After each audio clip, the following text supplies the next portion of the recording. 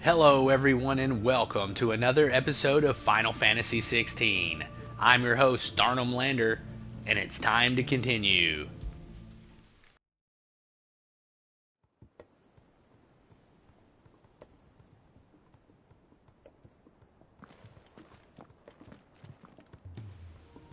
Alright, so we're doing another Final Fantasy XVI episode,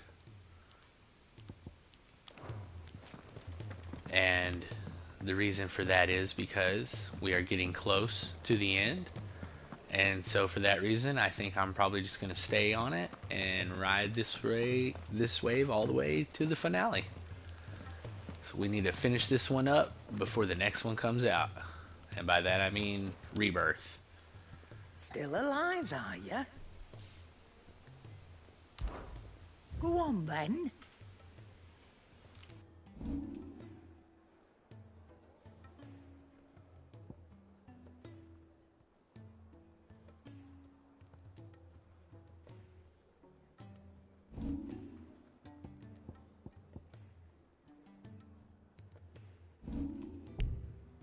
Come again. Or don't. I'm not much bothered either way.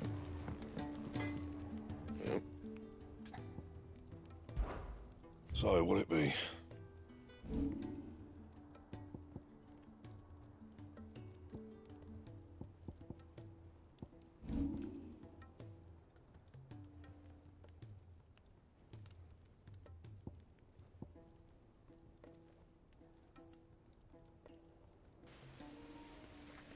See, this I don't get. The Defender +1 is better than the legendary Ragnarok?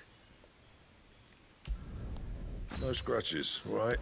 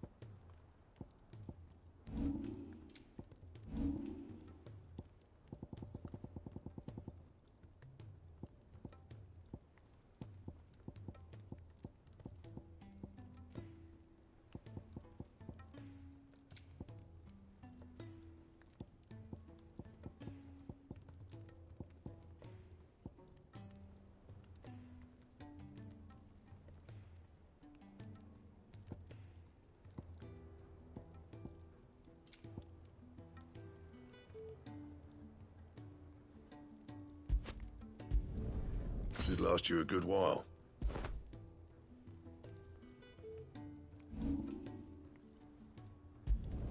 Not my best work, but it'll do.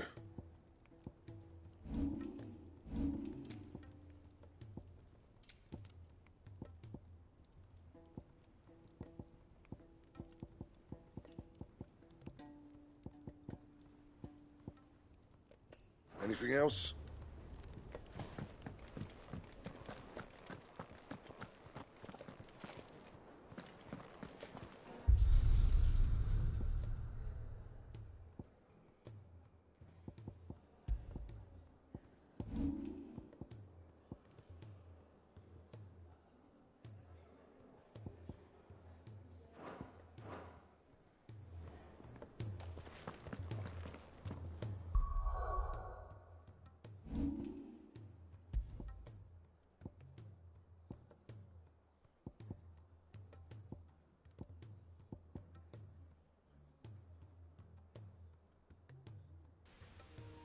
I mean, okay, I guess.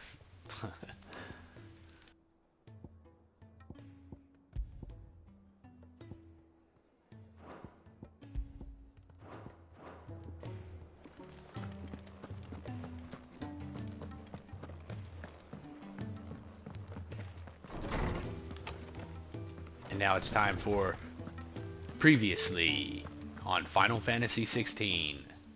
Good morrow to you, my friend. I have a few new notes that might interest you.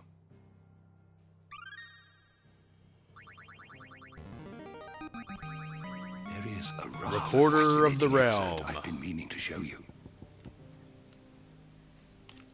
Barnabas's mother, Hidden Truths, one of the few surviving descendants of the children of Zemeckis, who fled from Valisthea and took refuge in the outer continent. Only returning generations later, she and her clan were devout believers in the circle of Malleus, whose teachings she instilled in her son, teachings and memories that he treasures to this day. Alas, her beliefs were also to prove her downfall, as she was killed in a raid by the followers of a rival religion. Moss, the chronicler, a hidden past, far fabled scholar of Valesthean history and legend. When Harpocrates was but a boy, Moss visited his village on the outer continent, perhaps seeing something of himself in the young scholar-to-be. The great master took him under his wing. However, their time together was soon to come to an end, for one day Moss and his journal were gone, leaving nothing but a note behind, one which read, "Seek knowledge." The young Harpocrates took these words to heart. Zemeckis' Falls. Hidden Truths. A vast circular cavity carved from the Dalmatian coast. It is here the mother crystal known as Zemeckis once stood. In the age of the fallen, man, hoping to claim the power of the gods, laid siege to the crystal in an attempt to gain entry to its ether-rich heart. Rather than attempt to fend off the assault, he instead responded by destroying the mother crystal and its heart, the great crater left behind standing as a reminder of man's hubris. The continent. Lore. A vast landmass situated far from Valesthean shores. Aside from the most intrepid traders, few have been known to brave the journey there or back, for which reason the character and customs of its peoples remain a mystery to most. Legends claim that the remnants of the fallen fled thither from the twins when their civilization collapsed, but even the most bookish continental would be hard-pressed to explain what became of them in the intervening millennium.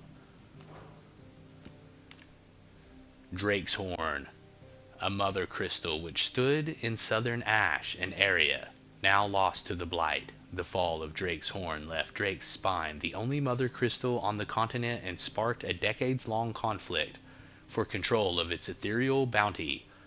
After much bloodshed, it was the erstwhile nation of Veldermark which finally subjugated the warring tribes of Ash and established a kingdom around what is now Stonehere. The War of the Magi. One of the many great conflicts waged near the end of the Age of the Fallen, in which mankind, fielding fantastical clockwork armies fueled by powerful magics, fought for control of the mother crystals. This, however, worked to hasten the drain of the ether from the land and thereby give rise to the blight. By the time the fighting had ceased and peace was restored, the wounds suffered by both humanity and the land had grown too deep to heal, and civilization began its slow yet inevitable march into darkness. It was only a matter of winters before the 1,000 years of knowledge used to build the great Magitech faded and was eventually lost to history. The Circle of Malleus. Hidden Truths. The ancient religion from which more recent savior cults grew. Its beliefs were originally drawn from murals left behind by the people who lived near the mother crystal, Zemeckis. But while at one point it was a faith followed throughout Valisthea, time and the fading memory of the ancient culture that spawned it saw it gradually fall from favor. The Inner Sanctum. Hidden Truths. Sacred chambers in which the hearts of the mother crystals are enshrined, erected far before the time of the Fallen, when humanity was still in its infancy. Their original purpose was to simply provide protection for the fragile cores. As time passed, however, they were slowly transformed into places of worship. Echoes. Hidden Truths. Strange clockwork constructs often encountered in the near fallen ruins. They were once only ever found protecting such structures, but in the aftermath of primogenesis, beneath the blackened skies that followed, they emerged from the ruins at last, and can now be seen all over Valisthea. Though widely assumed to be vestiges of the fallen civilization, it seems they were in fact originally servants of Ultima, created by him in time lost to memory, and that it was only over long years of scavenging wreckage from fallen ruins that they took on their current form. Since Ultima's reawakening, they have been guided by his will, and his will alone. If you have a question for me, I should be happy to answer it. Ultima, within the interdimensional rift. One of a race of ancient godlike beings. It was their creation of magic that led to the rise and spread of the Blight. The few survivors of their race fleeing to the unspoiled land of Valisthea to attempt to remake the world. For this, they created the mother crystals to harvest huge amounts of ether, and sowed the seeds of humanity that it might one day produce a vessel strong enough to channel it, that the humans would one day develop wills of their own they did not foresee. Valisthea, Hidden Truths. A realm comprising the twin continents of storm and ash over which the mother crystals once stood vigil. Countless eons ago, Ultima arrived here fleeing the blight that devoured his own homeland, and resolved to rebuild the world and usher in a new and final age of pure reason. It was he who placed the mother crystals in each corner of the land, that they might harvest the ether he needed to achieve this end. New World. The paradise Ultima seeks to summon into creation, one free from the blight that almost ended his race. Though Barnabas believed that he and his fellow faithful would be allowed to join his deity there, he was mistaken. Only Ultima and his kin shall have a place in this new paradise, a paradise freed not only from blight, but from humanity. Ifrit, Risen, Hidden Truths. The two icons of fire united as one with a might that far exceeds either icon alone. With the body of Ifrit and the wings of the phoenix, its appearance closely resembles that of Ultima, as depicted in the ancient murals of the Circle of Malleus. Could this be the final true form of the vessel that Ultima requires to remake the world? Logos. Where Ultima uses mythos to describe the vessel he has long awaited, one into which he can pour his soul and cast his supreme spell, Logos indicates its blasphemed form, a vessel over which the will of another has complete claim, making of itself a false god. The interdimensional rift, Hidden Truths. A place beyond space and time, termed both a rift between worlds and our darkness by its creator, Ultima. Clive and Joshua were forcefully summoned here by the mad deity when they ventured too close to the heart of Drake's spine. Upon fighting their way free, the pair emerged to find that their victory over Ultima had resulted in the shattering of the Mother Crystal.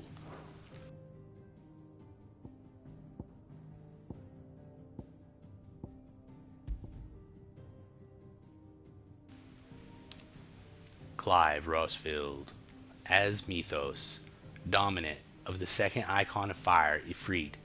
Unlike the other dominants, Clive has the curious power to absorb icons from their hosts and wield their strength as his own. The being known as Ultima appears to crave this same power, identifying Clive as Mythos, a vessel for power unlimited. However, Clive refuses to surrender himself to Ultima's will, making of this godlike being another enemy in his fight to build a world where people can live on their own terms. Joshua Rossfield, dominant of the Phoenix and younger brother of Clive.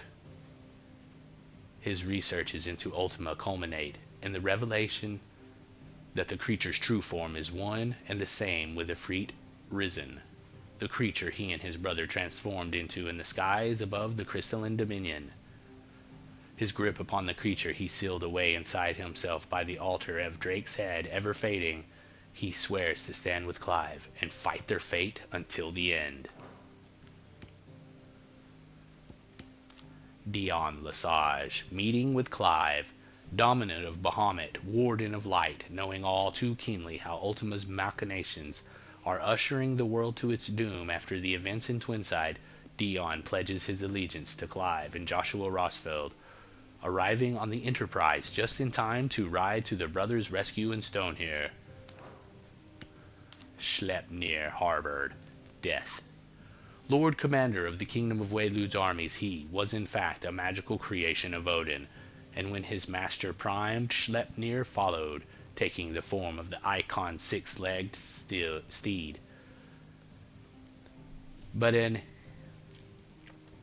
Iggy cannot exist without its icon? Iggy? Nah. And when Barnabas died, so too did he. Barnabas Tharmer, atop Reverie, king of Waylude and dominant of Odin, the warden of darkness, scion of a tribe that crossed the seas to Valisthea from the southern continent many centuries before, Barnabas remains a zealous adherent of their ancient religion, the Circle of Malleus, tasked by his god Ultima to assist with the perfection of his vessel. Barnabas put Mythos to the test, at last judging Clive worthy and surrendering his strength to him with his dying breath.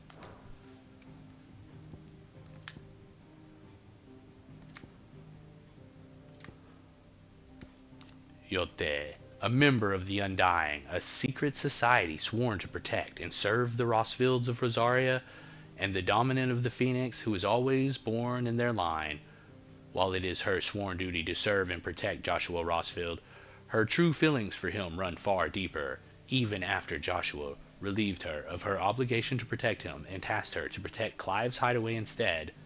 Still she worries for the sickly prince's health. Byron Rossfield, joining Clive's cause, younger brother of the late Archduke Elwyn and warden of Port Isolde, though he kept his head low during the dark days of imperial rule of Rosaria. Now that the Empress Annabella is dead and his nephews returned from the grave, he strikes out once more, enlisting his old friend Eugene Havel, Dalmekian Field Marshal, to Clive and Joshua's cause.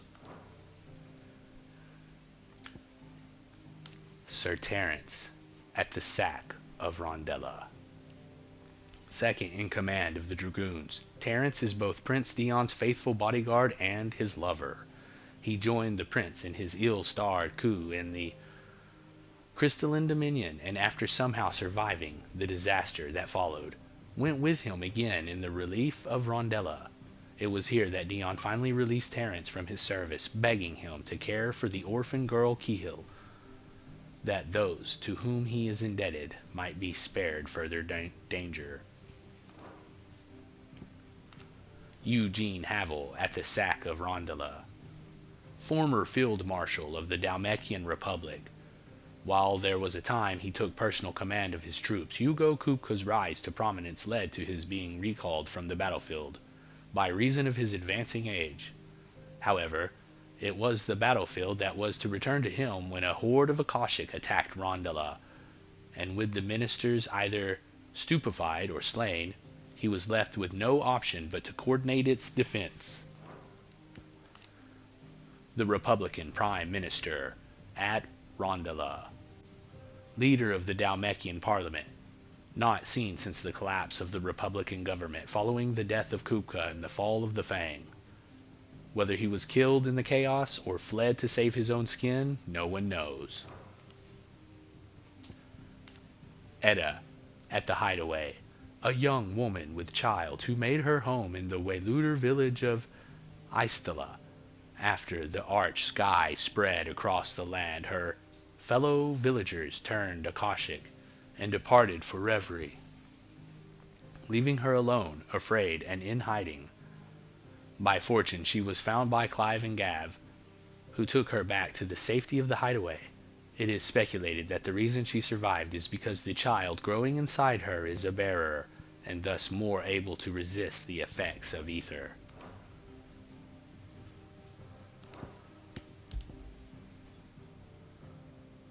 the lay of the land.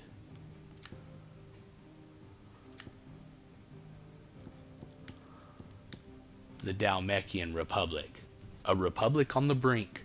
A nation formed from a federation of 5 smaller states.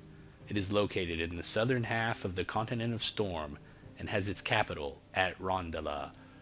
After the fall of Drake's Fang, a combined force of Akashic soldiers and orcs descended on the capital and came perilously close to destroying what little order remained. However, thanks to the intervention of Prince Dion Lesage of Sandbreck and his Knights Dragoon, disaster was averted at the last moment. Rondela. Following the sack of the capital of the Dalmatian Republic, it was once a thriving hub of commerce, where merchants gathered from across Valisthea, and people enjoyed a life of peace and prosperity under the guidance of the Parliament of Ministers, who oversaw the nation's affairs from the safety of the Ministry of Law. Since Ultima brought about Primogenesis, however, Rondela's streets have been all but abandoned to Akashic Wayluder soldiers and beast men on the hunt for flesh.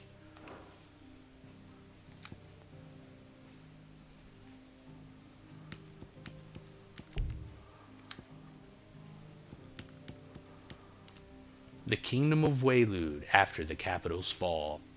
The sole surviving nation in Ash shortly after the death of Barnabas Tharm, scion of Zemeckis and Catspaw of Ultima. Drake's spine was shattered, leaving the capital of Stonehere without Mother Crystal and King. Stonehere after the nation's fall. Capital of the Kingdom of Waylude, located on the coast of Frigg's Calm, Ash's northernmost bay. Its Mother Crystal, Drake's spine, was eventually destroyed by Cid and his allies, but by this time the city had already been lost. Its leader perished atop a distant spire, its citizens reduced to mindless thralls, and its streets claimed by orcs and masterless beasts. Drake's spine after the mother's fall. A mother crystal that towered over Stonehere, capital of the Kingdom of Waylude. The fall of Drake's tail meant that, for a brief moment, it was the last remaining mother crystal in Valisthea. That moment, however, ended abruptly when the spine fell following Clive's otherworldly struggle with Ultima. The fall of Drake's spine. In the year 878, the Wayluder capital of Stonehere, already besieged by Akashic and Beastmen, was rocked yet further by the destruction of its mother crystal, Drake's spine, at the hands of Cid the Outlaw and his companions. Ravenwit walls. Ravenwit's towering rampart fills the narrow valley betwixt 2 adjacent peaks, creating a nigh impenetrable barrier that serves to protect the royal capital of Stonehere from armies that might attempt an approach from the southwest. Once manned by a garrison of hundreds, the walls are now empty save for a handful of orcs and those beasts of war that manage to escape from their pens. Gallarhorn, beneath the keep. An aging fortress in the western reaches of the Kingdom of Waylude. Similar to other constructs across Valisthea, the keep appears to have been built on the site of ancient ruins, and it was an underground chamber not unlike Phoenix's Gate's apothecary that a fully intact rendition of Ultima's iconical pantheon was discovered. The Royal Knights of Waylude. The Kingdom of Waylude's main battlefield forces, also known as the Kingsguard. At Ultima's instruction, King Barnabas supplemented his ranks with orcs, creating a hybrid force which he duly dispatched to wreak havoc across Valisthea. After the casting of Primogenesis, however, the better part of the king's army was doomed to end their days as mindless Akashic thralls. Istala, Dark Skies. A settlement situated in a mining country in the center of Waylude. The miners made homes among their excavations and lived there with their families. However, with the advent of the Arch, its residents disappeared, and now the village is all but deserted. arc? I'm not sure. Reverie. An impossibly tall tower in central Waylude that seems to pierce the very heavens. The few followers of the Circle of Malleus remaining on Ash believe it to have been built by the gods, who would one day pass their final judgment from its heights. It has long been considered hallowed ground whereupon mere mortals fear to tread. The crystalline dominion, following the emergence of Origin, a once independent state straddling the continents of Storm and Ash, Sanbreque's dominance here, and with it any semblance of order, was brought crashing down in the bloody coup led by Prince Dion Lesage. Not long afterward, Twinside's luckless inhabitants were subjected to further misfortune when the fall of the realm's final mother crystal at Drake's spine caused an ancient construct to rise from beneath their city, sowing death and devastation in its wake, and effectively decimating the already reduced populace.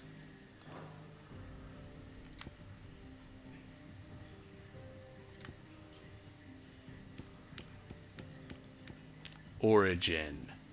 A vast structure that lay dominant beneath the crystalline dominion for countless centuries. When Ultima's scheme reached its final stages, it was summoned from the depths, sowing untold destruction and leaving bleak, black skies in its wake. It eerily resembles a mother crystal.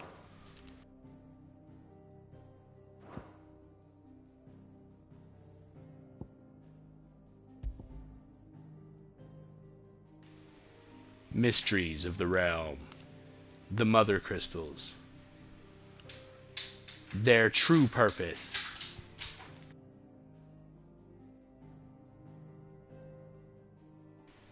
Enormous glassy mountains that once towered over the lands of Valisthea, providing the crystal that the people of the Twins relied upon in their everyday lives, while at the same time leeching ether from the earth.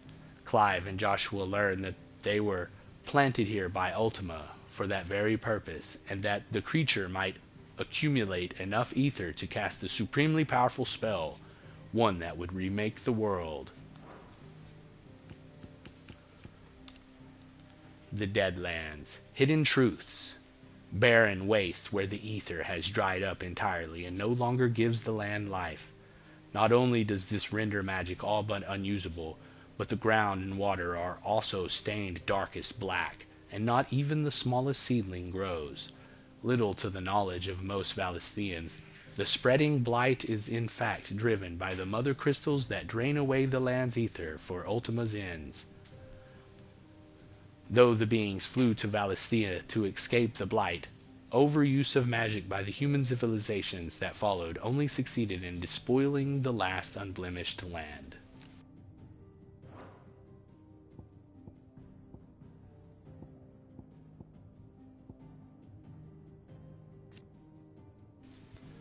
Magic.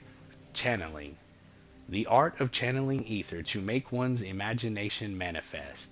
Bearers and dominants can cast magics without a crystal, but this comes at a cost, relative to the amount of ether channeled. The crystal's curse that petrifies their flesh. For this reason, Ultima's incorporeal form prevents him from casting the supremely powerful spell with which he means to remake the world, and so he seeks a vessel strong enough to withstand the torrents of ether required.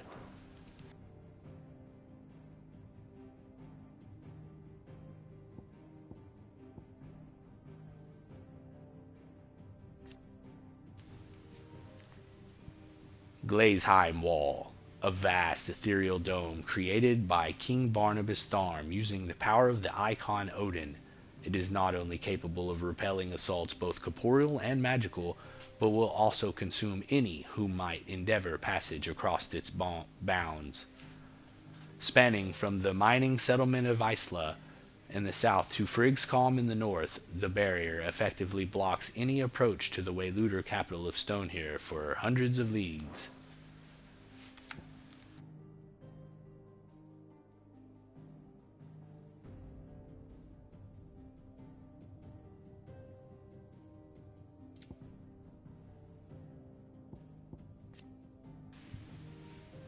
Ancient mural, hidden truths.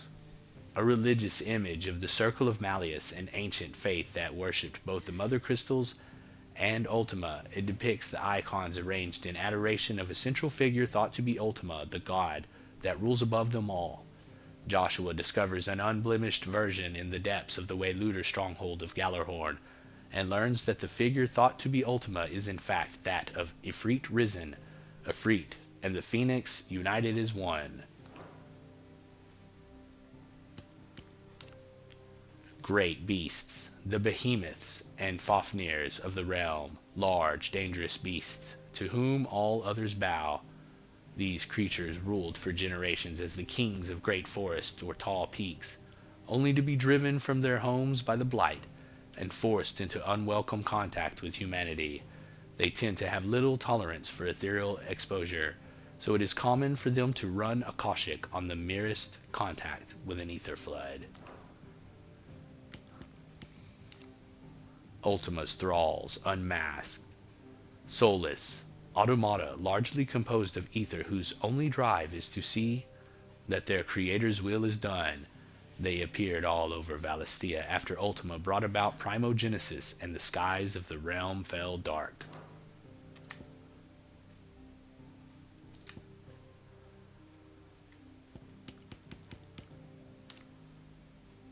Sin.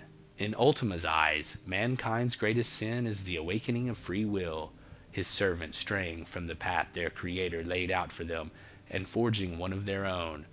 However, Clive contends that this is a sin by which Ultima is equally bestained, and indeed, if humanity is indeed Ultima's creation, does not their every action, every emotion stem from him? The Arch. The dark, ill-omened skies unleashed when Ultima brought about primogenesis.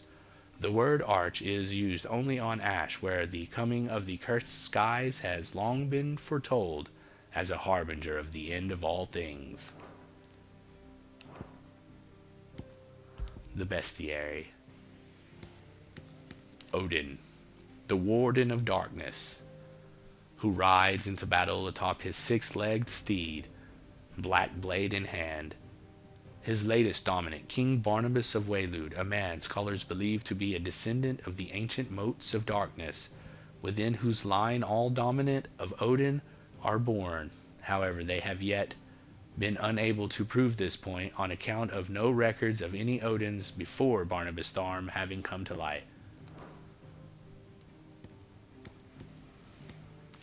Infernal icon, a form long since discarded by Ultima, that brings to mind Ifrit, the icon manifested by Clive. It is seemingly incomplete, lacking as it does the wings of the being created when Clive and Joshua combined the powers of Ifrit and the Phoenix. Interdimensional Ultima.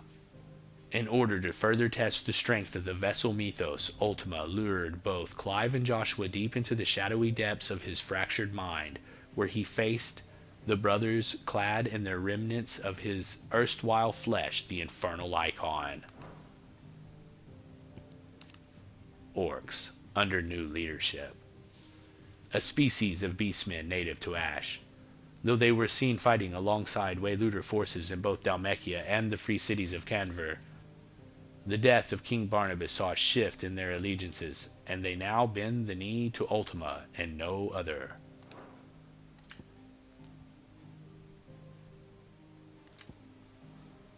Behemoths.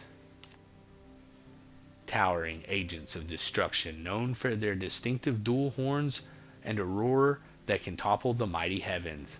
Simply the mention of one has been known to install fear in the hearts of even the most seasoned of warriors, and as such, few ever venture to hunt these beasts of legend, leaving them to roam the blackened hills of Ash undisturbed.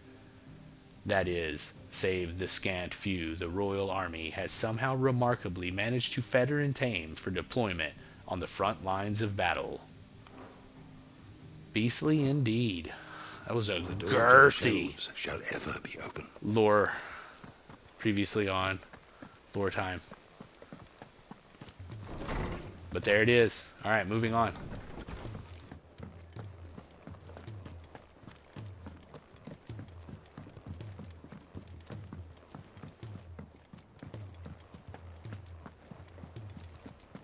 There's something about it. I feel like it's calling. Still alive, I see. Something tells me that eyesore on the horizon is your doing. How'd you manage that? It's a long story. One that I'd rather only tell once. Right. All hands on deck, then.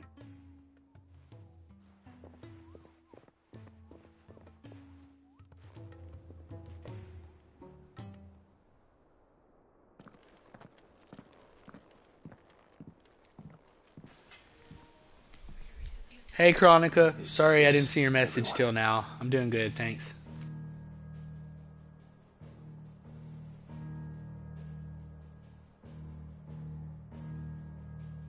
As I'm sure you've all guessed, the crystal which now commands the eastern skies was summoned by Ultima. He called it Origin. Though the significance of that name is as yet unclear. What does it matter what it's called? Its emergence tore Twinside asunder and wiped my homeland from the map.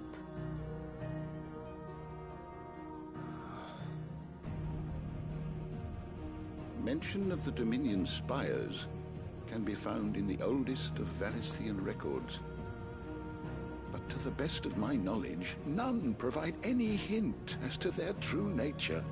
That they would prove the horns of some slumbering demon. Well, the Dominion's demise was at least quick.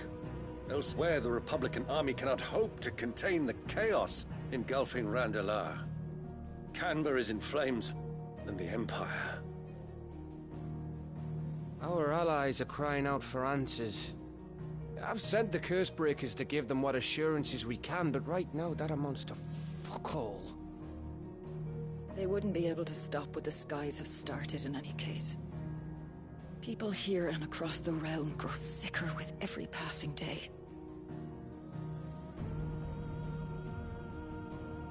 Could it be that this new Mother Crystal is like the others? That it draws upon the land's ether? It certainly looked that way from stone here. If that were true, it would explain the hastening spread of the Blight since the crystal's appearance. Would it not? And as the land's ether slowly rises to the surface, it pools, corrupting all who cannot channel its energies. Archay above, ether floods below, and in the middle, here we languish, hopelessly entrapped.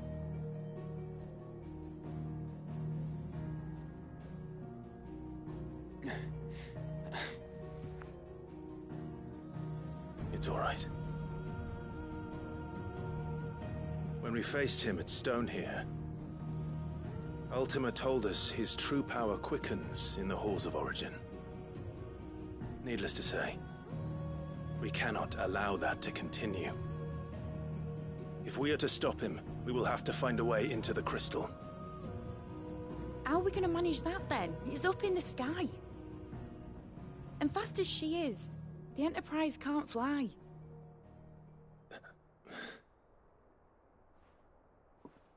It's a lot to take in, and I reckon we'd all benefit from some time to clear our heads. The answer will come to us. Don't you worry. Ain't that right, Clive? Right. That's right. Well, go on then. Bugger off.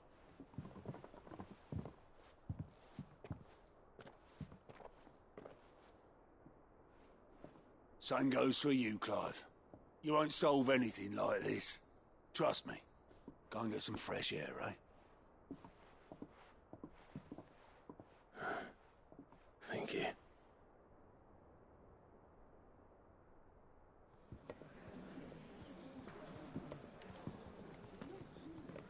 Joshua seemed upset.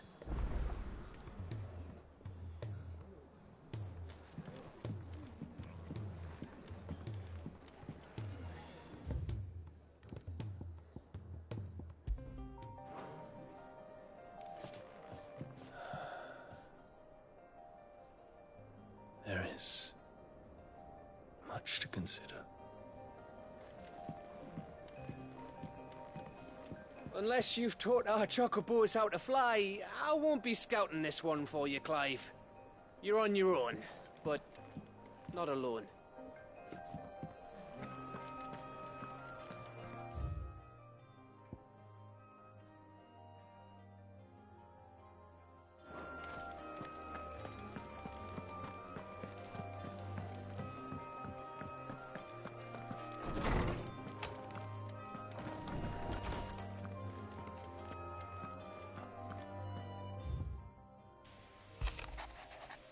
A new life.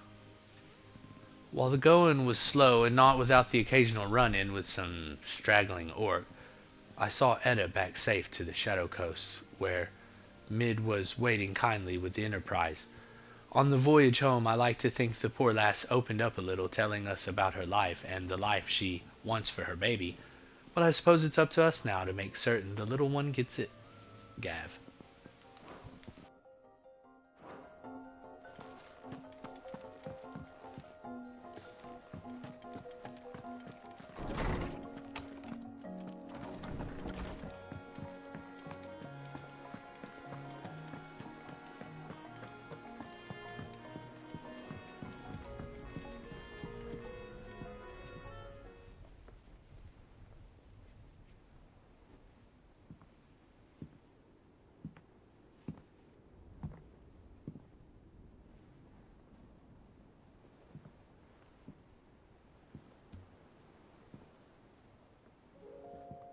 Ultima may have created us, but he doesn't make us who we are.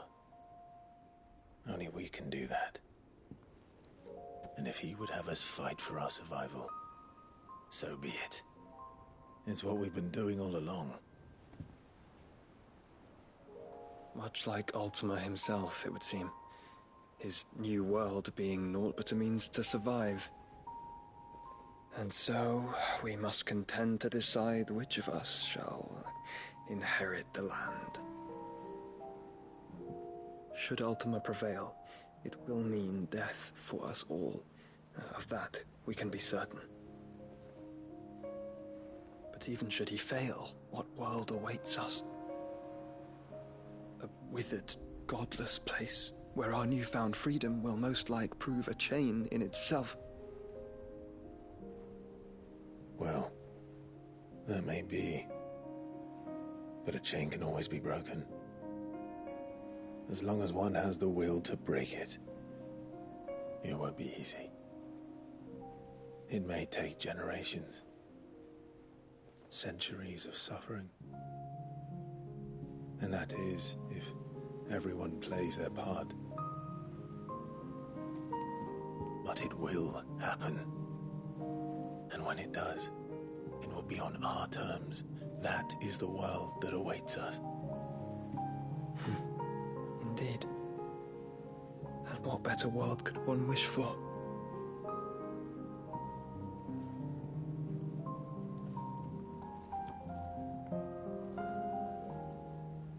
But first, we have to reach that crystal. Then it's a good thing I have wings. You can barely stand, let alone fly. And only the Founder knows what horrors await in those skies. Are you certain about this?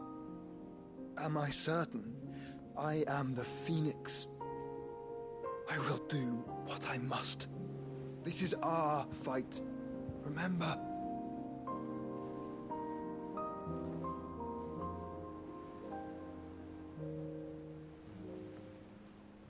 All right. I yield. But only what you must, yes? I'm still your sworn shield. That you are. And what of my wings? Lest you forget, you go to stand against a god. I would not have you succumb to fatigue before the fight begins. Ifrit, your brother mentioned that some few of the dominants who had lost their power to you were still able to prime. Is that true? It is. But that their icons no longer submitted to their will.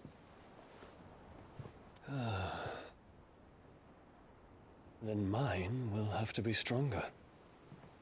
That you both might save your strength for the battle to come. You don't have to do this.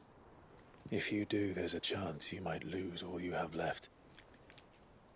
And what have I but regret? My life ended in the Dominion. I fear death no more. Besides, I would have words with Ultima. He has much to answer for.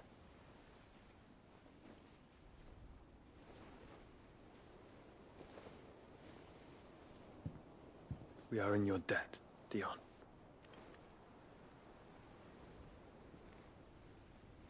We can speak of debts when this is over.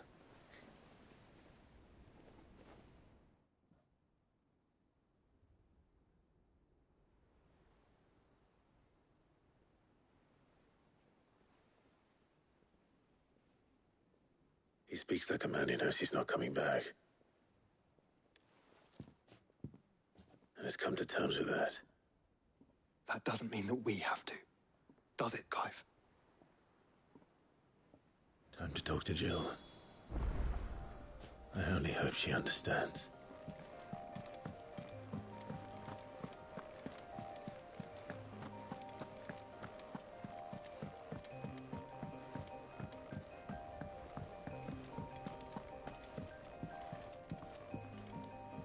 What will it be today? What is it that you wish to learn? The Grand Cast. Here's the latest information I have. The advent of Origin. The final Mother Crystal has fallen, but in its place arises something even more sinister, a bizarre, ancient relic that Ultima names Origin, emerges from the ground beneath the crystalline dominion, and becomes swathed in black, standing vigil in the Valestian skies like some malevolent new Mother Crystal. Study it well, Clive. Following Clive, the final battle, Clive and Joshua return to the hideaway and share what they learned of Ultima's true ambitions with their allies. Together, they swear to fight him to the end, that a new world might be created, not Ultima's, but one where his creations can finally live on their own terms. Very good.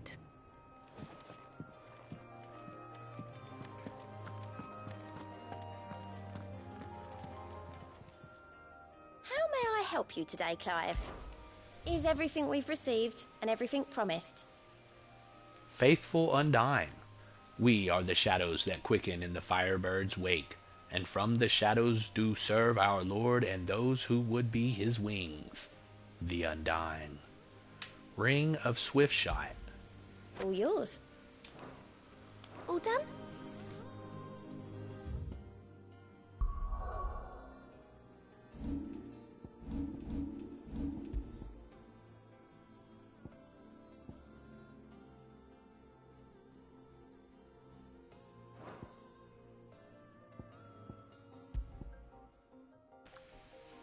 The Ring of Swiftshot. Lowers charge time for charged magic by 0.2 seconds.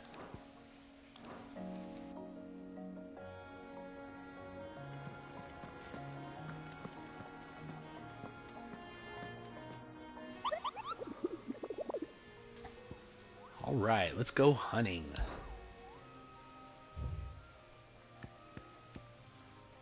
The Breaker of Worlds. Ruin reawakened, and Pandemonium still remain. But first, Goobermooch. A rogue goblin has been sighted several times in the abandoned village of Isla, presumably drawn by the stores left behind when the villagers departed for reverie. Though said villagers will not be returning, we shall surely seek to reclaim the village for mankind once this is all over.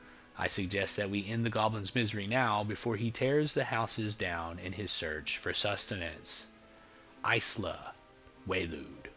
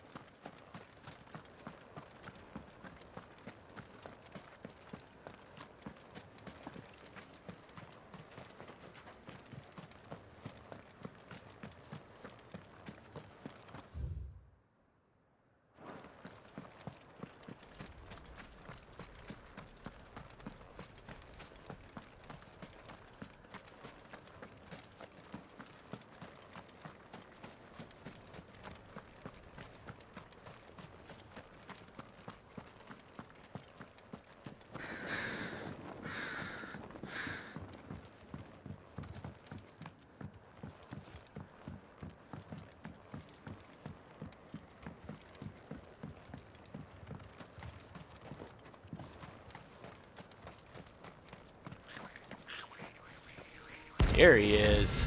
He was taking a nap. Goober Mooch.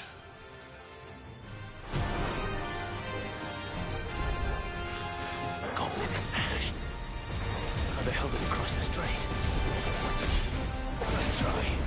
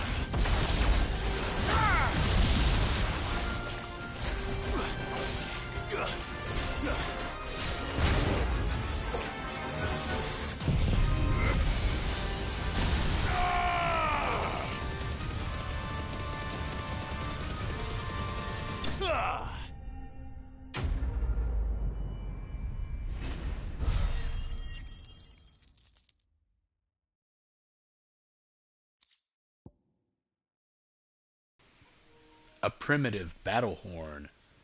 As goblin communication seems limited to a painful cacophony of throaty grunts and raspy wheezing, the beastmen will oft employ carved horns, such as this one, to send messages over long distances. Your journey ends here.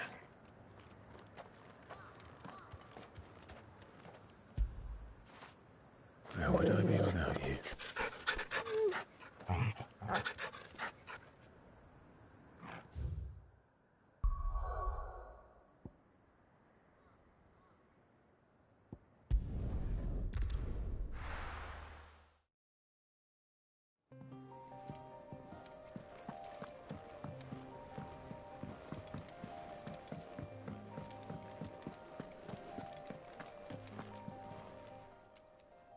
Still alive, are you? Coin purse weighing you down?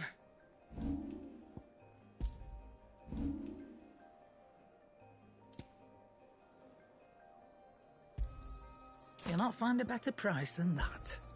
It'd better all be here.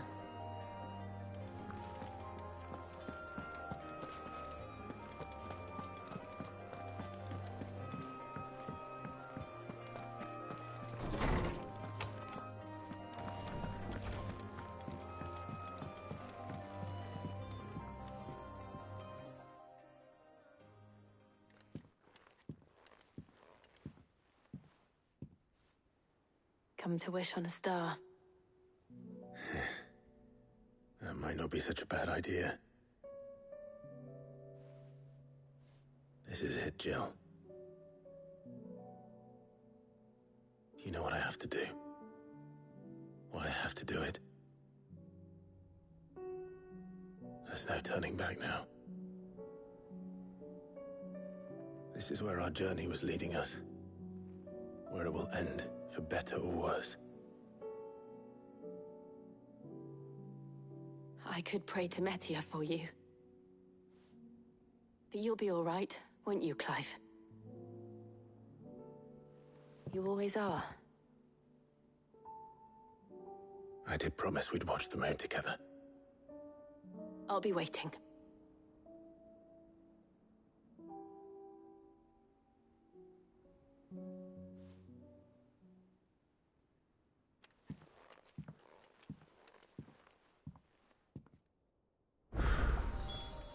It's almost time. Better make sure I haven't forgotten anything.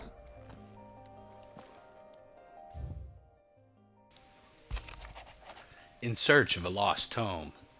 Reluctant as I am to add to your burdens, I would ask your aid in a personal matter, albeit one that may be beneficial to your cause.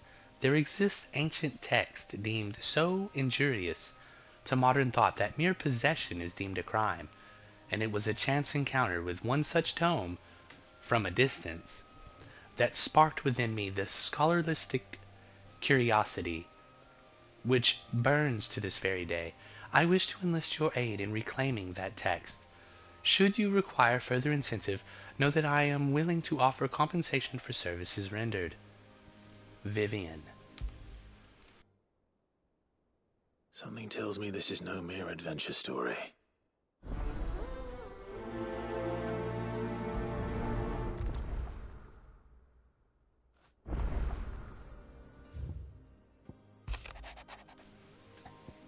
In a mood. In case you haven't noticed, your poor hound spends all his times as late on the rear deck whimpering like Gav in his cups. Something ain't right, and my gut tells me it's not to do with this supply of antelope bones this time. Karen. What is it this time, Torgal?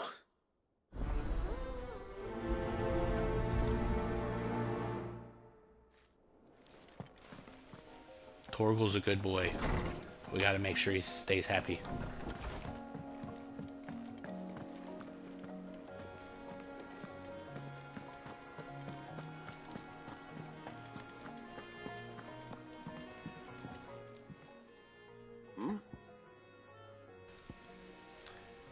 What do you think about the origin?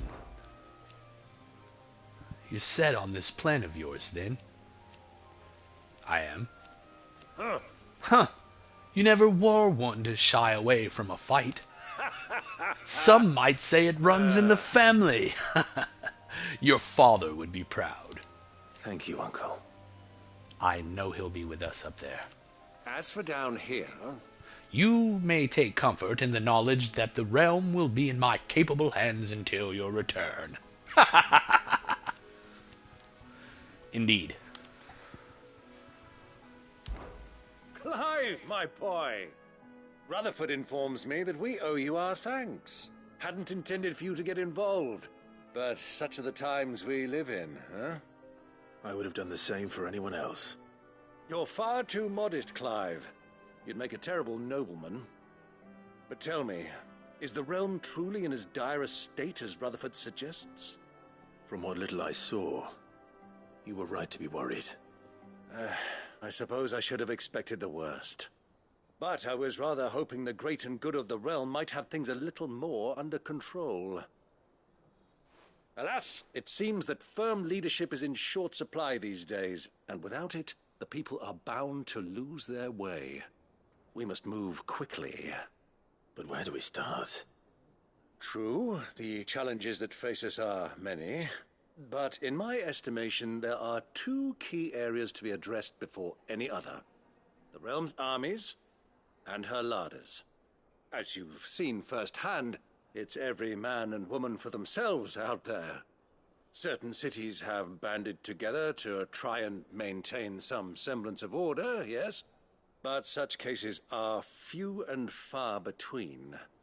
And yet, the only remedy for the chaos that faces us is unity. A unity that transcends even the borders laid down by our ancestors. In short, if Storm does not stand together, she will fall apart. But how would one even begin to unite the realm? The armies, my boy. As I told you already, we begin by restoring order among the ranks of those sworn to maintain it. Sadly, I doubt I could convince even the lowliest gaggle of privates to dig a latrine together. But I do know someone the High Commanders have been known to listen to on occasion. Field Marshal Eugen Havel. I thought he was retired. He was, until an Akashic army tore through Randalar and Eugen? killed most of the rank and file. My bad. There is no man alive more capable. Literally. Yeah, I seen the And as spelling. luck I would didn't have notice it, that until I've now. already Alright, spoken with him Eugen on it the is. matter. Of course you have. And he's agreed to help. On one condition. That he first speaks with you personally. Havel has always been a man of frustratingly rigid principle, and he has certain qualms about clasping arms with, well, with an outlaw. I extolled your many virtues as best I could, of course, but the old goat was adamant that he be allowed to appraise you in person. You don't mind, do you, my boy? Of course not.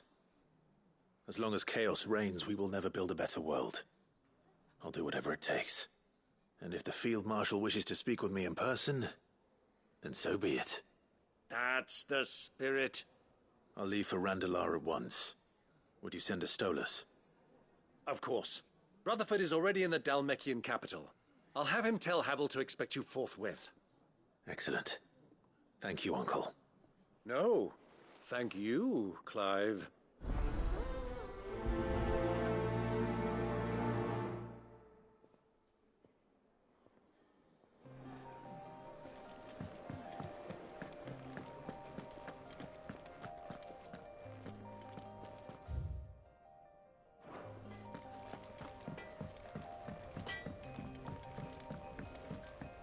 Say what you will, Lady Karen has seen her share.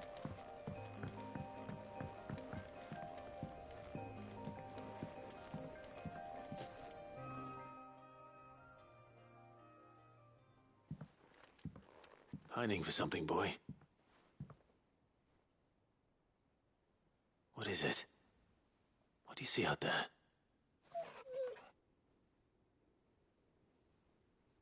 I never did ask where you got that anklet of yours. From Sid, that's why. On the day he brought him home. That long ago? And you're only thinking to ask this now? Sid saw that the pup had a habit of gnawing on his leg, since you ask. Clap that there iron on him to keep him from doing it. What was wrong, boy? I'll take like as not.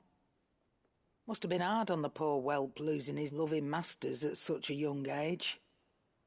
Doubly hard in being a frost wolf, torn away from his icons and all. Sid would always tell him, you want that iron gone, you find what it is you're looking for.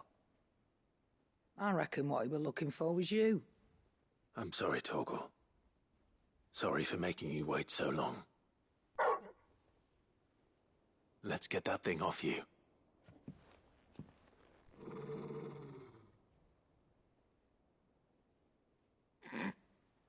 Doesn't sound like he wants it off. He's like, you Indeed. better not. You miss Sid as much as the rest of us, don't you?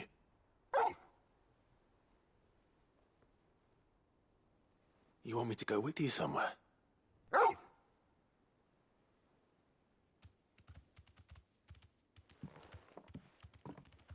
Quick, aren't you? Glad you've been paying attention. Not nearly as much as you have, Lady Karen. Aye, good thing and all. It's not like Gav would have kept him in nuts and rubbed his belly these past 10 summers. Your kindness is appreciated. You've been a good friend to him. Only because he doesn't talk back like the rest of you. Kupo nuts? Go on now.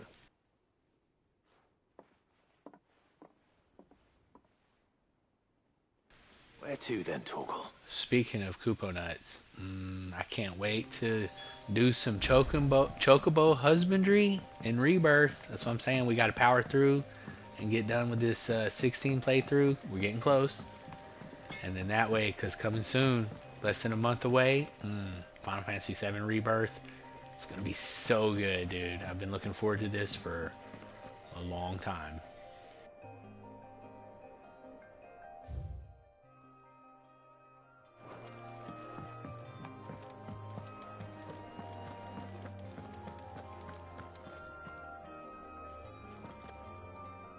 All right, Torgal.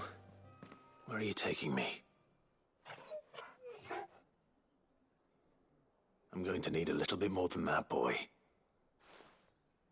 Do you have a better hint for me? Unless you've already given me one. Back on the rear deck, you were looking west, toward Rosaria.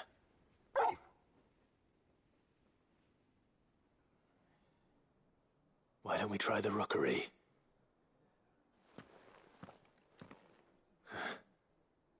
I haven't been to the island in almost 20 years. To Port Isolde, then. Fingers crossed the old mooring is still there.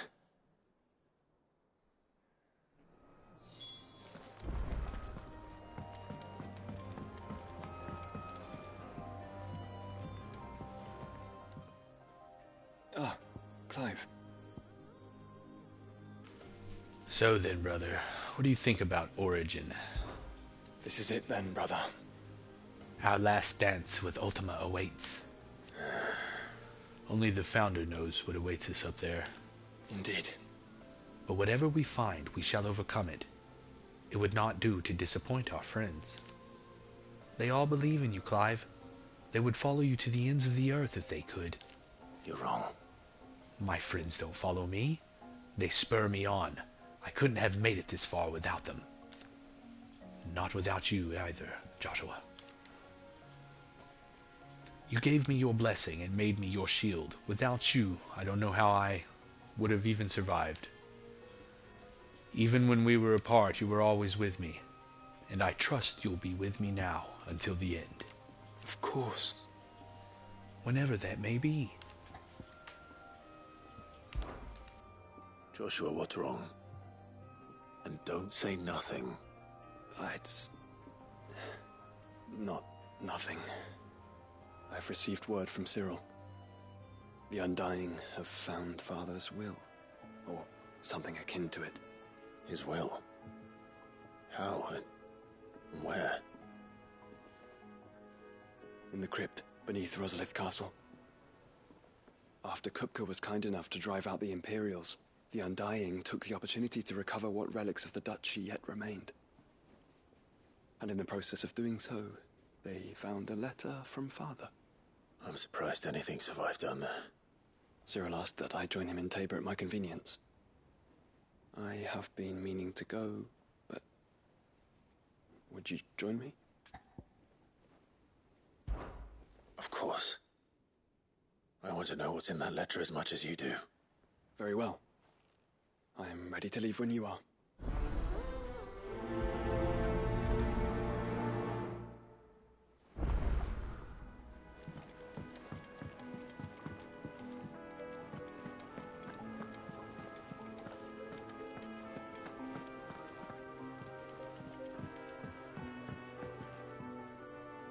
Sid, do you have a moment? By all means. It's my old master. Seems there's no escaping her. She found some way to send me a letter. And something else. Records from a Waluda prison. Seems they were keeping a lot of bearers there. How did she come by such a thing? Finding bearers always was her strong point. And it seems the cells of Balmung Dark are full of them. Foreign captives, the masterless. Bearers no one would miss. And even better for her, bearers with no one to look after them. When ether started lapping at the walls, the jailers fled. Leaving the bearers to be liberated by whoever happened to come along next. Sid, I'd like to believe that I've earned your trust by now. And while I'm well aware that you've forbidden Cursebreakers from traveling to Waloed, I can't let those bearers die in their cells. I'd rather risk shipwreck on the Shadow Coast than leave them to starve.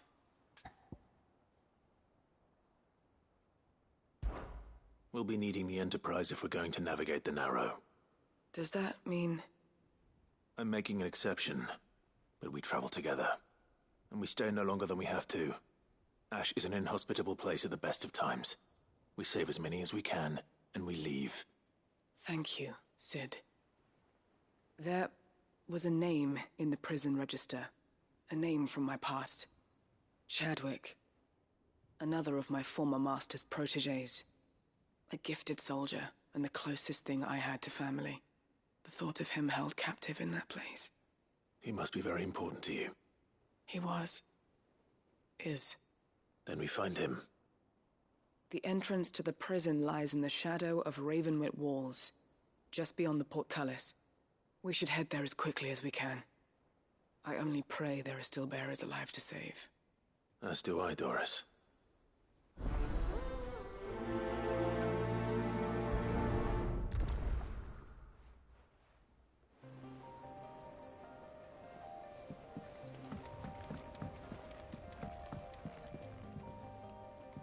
Sid, I was wondering if you could help me. It depends what with. A bearer, but recently freed from his bonds, is keen to join the Cursebreakers.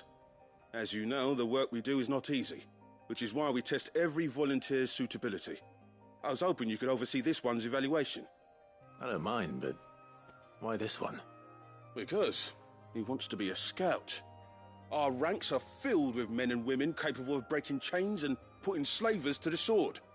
But scouting? We're few with the nose for that, which is why we still rely so heavily on Gav. And since he accompanies you on so many of your missions, I thought you might be better placed to recognize the traits in him that we should look for in those who'd fill his boots. Sounds reasonable. So you're happy to oversee the boys' test, then? One can never have too many scouts. Truer words, Sid. I'll let the initiate know that you'll be attending his trial, and that he is to proceed directly to Northreach in readiness. No time like the present, eh? No time like the present. I'll await you there.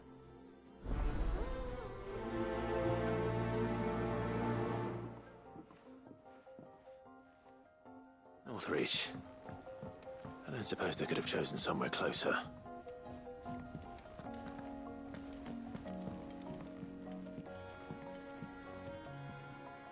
Vivian, I read your note, and I'd be happy to help you find the book you're looking for. Thank you, Clive. But tracking it down will not be easy. Are you sure? Please. You have always granted me your wisdom and insight whenever I asked. It's only right that I return the favor. Or at least attempt to. You are too kind. Alas, what I ask of you is rather more trying than delivering the odd lecture. I spoke with Harpocrates to see if he had any inkling as to where another copy might be found, but... But perhaps it is best that you hear the details from him. If you say so. Forgive me, Clive, for asking this of you. But this book, it set me on the path to becoming who I am today. Its importance cannot be overstated.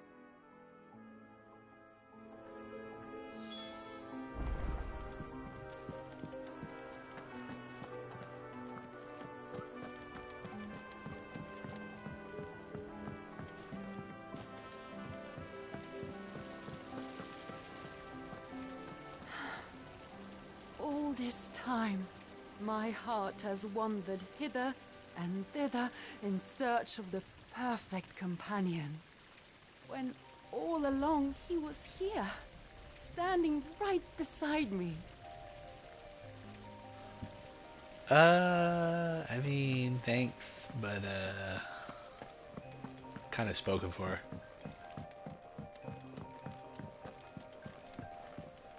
What do you think happened to Miss Middledore? I heard she was kicked out of the university.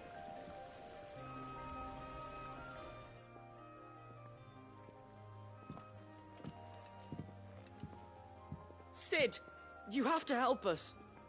With what? You didn't take apart another of Mid's contraptions, did you? No. Well, yes, but that's not what we want to talk to you about. It's Miss Middledore. She's been acting strange. Very strange. She's barely ever around. When she is, she acts like we aren't even there. Her head's in a crowd. In the clouds. That's what I said. In the clouds. Well, she does have a lot on her mind. When did you last see her? Not long ago.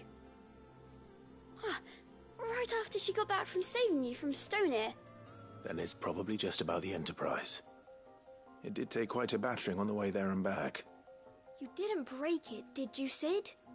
You really should be more careful around Miss Middledore's inventions. Don't listen to her. Even if you did break the Enterprise, you could put it back together, couldn't you? But who's gonna put Miss Middledore back together? She seems really sad. Why don't I go and see if I can cheer her up? You do that? For us? She's in her dungeon. Don't scare him. It's not a real dungeon. Thanks for the warning.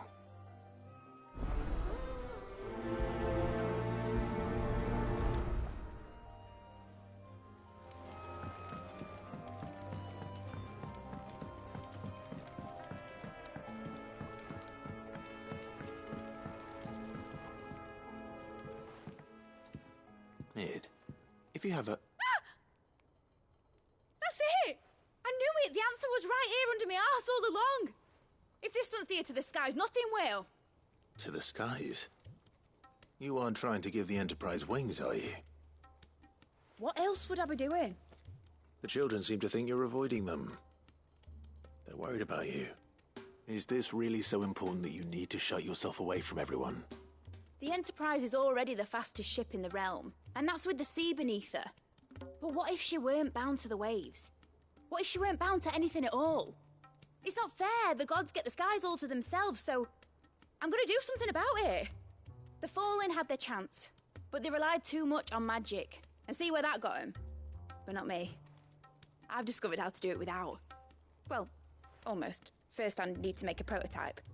And is that a one-woman job? Are you volunteering? I'll have you know the Enterprise is my baby. But if a godfather's offering to lend a hand, I'd be happy to take it. First, I'll need oil, and not just some old drippings from Miss Molly's spits in the Tub and Crown. Refined stuff, like they make in Ordil. Then I'll need some bone, or shell. Light, strong, preferably no longer attached to the beast it belongs to. If it's beast bones you're after, I'm sure the Cursebreakers will know where you might find some. No, they'll know where you might find some. You're the one who offered to help, remember? I should speak with one of the Cursebreakers before I set off for Old Hill. See if I can't find this bone while I'm there as well. Has Midadol mentioned a new project yet? Not exactly.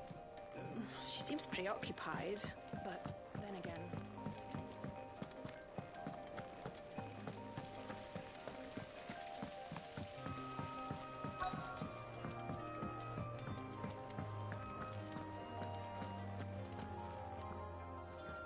All right, Sid. Come to buy us around, have you? Only if you earn it. Mid needs a piece of light but durable bone for her next project. You've encountered your share of beasts on your travels across the realm. Any ideas? Most bones are the same. Whack 'em hard enough and they'll break. If it's durability you're looking for, shell will serve you better. You know what an adamantus is? I do. And I know to give them a wide berth. Will any old adamantus do? Well, with shells, the older the harder. There's a rumour of an ancient adamantus down in Karava, near Old Bidza, or what's left of the village anyway. But don't expect to make quick work of the bastard. There's a reason it's lived as long as it has. I'll keep that in mind. Thank you. Ooh, an adamantoise. Ronan, hell yeah, Ronan's the homie. What up, bud? Twinside's hundreds of leagues away. That'd mean the crystal is... massive. Aye.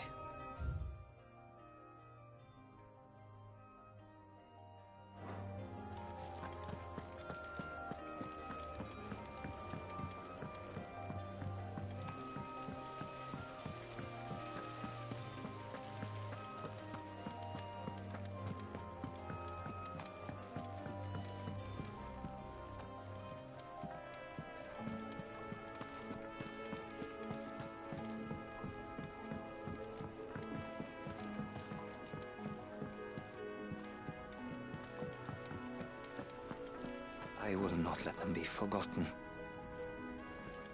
Sid, may I have a moment? Of course. It is an honor to finally speak with you. My name is Herman. I've been with the Cursebreakers for some time now, and I wish to be deployed to Ash. Any assignment will do. No. The lands across the Narrow are too dangerous. I will not send good men and women to risk their lives needlessly. Why would you want to go back? I need to retrieve something. Something important. I was raised in an orphanage. The Badbach Conservatory. Or rather, I was held captive there. It was not a place of nurture. It existed solely to turn bearer children into mindless weapons. We were tortured until we feared no pain. Tormented until our hearts turned to stone, and few ever survived long enough to become tools of the last king. I can't imagine. I lost so many. I can't even remember all their names, but they must be remembered. They cannot fade away, faceless and forgotten. The Institute was run with military precision. Every child measured, every name recorded, every death logged with meticulous care. Sid, allow me to travel to Ash and recover the registry so that my brothers and sisters might live on. You were a good friend, Herman. But the fact remains that Ash is simply too dangerous. Sid, please. Even should it cost me my life. Too dangerous for you, Herman. But not for me. I'll go to Bad Bach and find the registry. You will? I won't let you risk your life. I don't know how to thank you. You can start by telling me where I'll find this orphanage. Vida Grace. Hidden in a forest, overlooking the plains. All right. I'll see what I can find there. May the mothers guide you. Bad Back and Vida Grace.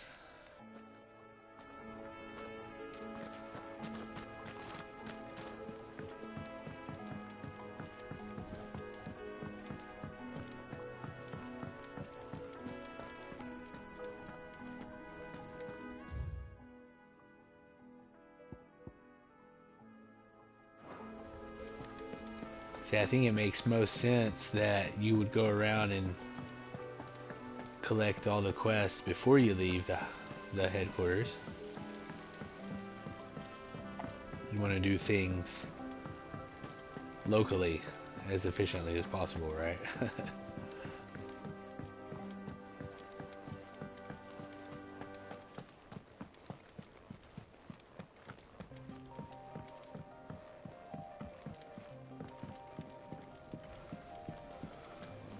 Don't worry, boy, I didn't forget about you.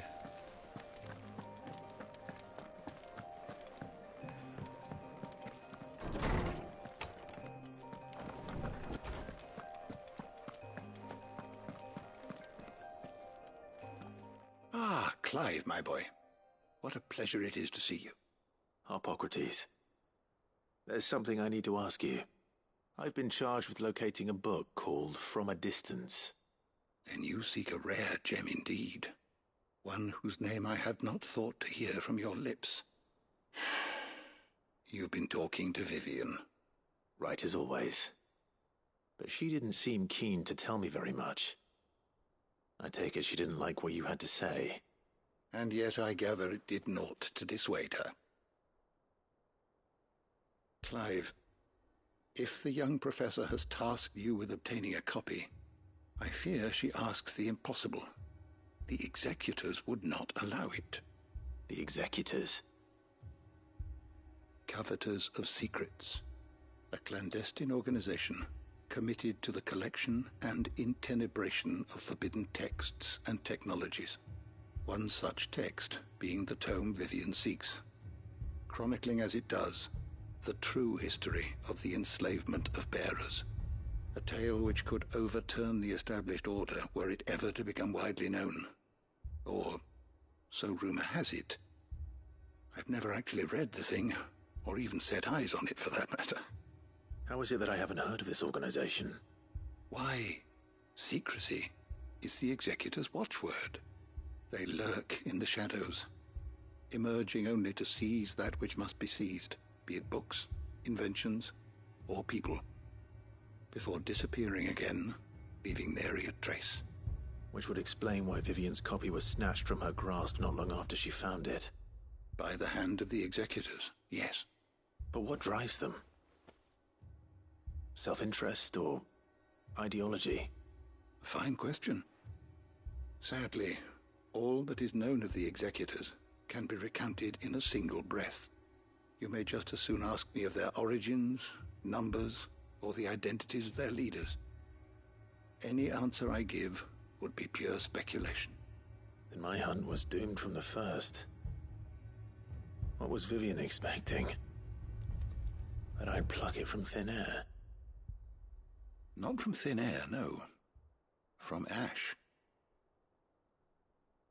Rumors of the executors are rife among the scholars of Storm, but rather less so across the strait. I have a friend. Well, I had a friend in the village of Garnick, a collector of rare tomes, upon which subject we would oft correspond. Alas, I have heard naught from him since the skies fell dark. And no doubt he, too, has turned. But, though he did not mention it by name, it is possible that a surviving copy of From a Distance yet rests upon one of his many shelves, quietly awaiting discovery. If you were, by some chance, able to save even a single book from the poor man's library, I know his soul would rest easier. Very well. When I next find myself in Waloed, I'll be sure to pay Garnick a visit.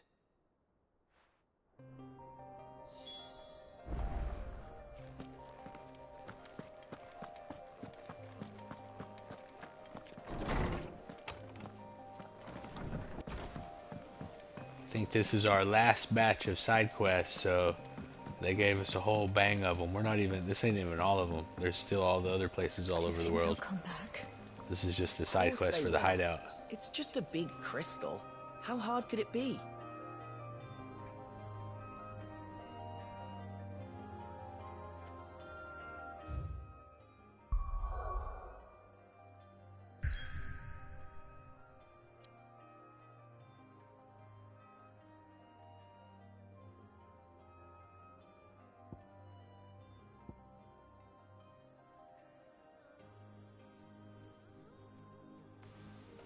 So if we were originally going to go to Port Isolde, then we would stop by the Ottal docks on the way, right? Only makes sense.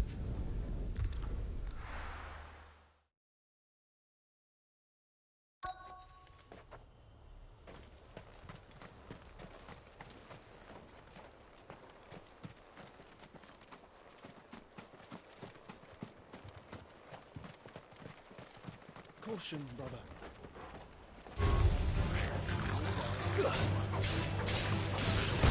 Over here!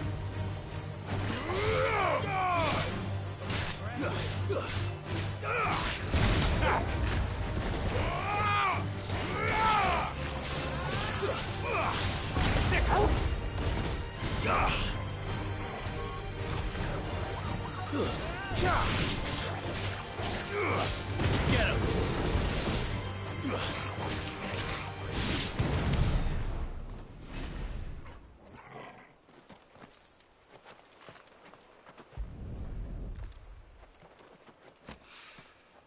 Midsoil. After what happened here, it's a miracle there was any left at all.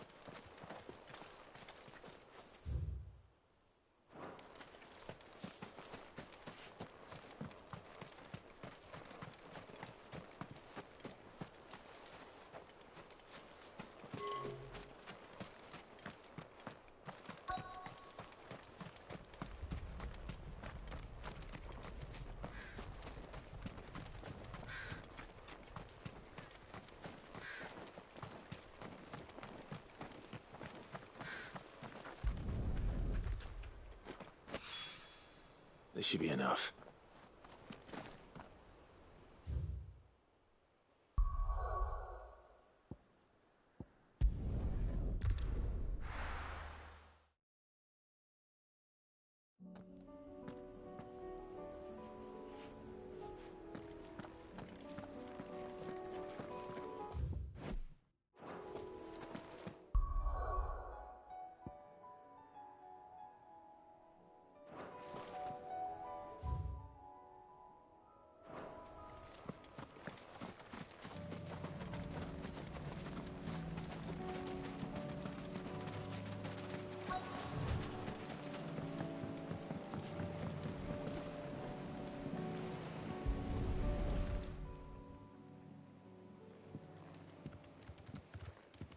It's still here.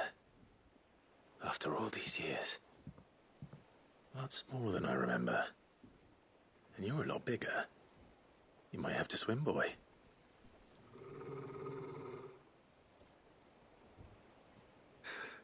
I wasn't being serious. You two go on without me. I doubt that boat will hold a third. If you're sure, we won't be long. Hop in, boy.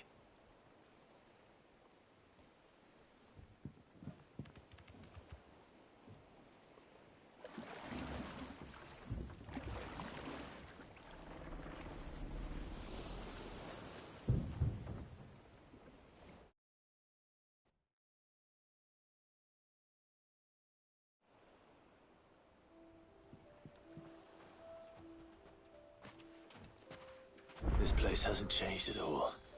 The rookery's right through those trees. Come on. Race you there? I bet I could still beat you.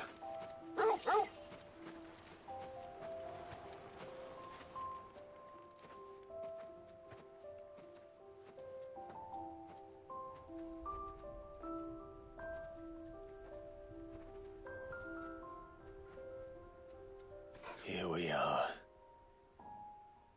This was our hideaway. Wasn't it, Torgal?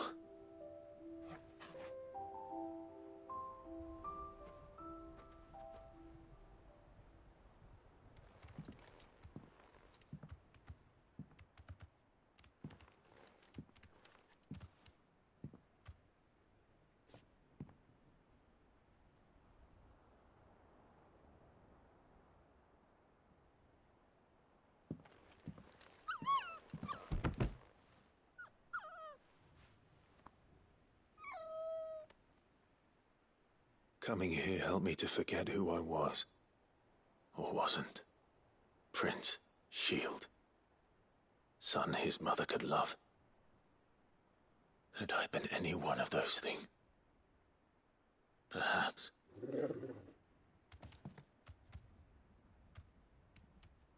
What is it, boy?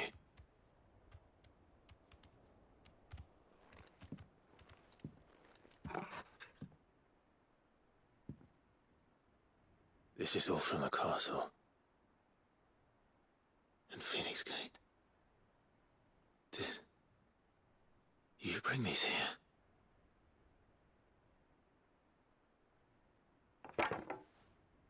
My sparring sword.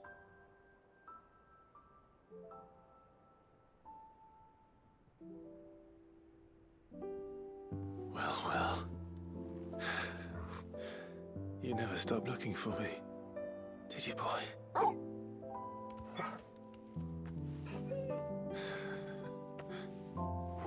Thank you, Torgal.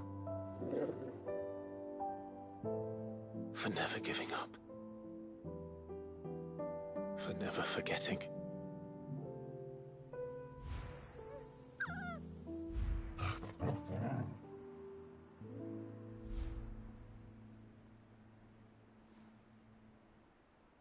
Let's take this with us, shall we? So I don't forget either.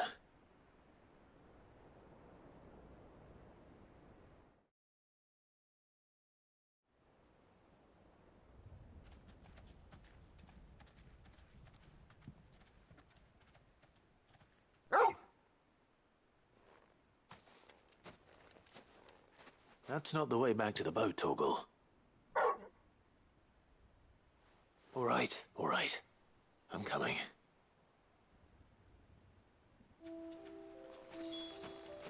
I think I know where we're going.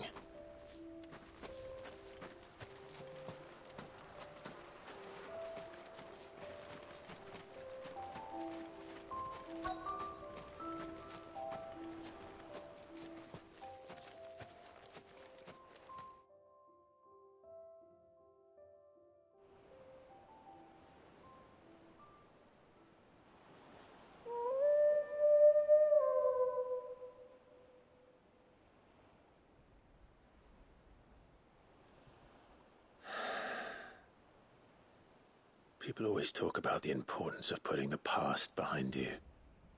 But without it, we wouldn't be who we are today. And we certainly couldn't steer our way to a better tomorrow. Come on, Torgal. Let's go home.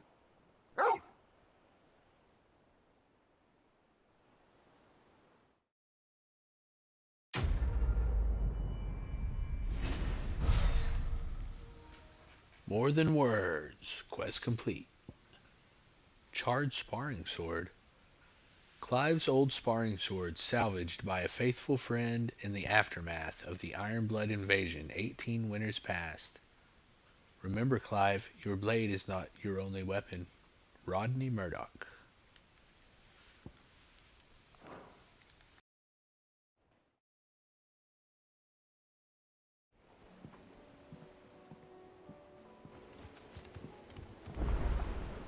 Sorry for the wait. We're ready.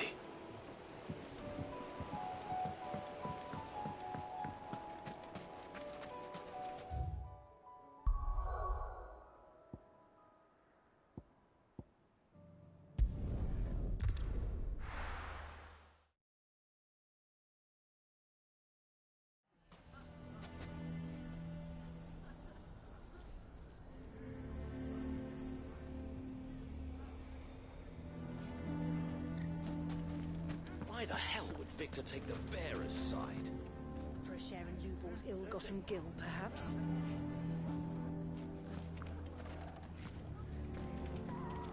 Why is everyone being mean to Lubor? He didn't do anything wrong.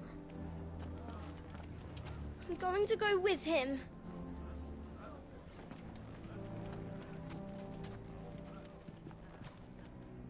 Here to help me pack?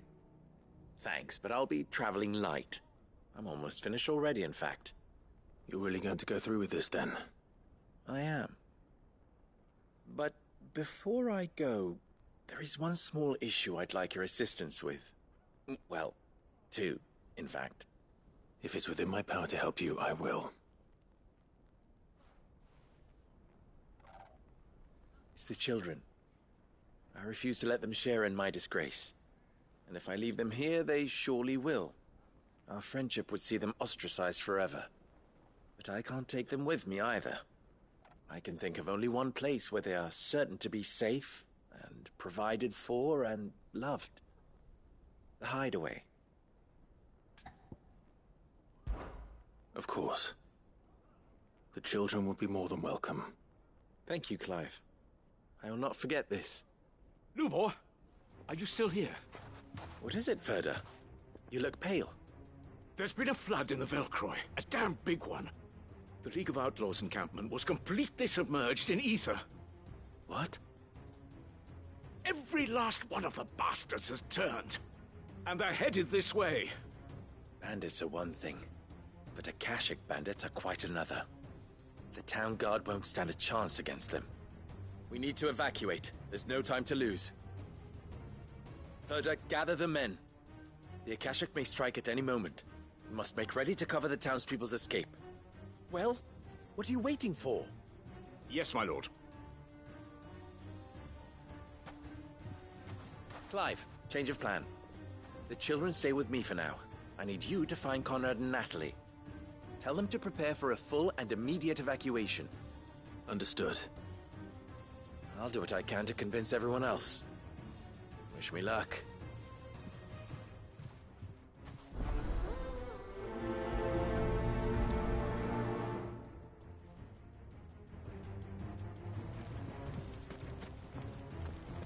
What's an Akashic? You have to listen to me.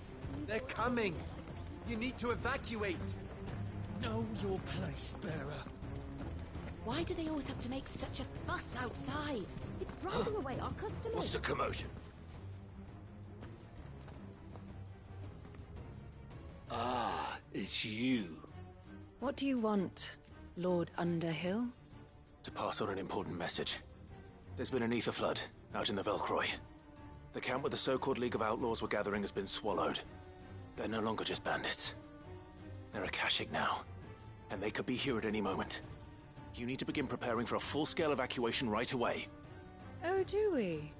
And who was it who gave you this disturbing news, might I ask? Lubor, perhaps? The man spreading the same poison out in the square as we speak. You may believe his lies, my lord, but we know better. But why would he lie about something like this? Some twisted attempt at revenge, perhaps.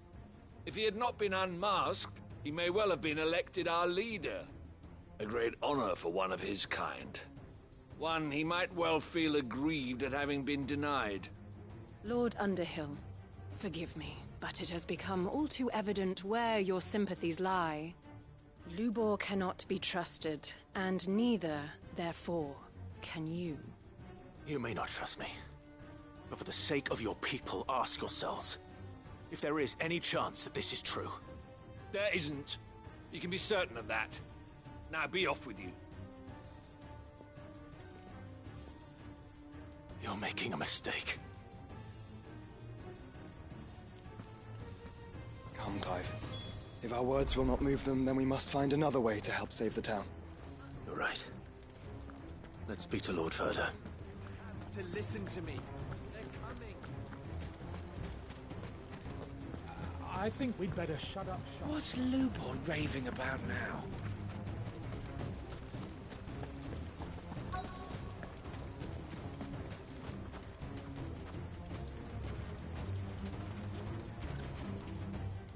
further. Sid, what's wrong? I went to warn Conrad and Natalie about the Akashic, but they wouldn't listen. They've convinced themselves that nothing Lubor says can be trusted. The bloody fools. Which means the town guard can't be counted on for support. But I can. If there's anything I can do to help you defend Dalamil, you only have to ask. I appreciate it. Sid! Further! I've been looking for you everywhere. Victor? I thought you'd left. I couldn't abandon a friend in need. And Lubor is in need at this very moment. Come quickly.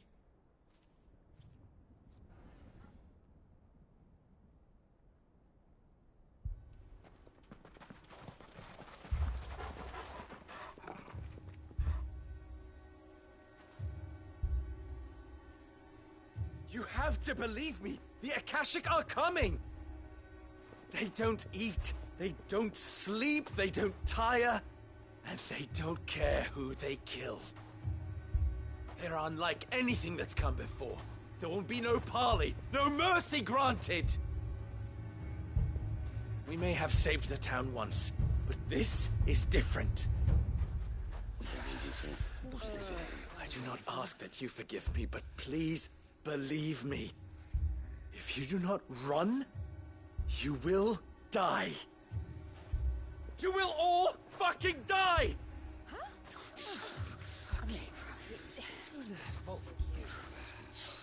You'd like that, wouldn't you, bearer?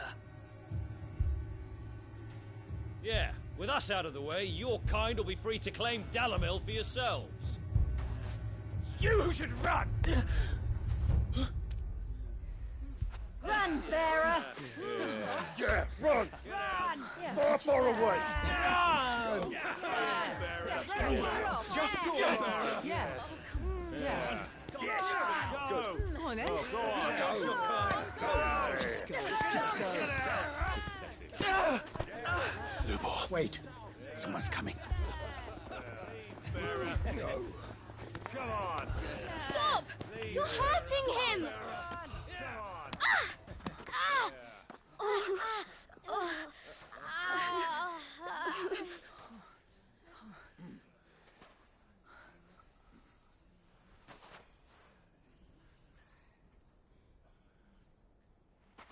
What did Lubor ever do to you? He solves all your stupid problems, and he keeps all of you safe. You know there's nothing he wouldn't do for this town. Who was it who made that cleaver you use every day, Conrad? And what about your counting table, Natalie? Who fixed that? Whose men make sure the streets are clean so all your boots don't get dirty? Who spends all day, every day making sure things run smoothly round here? And none of you ever say thank you. Ever. But did Lubor ever complain? Well, does he ever stop smiling? He keeps this whole place going. And you act like it doesn't even exist.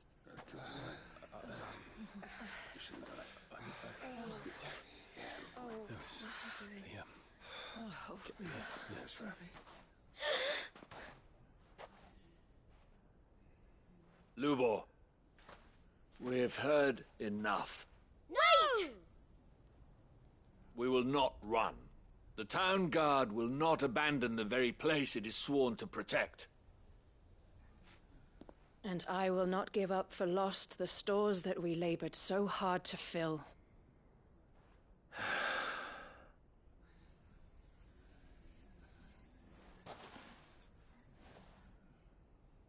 So tell us, how do you propose we deal with these Akashic of yours?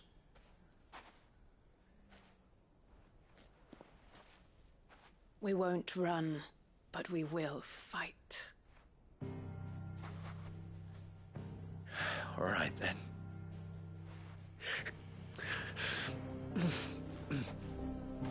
Fine.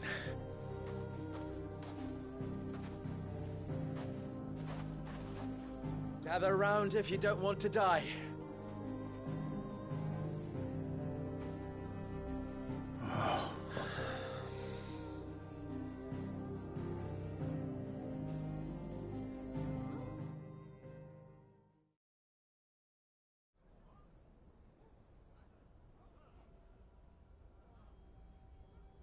Allow me to explain the situation. The ether flood occurred near the village of Cheratina, deep in the Velcroy. The place had been abandoned for years, until the League of Outlaws decided to make it their base of operations. Now they're all turned, and if the scouts' reports are correct, heading in this direction. They are mindless monsters, driven only by hate and rage, and they are utterly unpredictable. With the bandits, we at least knew how and where they were likely to attack.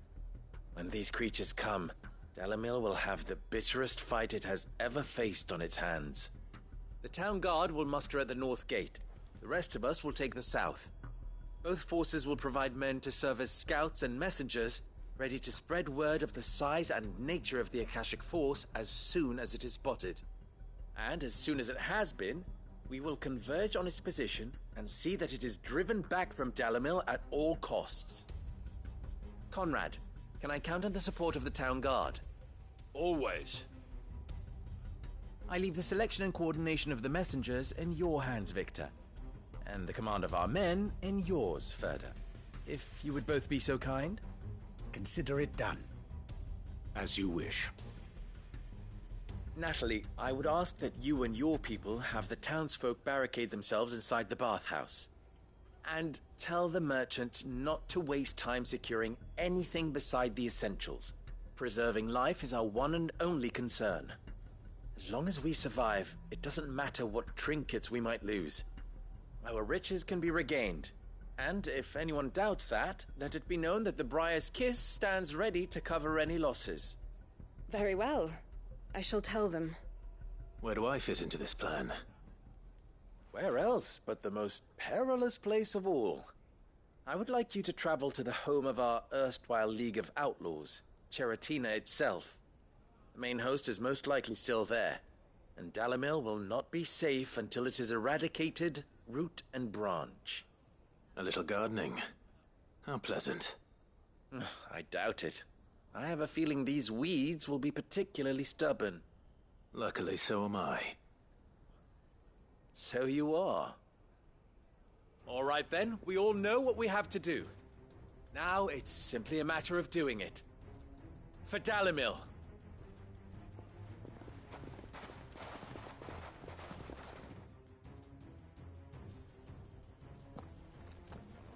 Looks like everyone's ready. I'd better not keep them waiting.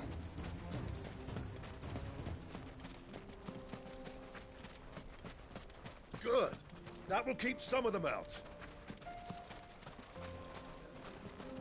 Any man sighting an Akashic is to raise the alarm immediately. The messengers will see that our entire force rallies to that position. We stand together or we fall alone. Do not forget that. Dalamil will be safe with us. You have my word.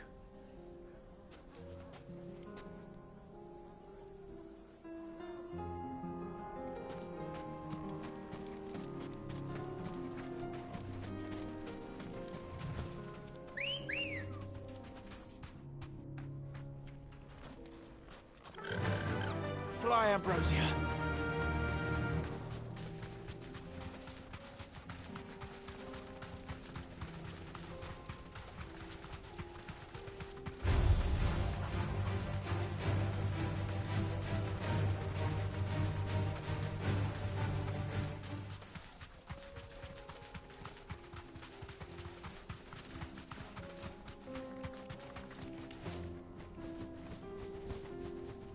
There it is. The flood. But what's waiting for us inside?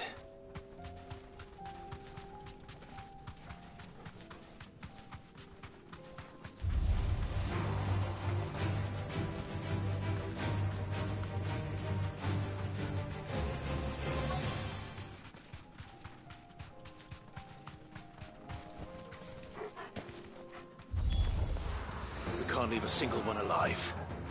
Waken, Wing!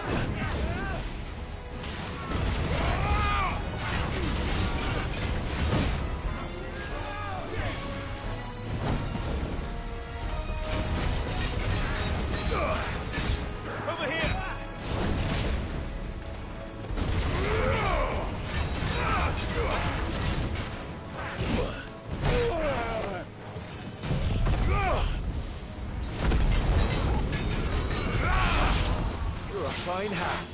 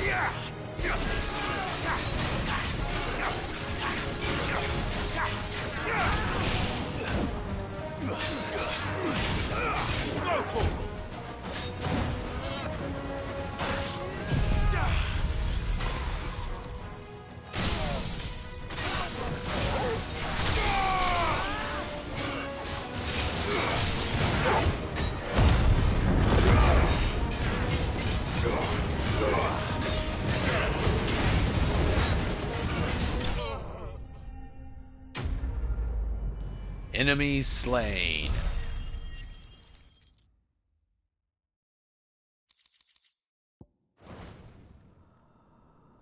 The League is disbanded. I should get back to Dalimil and see how the others fared.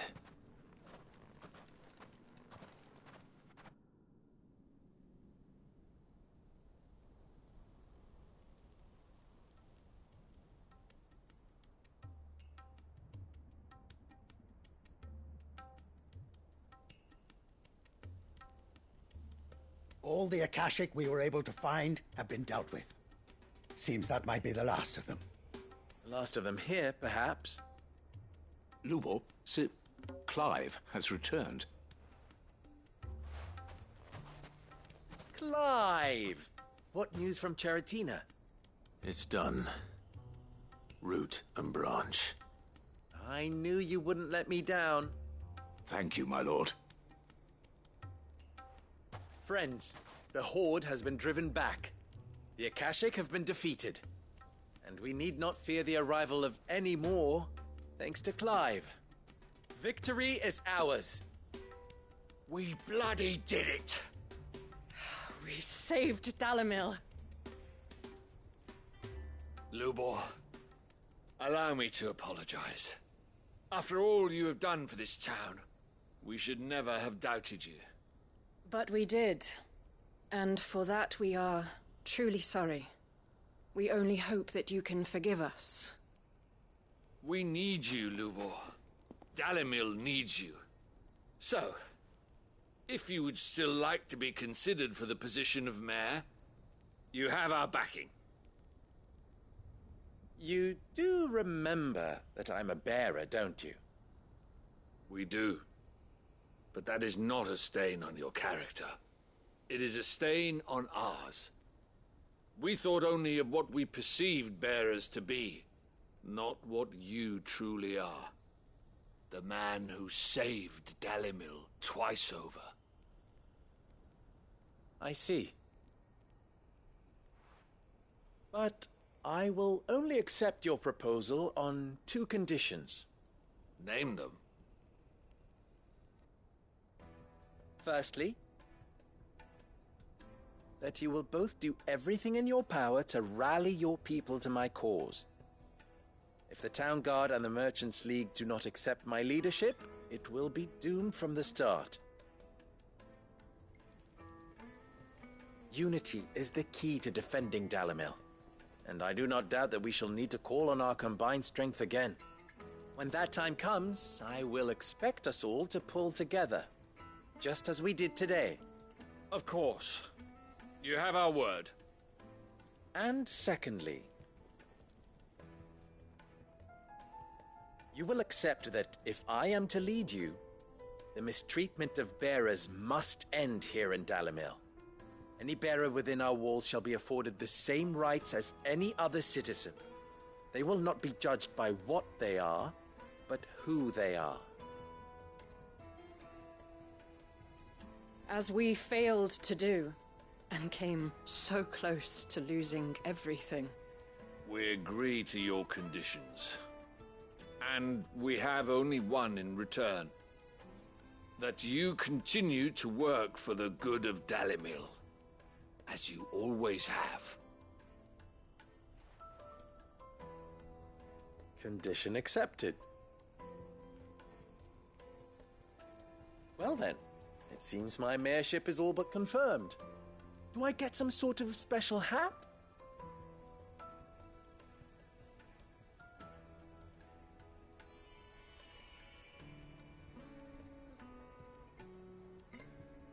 How fickle fate can be. Not so long ago, I had resigned myself to leaving Dalimil in disgrace. And now, I find myself her leader. Here. For everything.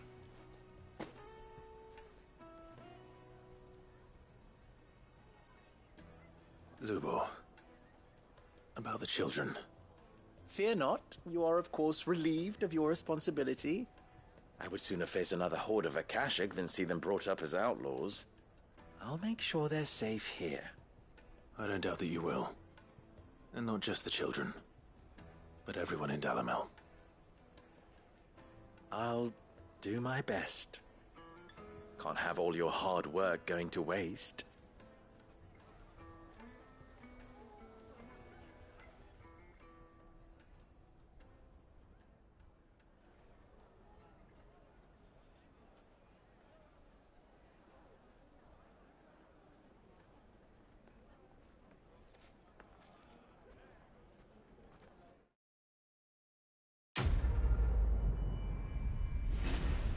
Quest complete. Lines in the Sand 2. Briar's Kiss signboard. The emblem of the Briar's Kiss, pride of Dalimil. The forge is almost as popular with traveling merchants as the trading post's famous healing baths, where the weary can soak away their saddle sores on the way to Drake's Fang. And the Breath of Light reduces impulse cooldown time by 2 seconds.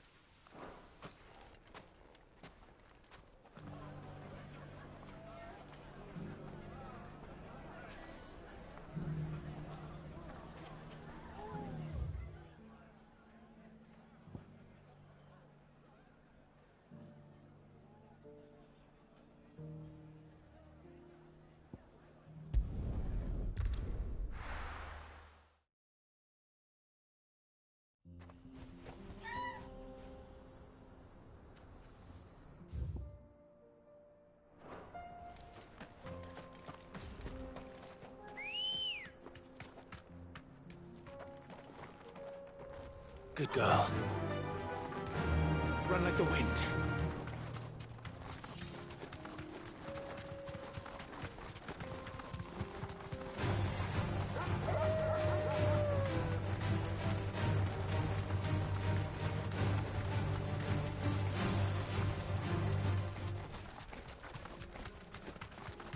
Here we are again.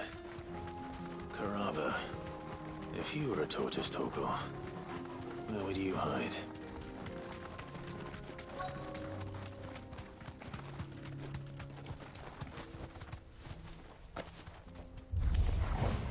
It looks like we found him.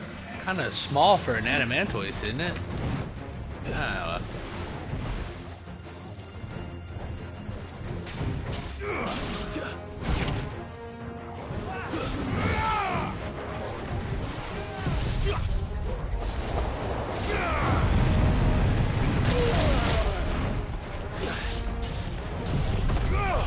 That's better.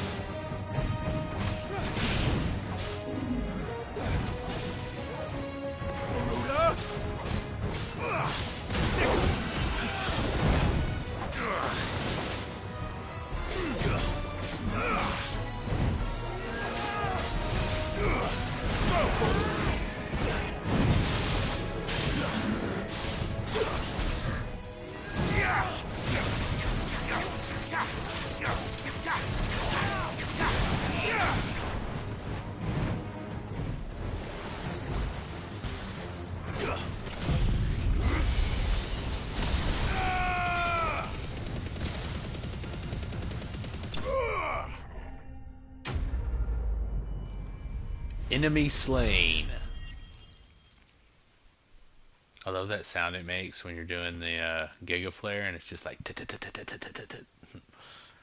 Adamantoise shell. It is believed an adamantoise will grow a thin new layer to its protective shell once every 2 moons.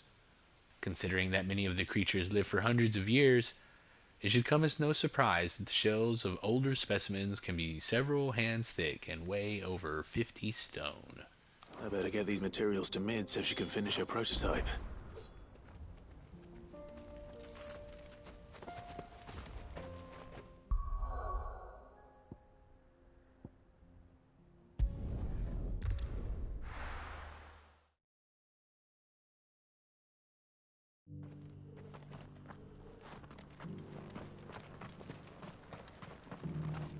Are you buying or selling?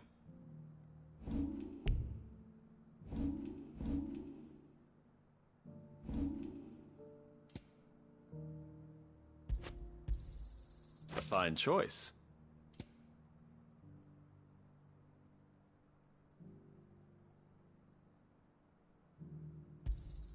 Of course. Come again.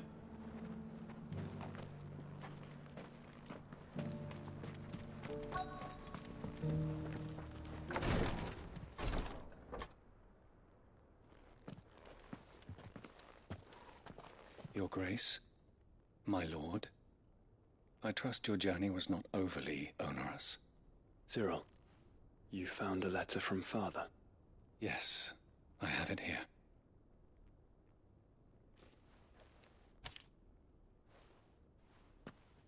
If you would do us the honor, my lord.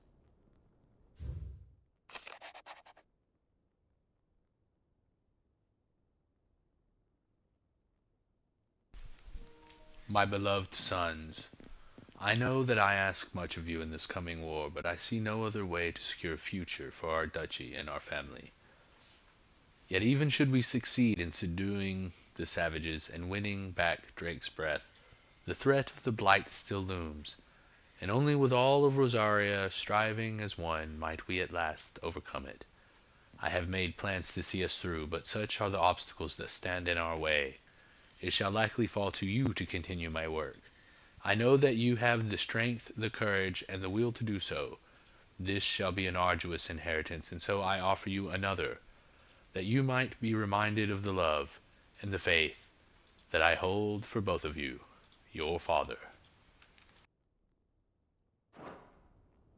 An inheritance? It would seem the late Archduke penned this missive shortly before his passing. The day before we left for Phoenix Gate. What are these plans he spoke of? His plans for the duchy, Your Grace.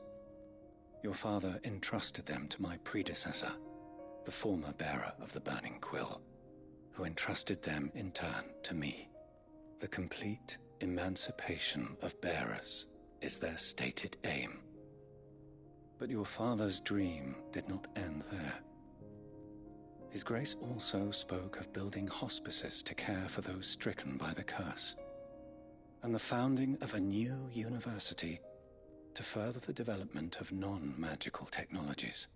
With the blight spreading ever more widely across the twins, Archduke Elwyn saw this as the only means of securing Rosaria's survival. He wished to see men and bearers treated as equals. To see centuries of common wisdom overturned. Small wonder he did not think it achievable within his lifetime. But he thought it achievable nonetheless. Had he not, he would never have written this message.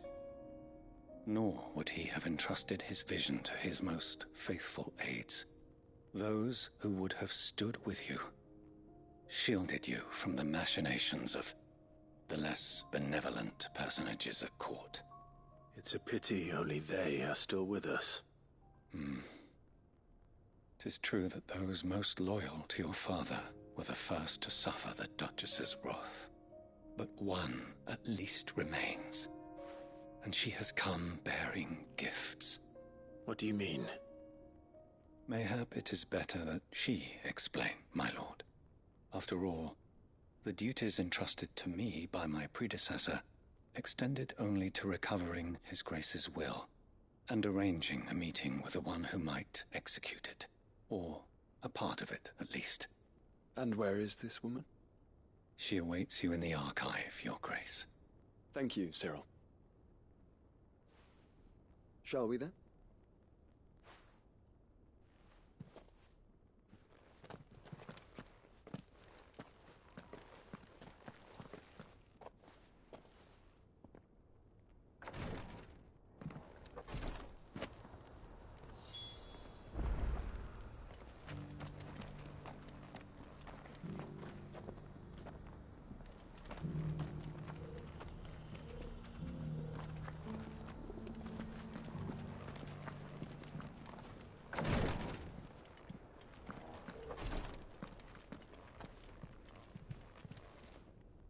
Lord Marquis, if you have a moment. What is it, Cyril? One of our brethren lately journeyed across the strait in order to pursue a new avenue of inquiry in our ongoing investigation. He sent an owl some while ago, but we have heard naught from him since. Was he surveying another fallen ruin? No. The object of his study was a savior cult that has arisen in Ash in recent years. We believe it may have some connection to the Circle of Malleus, an ancient religion that worshipped Ultima as its god. By gaining an understanding of this new faith, we hoped to learn more of the Circle's original beliefs. And so you sent one of your brothers to Ash?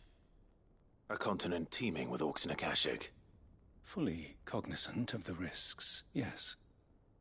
I entrusted the mission to one of the most able of our order, the Third Chair, a master of the arts of combat and survival both. Though he has been silent for some days now, I have thus far refrained from sending any others in search of him. lest they be lost in turn. Yet, it seemed only right to inform you of the situation, given your unique experience of the perils of Ash. For as you so earnestly advised me, it would not do to abandon a man to his fate, when he might yet be saved.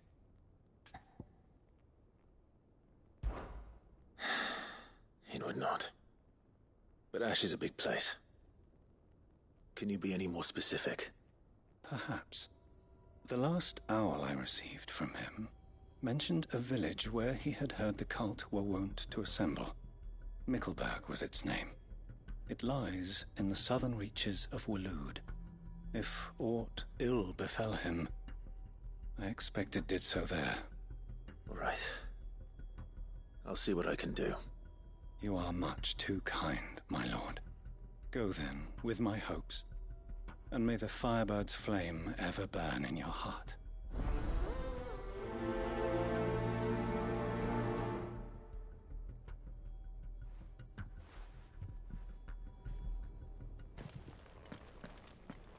If this new faith really is an offshoot of the Circle of Malleus, then... Let's concentrate on finding the third chair first, shall we?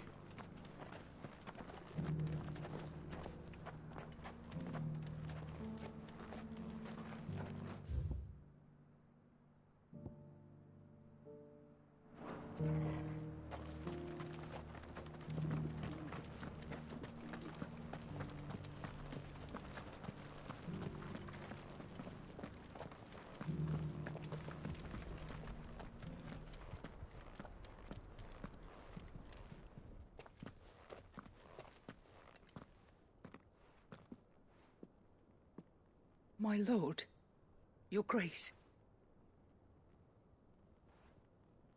I hardly recognize you. I am Goditha, retainer of House Rosfield, loyal servant to the Phoenix and his shields. Your father, the Archduke Elwyn, entrusted me with the delivery of a gift. I only hope you can forgive my tardiness in bringing it to you. Lift up your head, Lady Goditha. You have our gratitude for your service to our house and to our father. I merely did my duty, as any proud Rosarian would. My lady, perhaps you could explain a little more? What exactly is the gift you bring?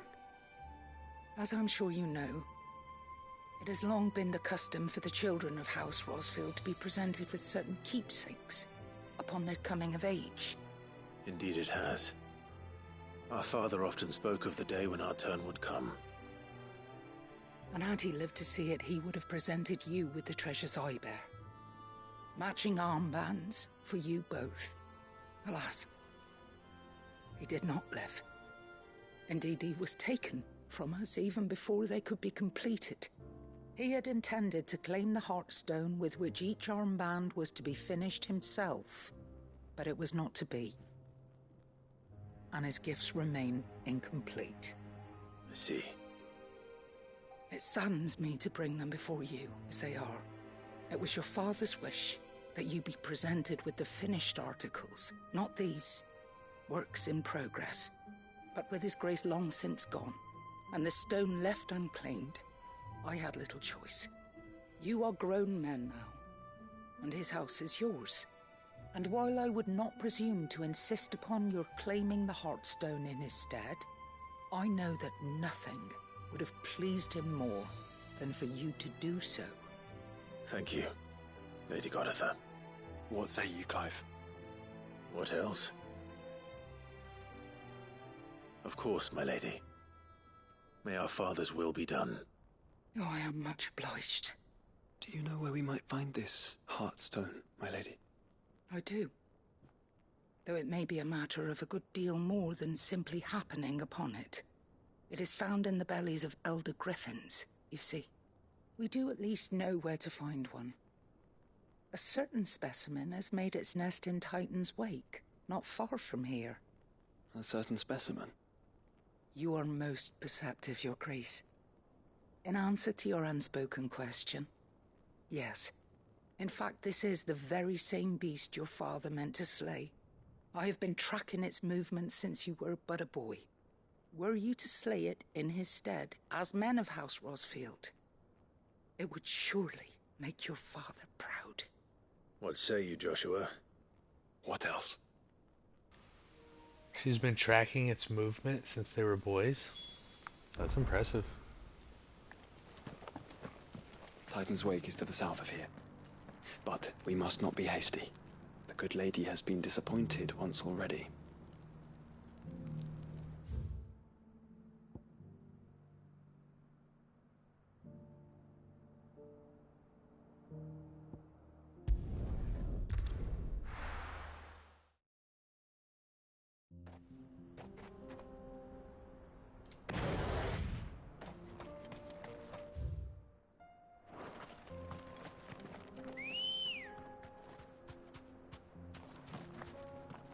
Let's go. Run like the wind.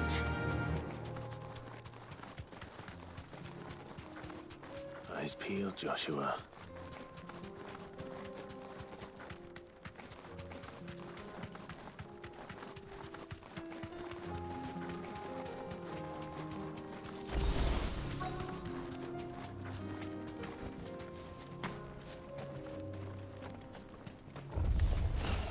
There it is. For House Rosfield.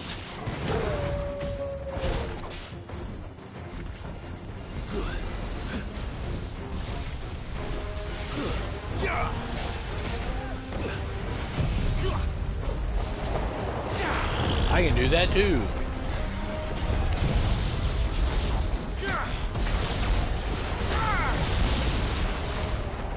Too slow.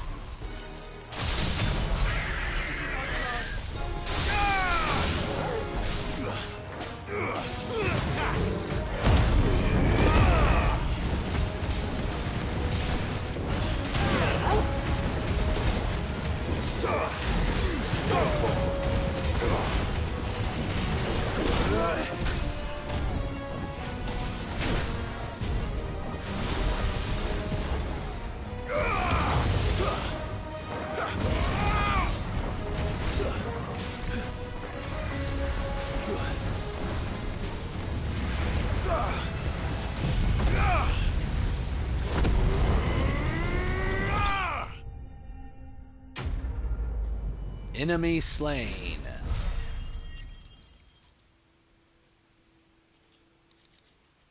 Heartstone. Griffins suffer something akin to the crystal's curse, their flesh slowly turning to stone over a lifetime of channeling ether. Unlike bears, however, the effect is far more gradual and limited to a sac around their hearts, the slower progress of petrification resulting in the formation of a gemstone of rare beauty. Is this the Heartstone? I expect Lady Goditha will know.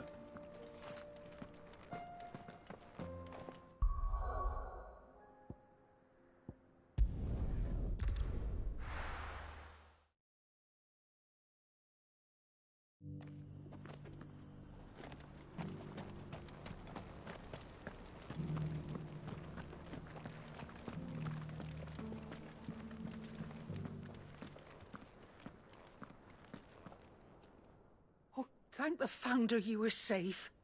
The Griffin is slain then? And the Heartstone claimed.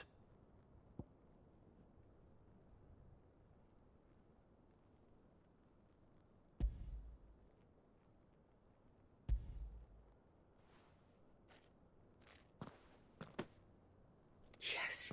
This radiant luster, like frozen flame, it is just as your father described it. Thank you, my lord. Your Grace. Your father would be so proud. Lady Goditha, the lapidary is ready. Thank you, Cyril. I will be with him shortly. If you would excuse me, I shall have the stone cut and set forthwith.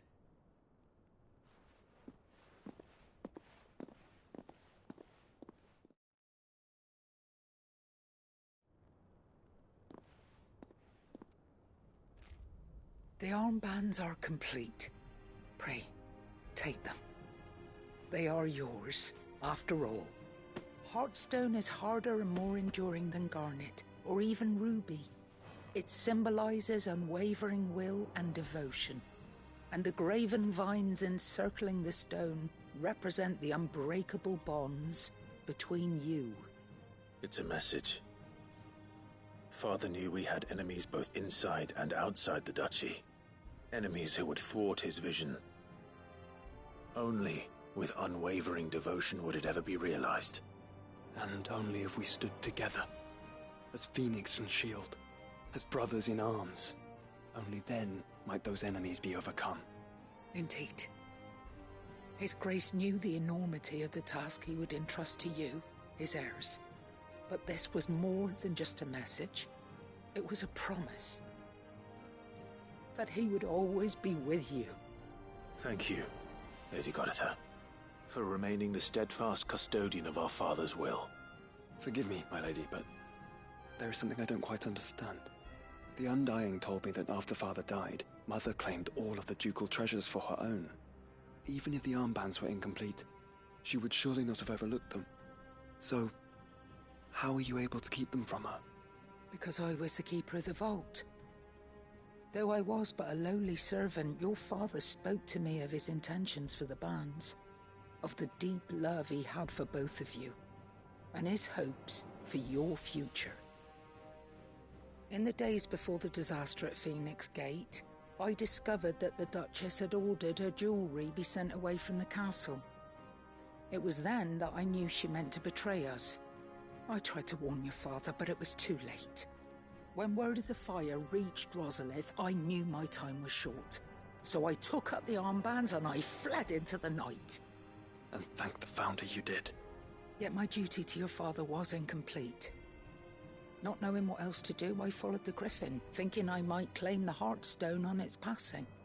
And so my pursuit continued, until Lord Cyril appeared before me. He informed me that his Grace's will had been recovered, and that his sons were alive and well. Lady Goditha, on behalf of my father and all the people of Rosaria, I thank you for your loyal service. As do I. Thank you, my lord. Your Grace, for coming back to us, for giving my service meaning.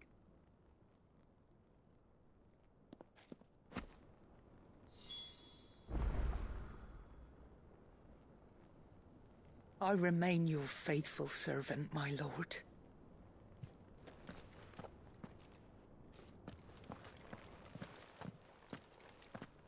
The bands suit you well. It must be gratifying to finally receive the inheritance that was denied you for so long. It is. And we thank you for the part you played, Cyril. If you would permit me to play my part a little longer, might I suggest that you make your way to your father's memorial atop Hawk's Cry Cliff? Let him see that you have received his blessing, and that his vision lives on in you. I suppose it would be churlish not to. What do you say, Clive? Shall we pay father a visit? I think we should. I was hoping to be able to offer him my thanks before we left for Origin. Your father's helm is enshrined there. It has been since the day we recovered it from Phoenix Gate. I prithee claim it, for it too is a part of your inheritance, and I do not doubt that your father would prefer it in your hands than perched upon some lonely rock. Thank you, Cyril.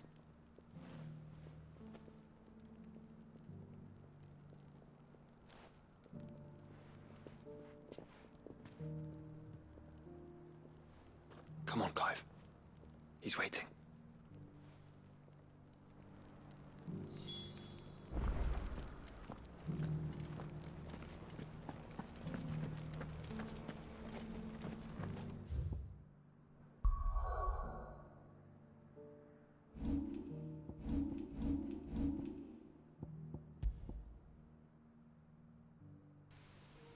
The Founder's Grasp, fashioned after those pictures, adorned the wrist of the mythical founder in ancient engravings. Archduke Elwyn intended to gift these bands to his beloved sons upon their coming of age, that they might serve to remind them of the unbreakable bonds they share as proud scions of the ducal line, and the unwavering devotion that would be required to see their duty done.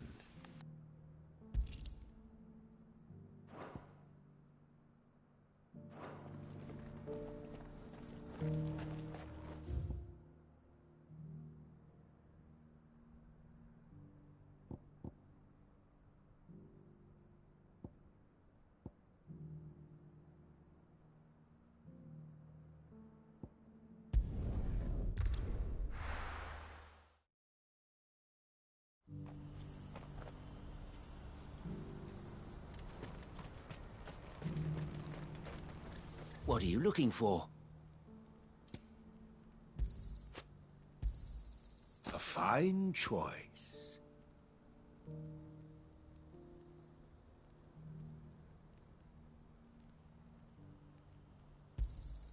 You've a discerning eye. You're welcome anytime.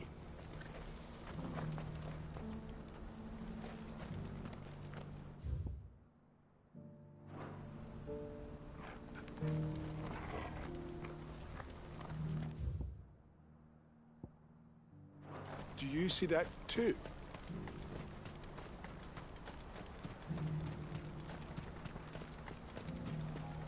Papa? What is it? Please, just make it stop. I'm scared. It's all right.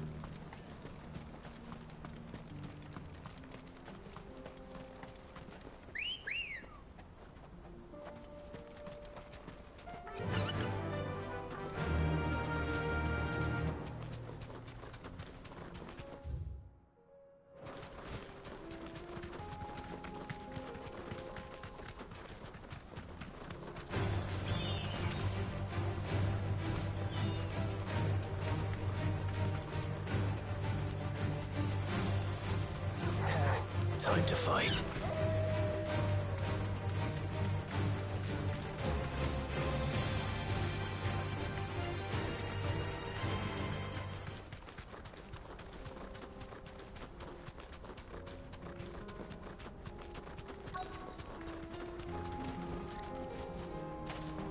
That can't be Rutherford, can it?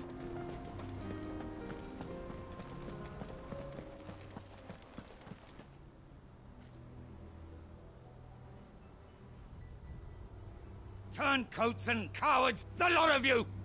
If it's a fight you want, it's a fight you shall have! Allow me. I don't need your...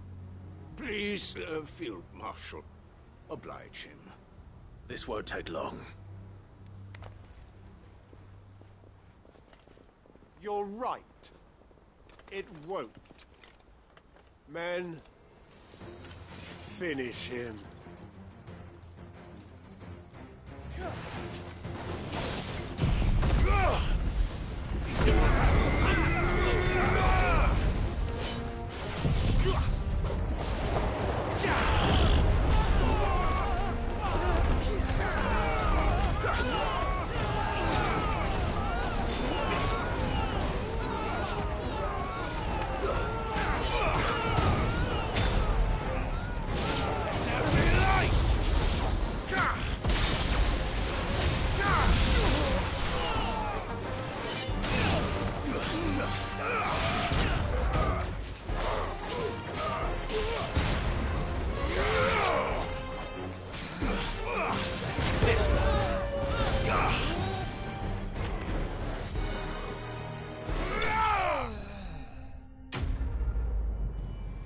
Enemy slain.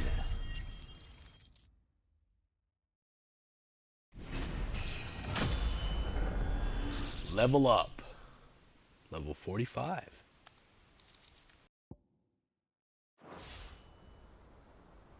A little longer than I'd have liked.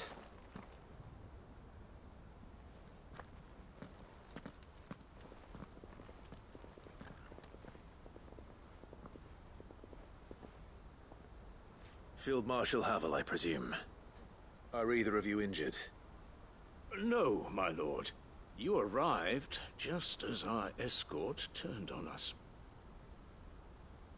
Fucking traitors. I'd heard reports of soldiers in the outlying regions abandoning the oaths they swore. But I hadn't thought the corruption had reached so close to the heart of the Republic. It's a fucking disgrace. Your interfering old bastard of an uncle tried to warn me, of course. My lord Marquis. Or is Sid the Outlaw more to your liking? Call me what you want. It doesn't change who I am, or the urgency of the message I bring. My uncle has a plan to right the realm, and he needs your help to see it through. Before I agree to anything, I'd have you answer one question. What do you stand to gain from all this? I won't deny that I might benefit from further chaos. But I seek a new beginning for all of us. And while the choices I've made may not always have been the right ones, I know I made them for the right reasons. For so long, so many of us have been told how we could live, how we could die, when it should have been our decision all along. Now we have a chance to put things right.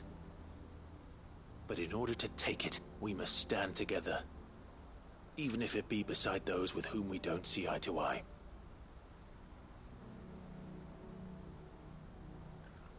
Certainly not the words I expected from an outlaw.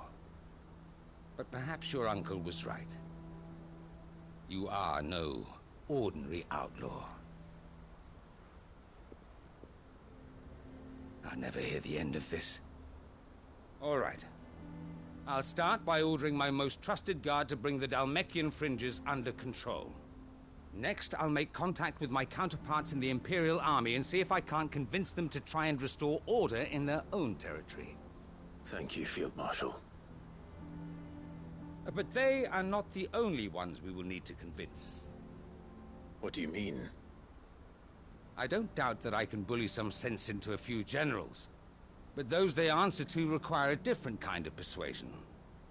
And when it comes to honeyed words, well, we will need an envoy. One who can court even the most stubborn of statesmen. You, perhaps. I'm flattered. But I'm no diplomat either. And I have other problems to attend to. What we need is a skilled arbitrator. And I may know just the person. Is that so? And would he happen to be an outlaw too? Of a different kind, perhaps. Well, beggars can't be choosers. I suppose we'll all have to find a little of the outlaw in ourselves if we're to make it through this. Very well. Send your man to me right away. I shall.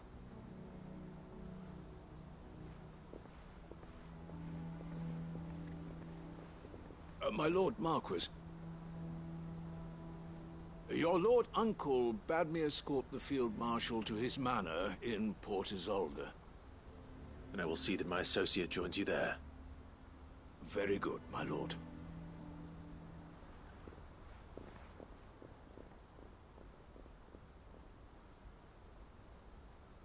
Huh. An envoy. I'm not sure I'm the man to talk anyone round. I can barely convince my brother to take his medicine. No. This is a job for someone with experience. Someone like Quentin. I hope I can convince him at least.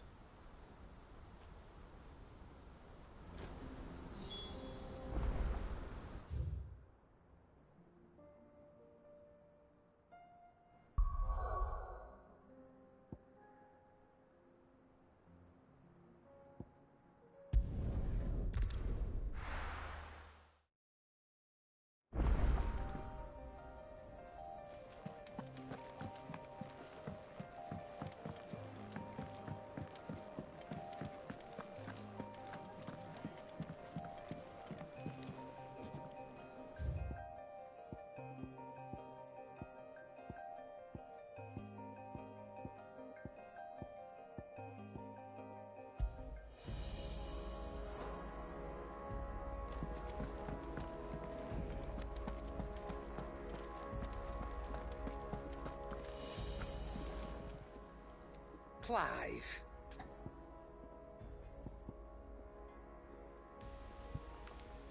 About Origin. Here to say your goodbyes, are you? Ta-ra then. For now, but you'd better come back or I'll fly up there and drag you home by your ear. Thank you, Karen.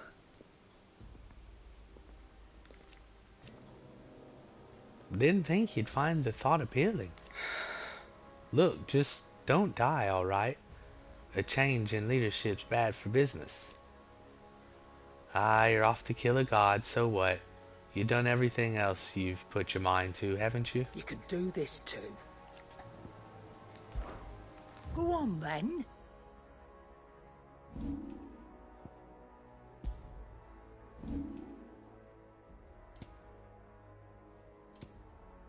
Is that all?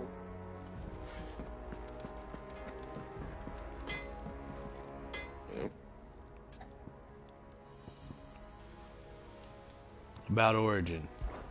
Crack the crystal. Kill a god, save the world. I miss anything? No, that's pretty much the plan. Oh, very good one. If you ask me. But then?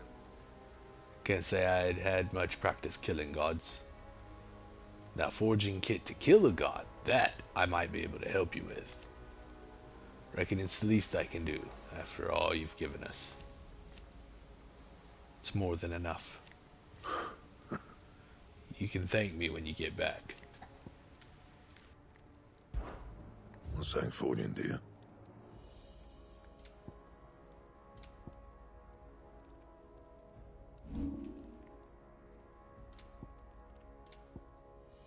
Anything else?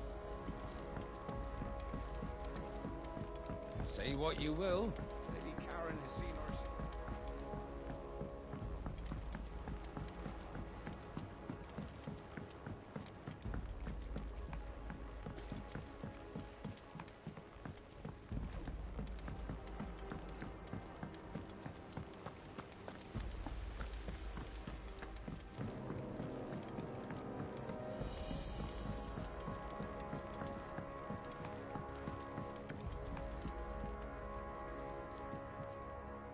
Mid, tell me this is all you need.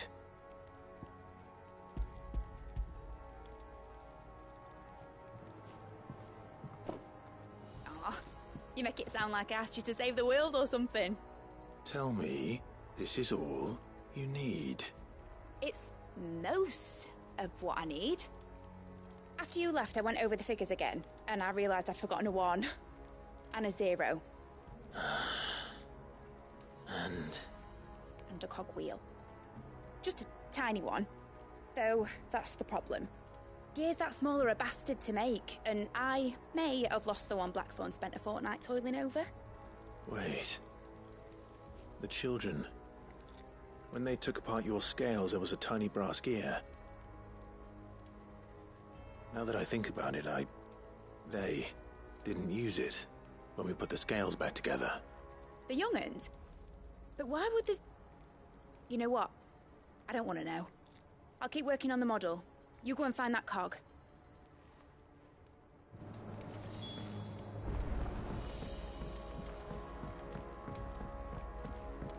Has Midadol mentioned a new project yet? Not exactly. She seems preoccupied, but then again, when isn't she?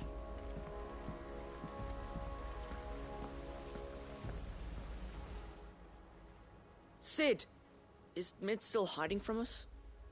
She wasn't hiding. She's fine. She's just busy working on her next project. A new invention? What is it? What is it? Is it an airship? I bet it's an airship! Do you think she'll let us help? That just so happens to be why I'm here. She needs something special, something only you three can provide. A brass gear. A tiny one. One that might fit on, say, a set of scales? Oh, the one you forgot! We remember! We saved it, just in case. It's in the bag of bits. Since your lesson, we've been disassembling, then reassembling everything we can find. All the pieces that are left over, we keep under our beds, just in case. That's good to know. Look! I found it!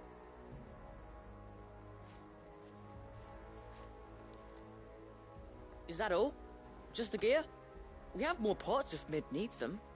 That's all for now. But I'll let Mid know about your hoard. Just in case. Thanks, Sid.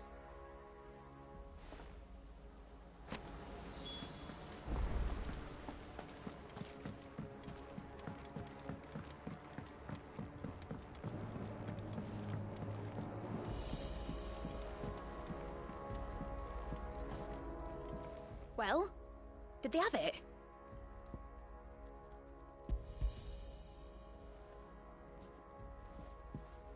They did.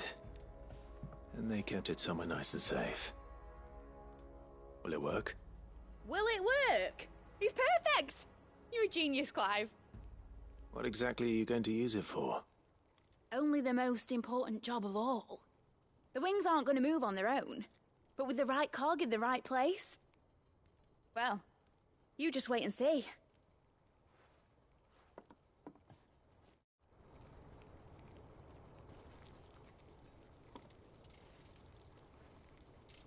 That should do it.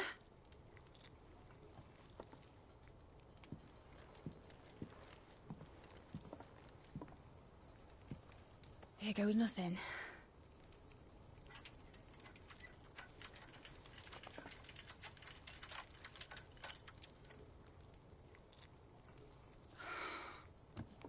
Titan's tits.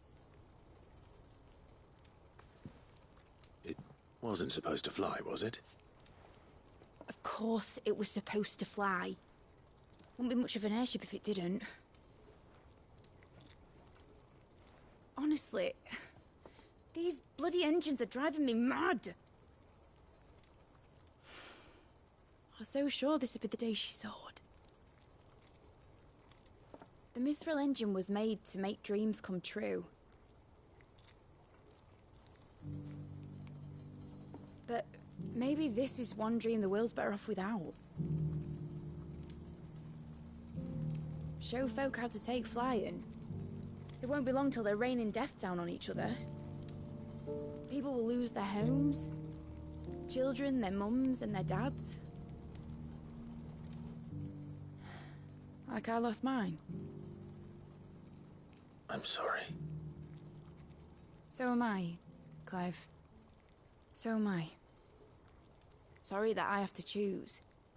Do I follow my head, or do I follow my heart?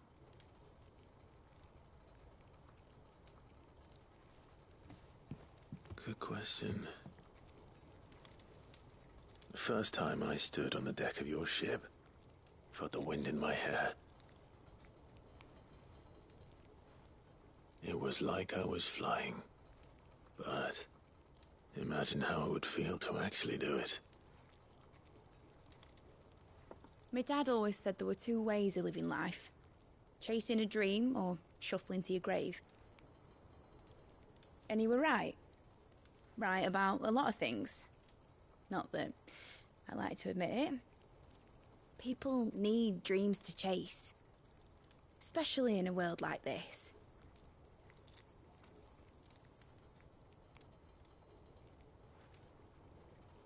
Right. When this is over, I'm gonna take all my mithril engines to Zemeckis and sling them over the edge.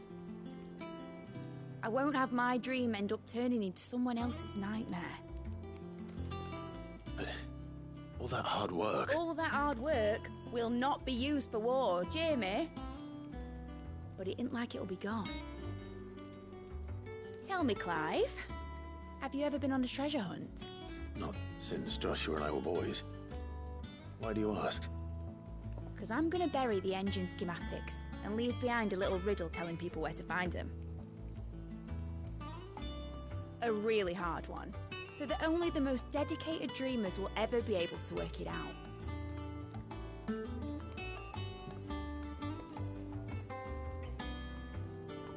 Ooh, I can picture it now. Some daft general squinting at the words with a gormless expression on his mug. Like that one, yeah. Right.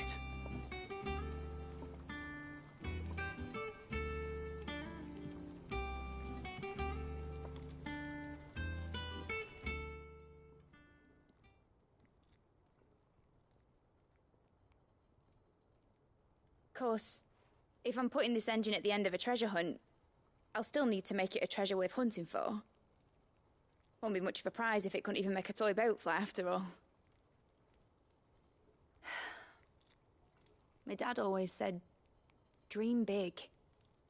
But it ain't the size of a dream that's important, is it, Clive? Only that it's a good one.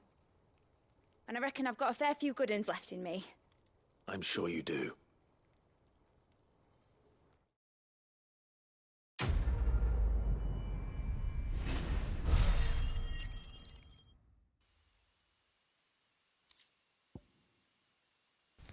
Quest complete. Aiming high. Model airship. Mid's dangerous stream of flight immortalized in a miniature. My dad always said there were two ways of living life. Chasing a dream or shuffling to your grave. Mid.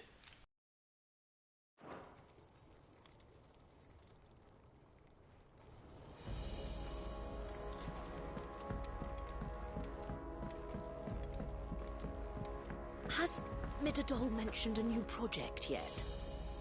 Not exactly. She seems preoccupied, but then again.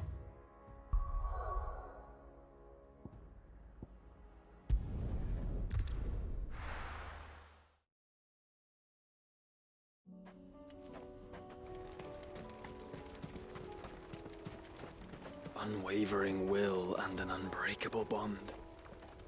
Do you really think we're strong enough? To save the world? Of course. To have overcome Father's political enemies? Of that I'm less certain. Especially knowing what we know now. What Mother was truly capable of. But perhaps these bands would have helped. Knowing he was with us would have made all the difference. Yeah!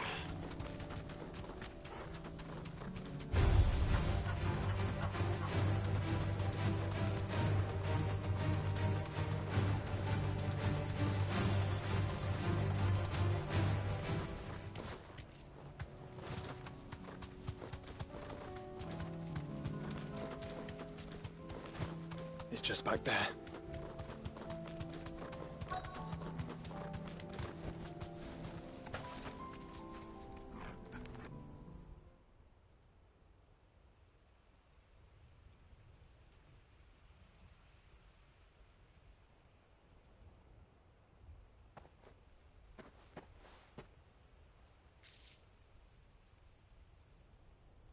Father always fought for what he believed was right.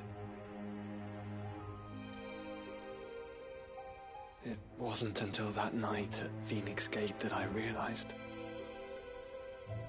I had never fought for anything. I always had someone else to do the fighting for me.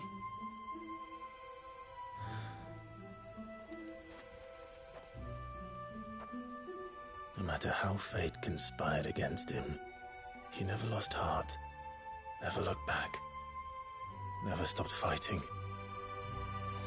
To me, he was the greatest of men. And I've been trying to live up to his ideals ever since.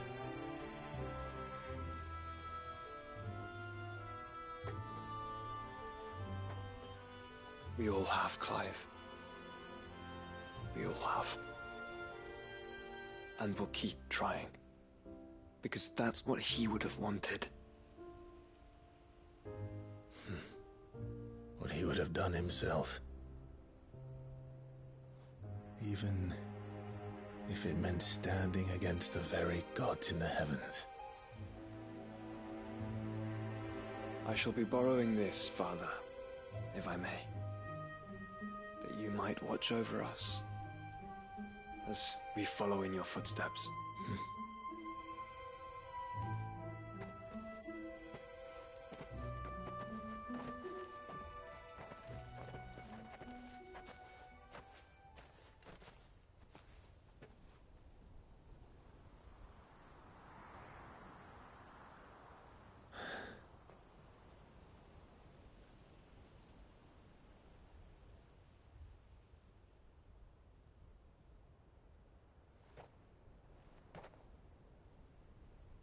We won't lay you down.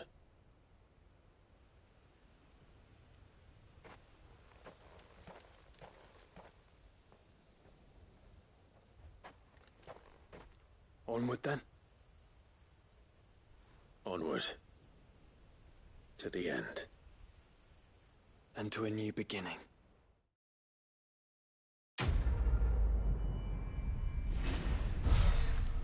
Quest complete.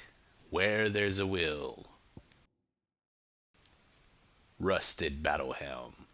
Archduke Elwin's helm, worn during his victorious campaign to quell the northern uprising. War's coming, my boy. We must make ready. Archduke Elwin.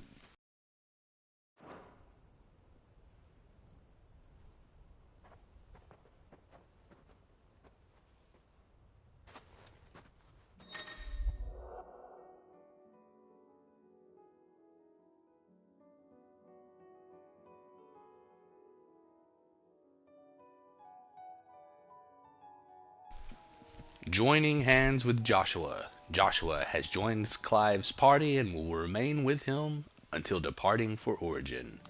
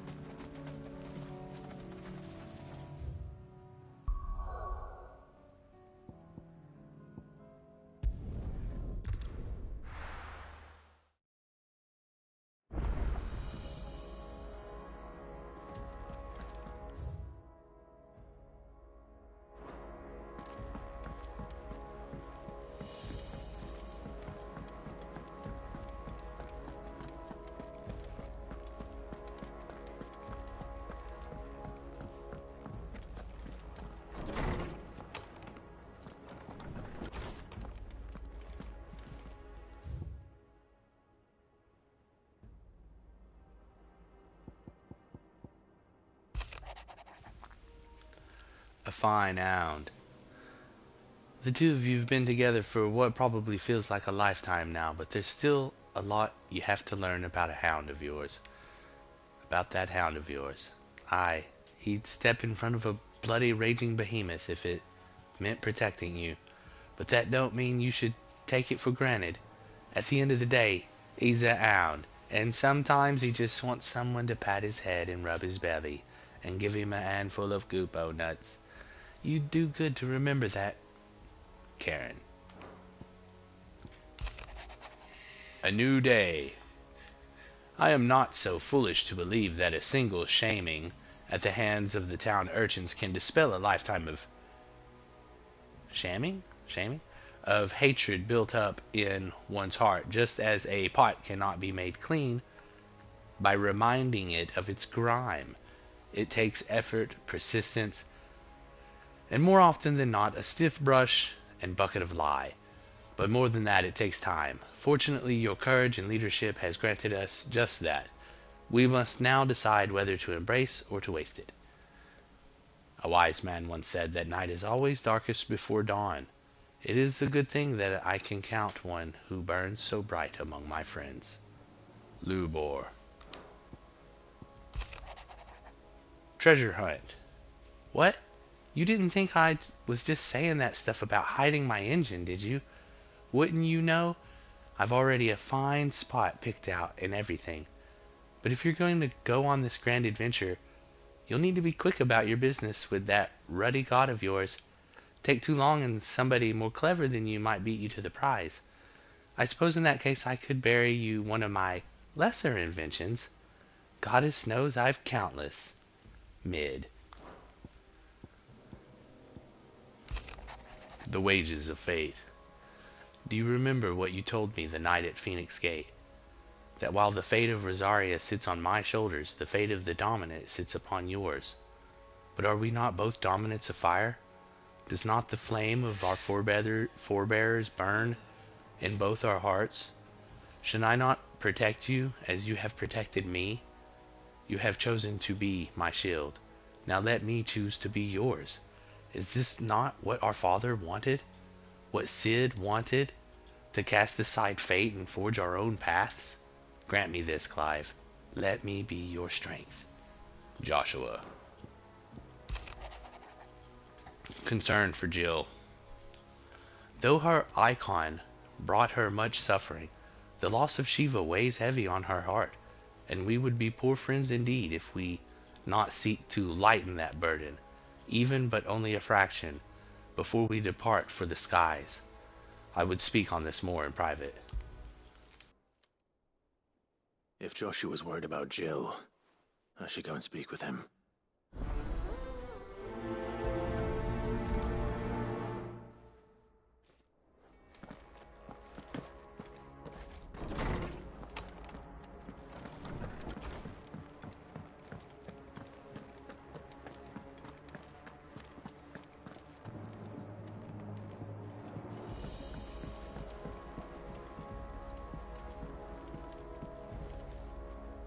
Joshua, I read your message.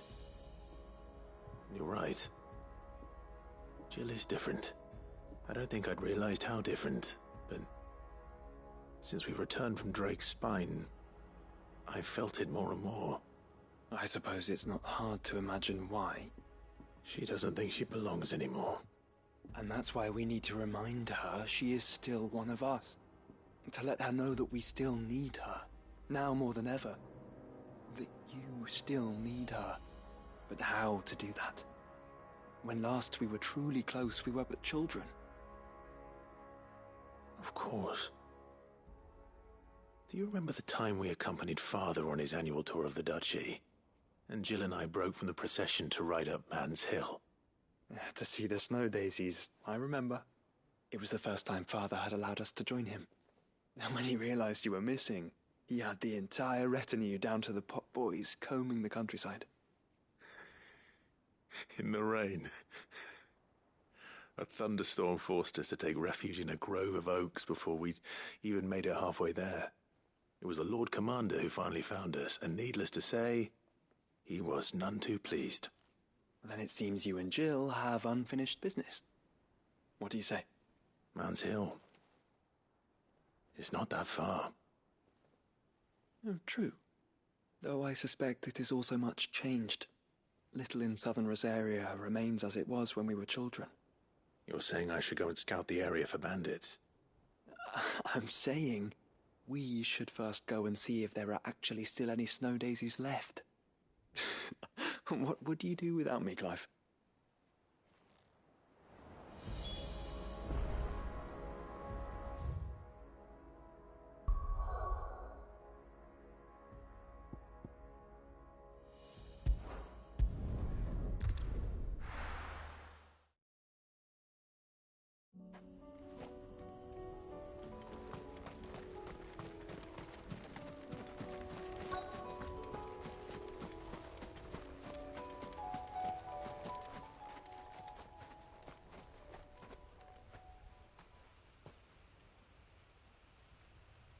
This is the place, but...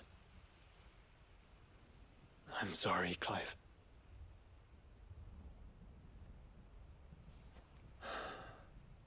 There's nowhere been spared. What do we do now? We keep looking. Man's Hill cannot be the only place where snow daisies grow. Perhaps, but... it's the only place I know of. Knew of. Then why not ask someone who might know of another? Someone at the backyard? To the hideaway, then.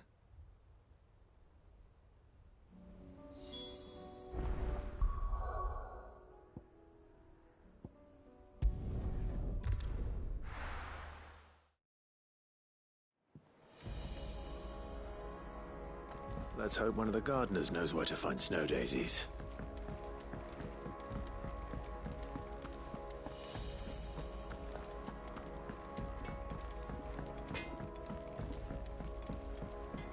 Say what you will, Lady Karen is seen.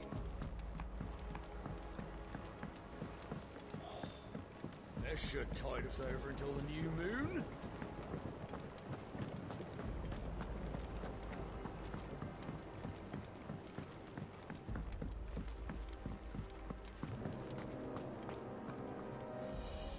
Oh.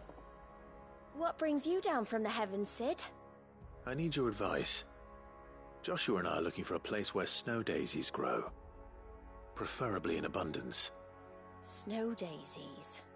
Then you'll want somewhere not too hot and not too cold. And where the winds are strong enough to carry the seeds. I reckon Man's Hill would be a good place to start.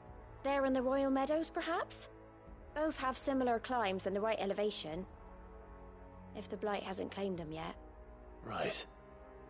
Thank you. Did you learn where we might find our flowers? The gardener here mentioned the Royal Meadows in Sambrek. Ah, the fields beyond Northreach. Well, if that's the case, then Yote was right. I recalled that she kept the record of our travels, you see. So I asked her if she'd perhaps noted anywhere that snow daisies grew, and she mentioned Oilerfeist Bay. Whose shores border the meadows. Off we go then.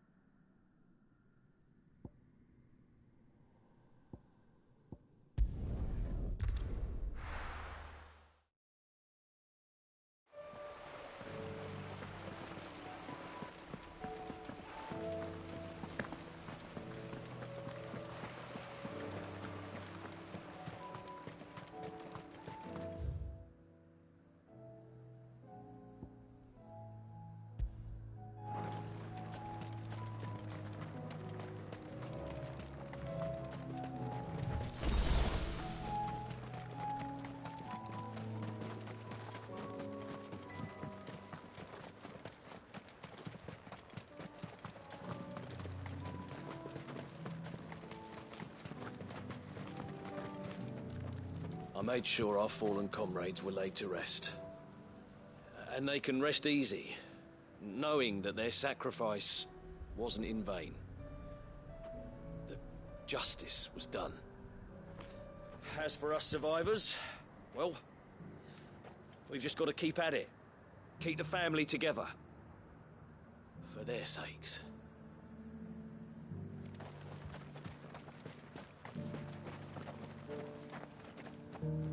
Quinton, I have a proposal for you. Do you now? Something tells me you'll be asking more of me than a cask of Gotand gold. Go on, then. Propose.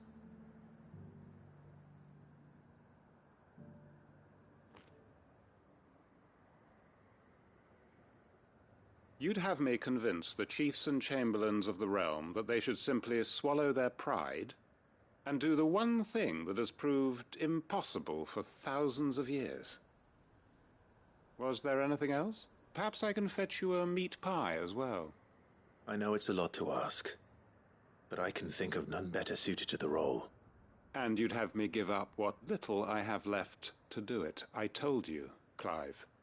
The people of Lostwing are my family, and I cannot abandon them. You'll have to find someone else. I'm sorry to hear that. So am I. And why might that be? What he's asking. How's it any different to what you've done so far? They want you to speak for those who can't speak for themselves. That's what you do best.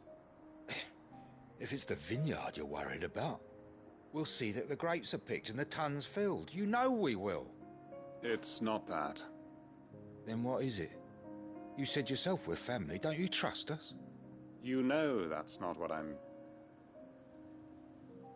Then what are you saying?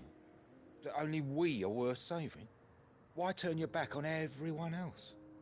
You convinced us we could build new lives for ourselves, and if you can do that, who's to say you couldn't convince the entire realm?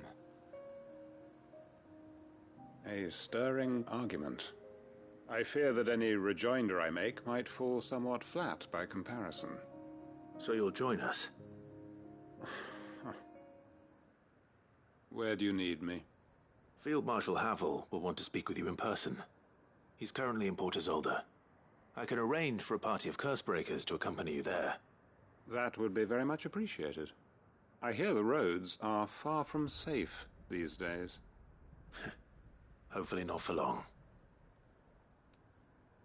My uncle will want to know that his plan is taking shape.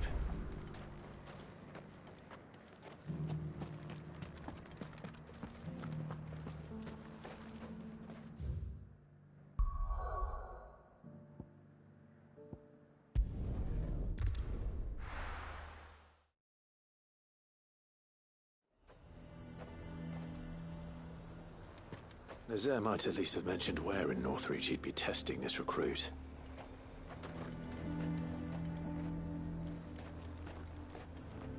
Do you see anything you like?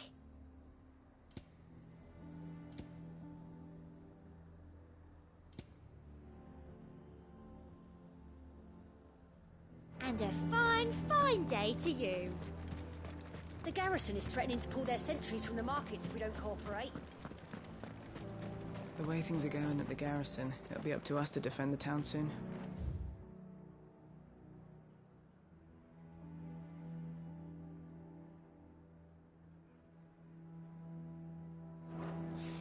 With what? Some carrots and a collar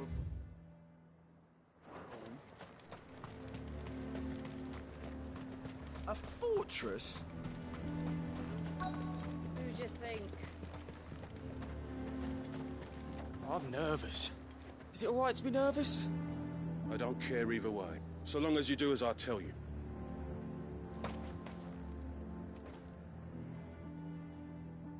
Well met, Sid. This is the initiate. Ember, present yourself. At your service, Master. Please, just Sid. There are no masters here. Your life is your own. Oh, of course. Thank you, Sid. The sergeant says you'll be evaluating me at my trial. To become a scout, yes. You are aware of the dangers inherent in that role. I am. But I swore I'd face them. Just like the man who saved my life. And who would that be? Gav. It was him who found me and freed me. No magic, no support, just one man and his nose. Came and sniffed me out. It taught me what one man can do if he puts his mind to it. And I've been training ever since, so that one day I can be someone's saviour, just like Gav was mine. I'm sure he'd be flattered. You clearly have good intentions, Ember. And it sounds like you're under no illusions. Stick to this path and you'll make a fine Cursebreaker. So, what? Have I passed? You haven't even started yet. Now listen.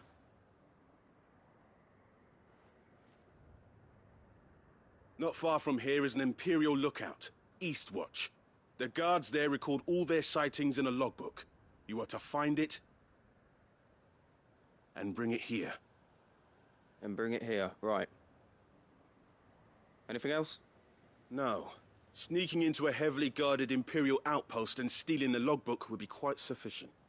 You will need to assess the situation, determine a point of entry, create a distraction and effect an escape, all without being discovered and thrown into an Imperial oubliette. Ember, Gav isn't our best scout because he can do everything. It's essential that you know your limits. Know my limits, right. I won't let you down.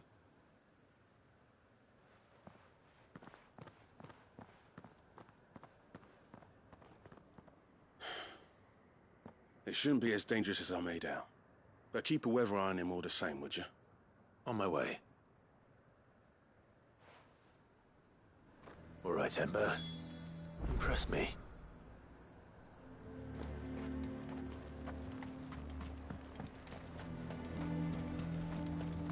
A fortress? Who'd you think?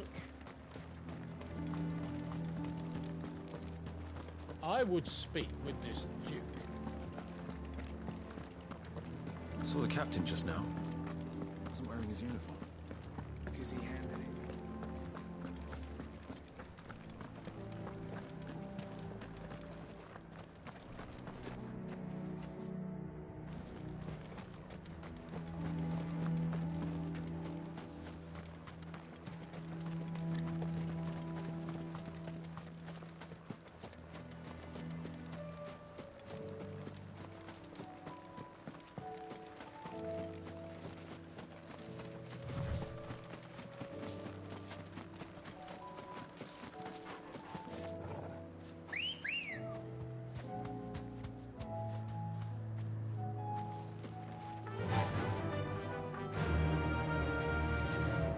Run like the wind.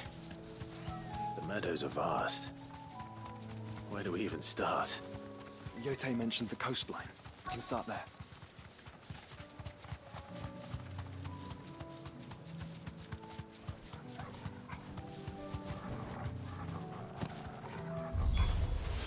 Look, brother. You see them? I do.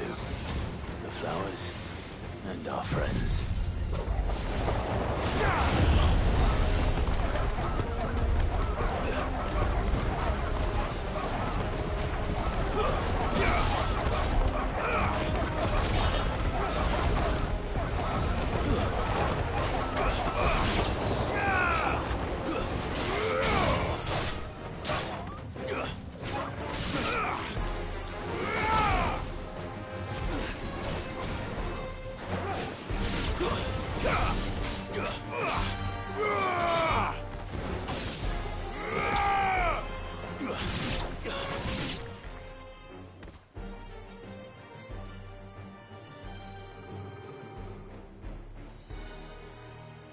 What do you see, boy?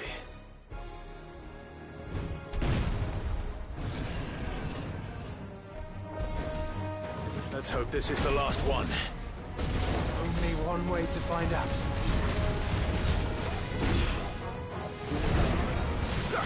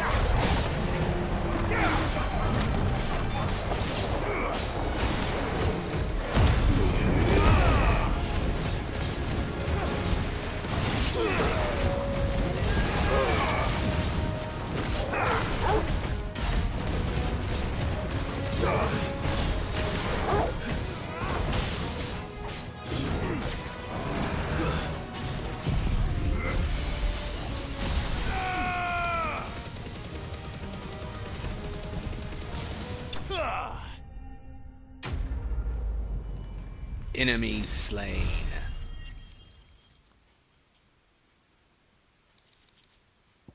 Minotaur mane. A mane used in everything from helm crests to hair brushes, primarily by those people lucky enough never to have met with a minotaur. And lo did Sir Crandall strike the mane from the beast and rob him of his strength. That was harder than I expected.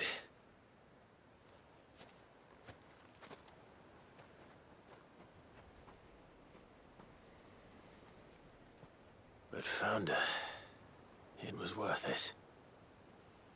They're beautiful. Do you think Jill will like them? She'll love them. Come on. Let's go.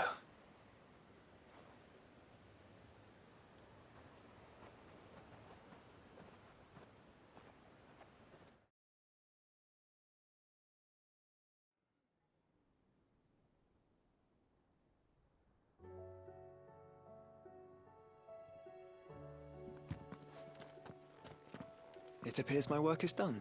The rest, as they say, is up to you. Well, you and the skies. We wouldn't want another thunderstorm now, would we?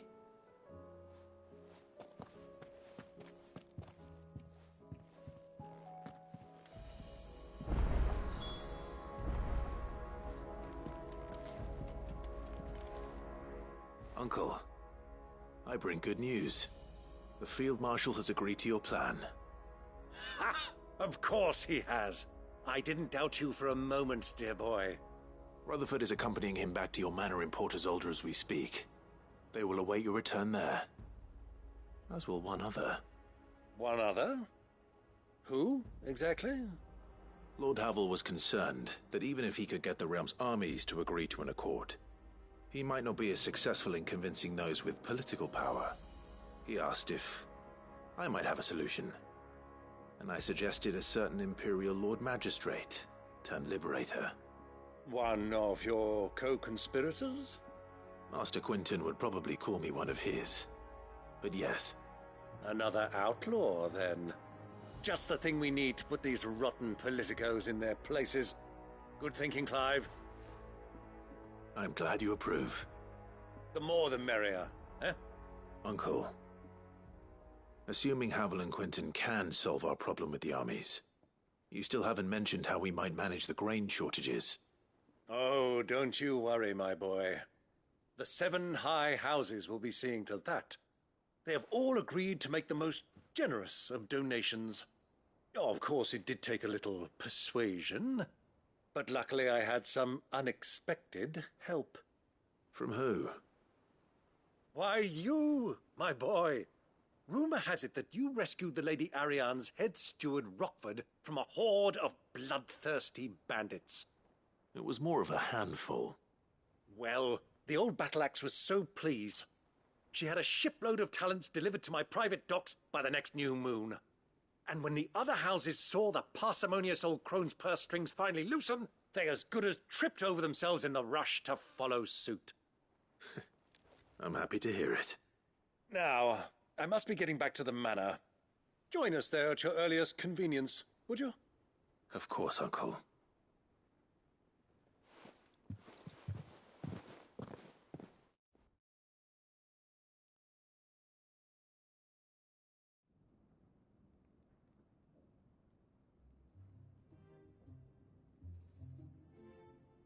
And how, pray tell, will we get that grain to the capital if the roads are still overrun with akashic?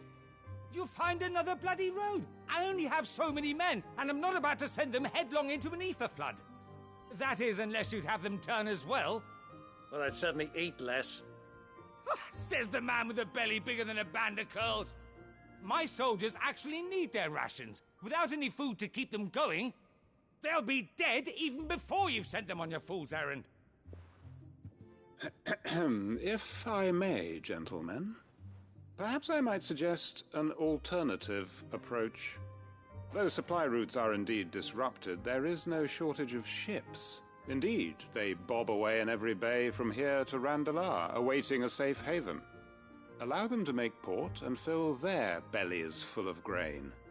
And once those who crowd the cities are fed, ferry the displaced back to the countryside to work the fallow fields. But I'm sure that you wish to continue your discussion. Forgive the interruption. Two such firm friends as yourselves need no help from the likes of me. Rutherford spoke fondly of the great bond between you. Us? Friends? I can't stand the man! Clive, I'm beginning to question the quality of the company you keep. And what kind of company were you expecting him to keep? The man's a criminal! Criminal? How dare you? You are not fit to breathe the same air as this fine, upstanding young gentleman. Upstanding? He calls himself Sid the Bloody Outlaw! Once more unto the breach.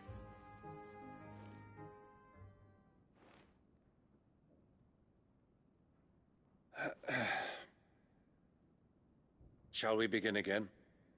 What we seek here is not to create a new nation, nor to claim the thrones of those that already exist.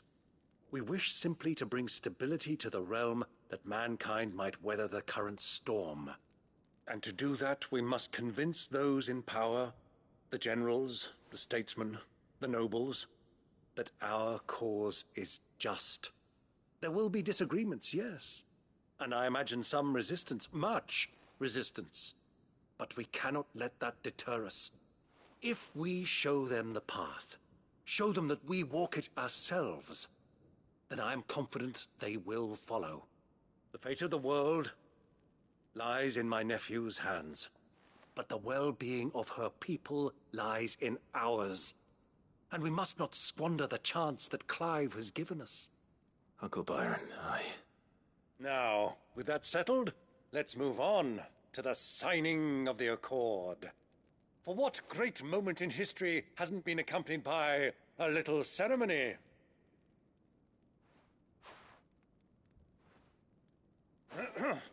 Citizens of Valisthea, I present to you the Tri-Unity.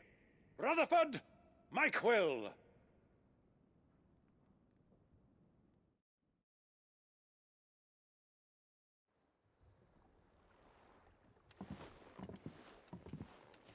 Well, my boy, the stage is set.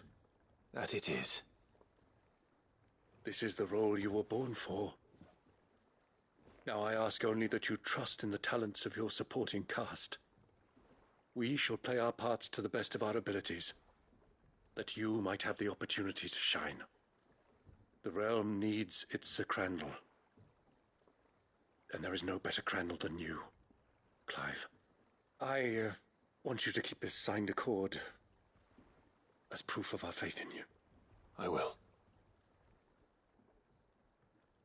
Thank you, Uncle.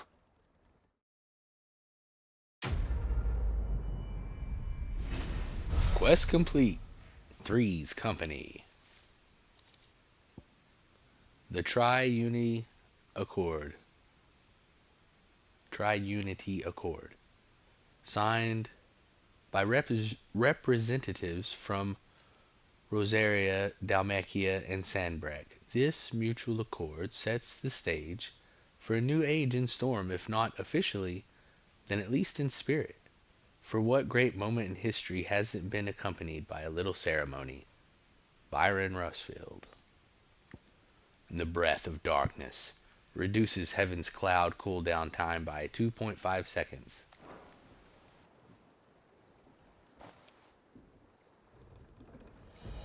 Sorry, can't take you where you need to get to, but the Argo and me will be waiting when you get back.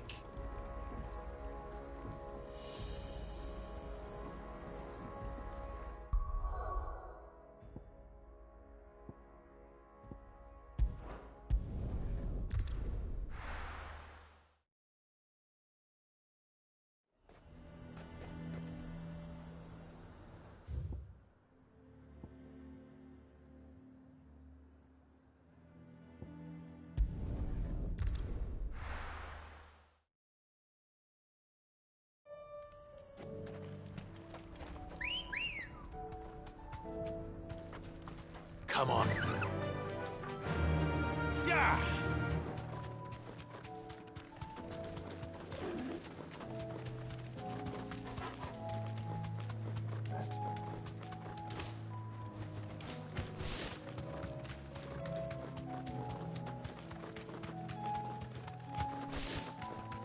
These are clean kills.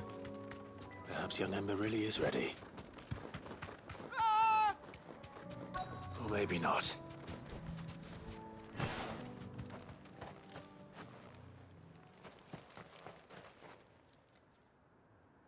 Damn it. Ember, draw your sword! I can't! Then run! If you want him, you'll have to go through me.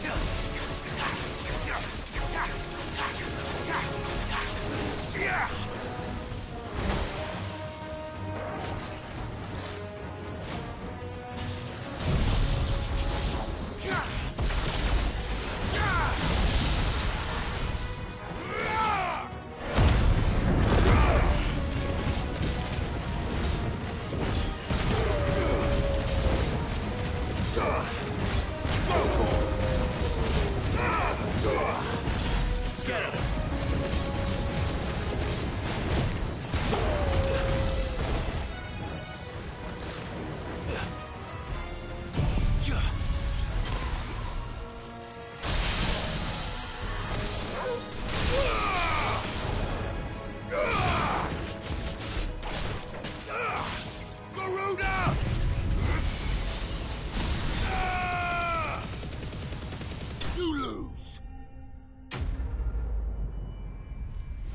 Enemy slain. Dragon Talon.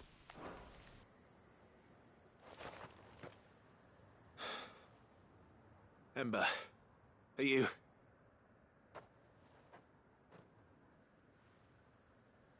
Gone. Of course. Scouts really are a rare breed. Back to Northreach it is then.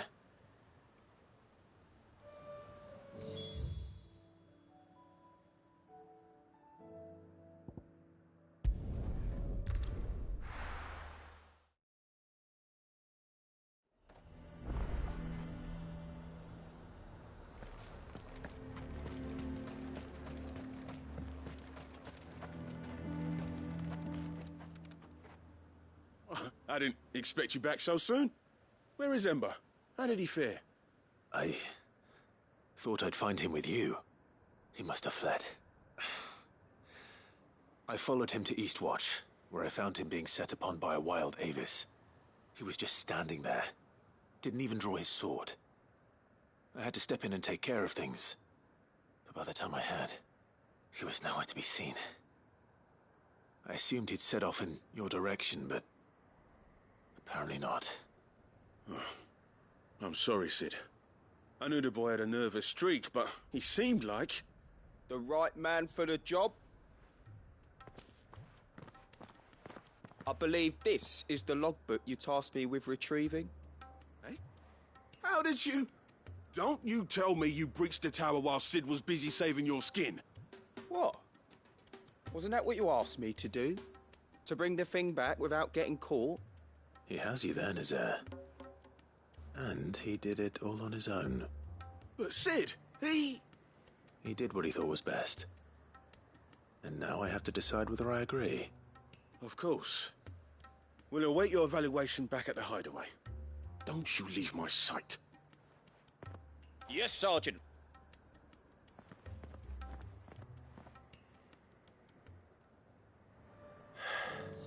This won't be an easy decision.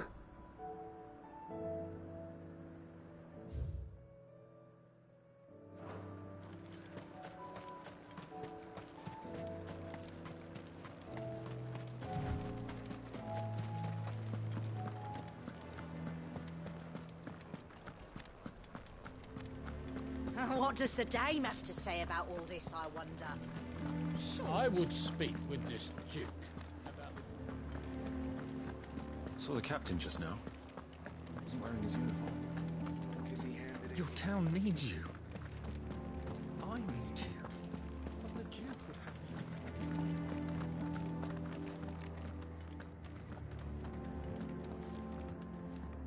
Do you have a moment, Clive? What is it? It's the Duke, unsurprisingly. His Eminence has assumed full control of the garrison and put every able-bodied man to work on the fortifications. The town was left all but unguarded, so Philippe was compelled to form a citizens' watch to fill the void. And though my dear boys have been characteristically willing to assist him in this, they want for bodies. So I was wondering if you would lend them your strength, that the people of Northreach might sleep easier. If only for a few nights. Of course. Whatever you need. Thank you, Clive. What would I do without you?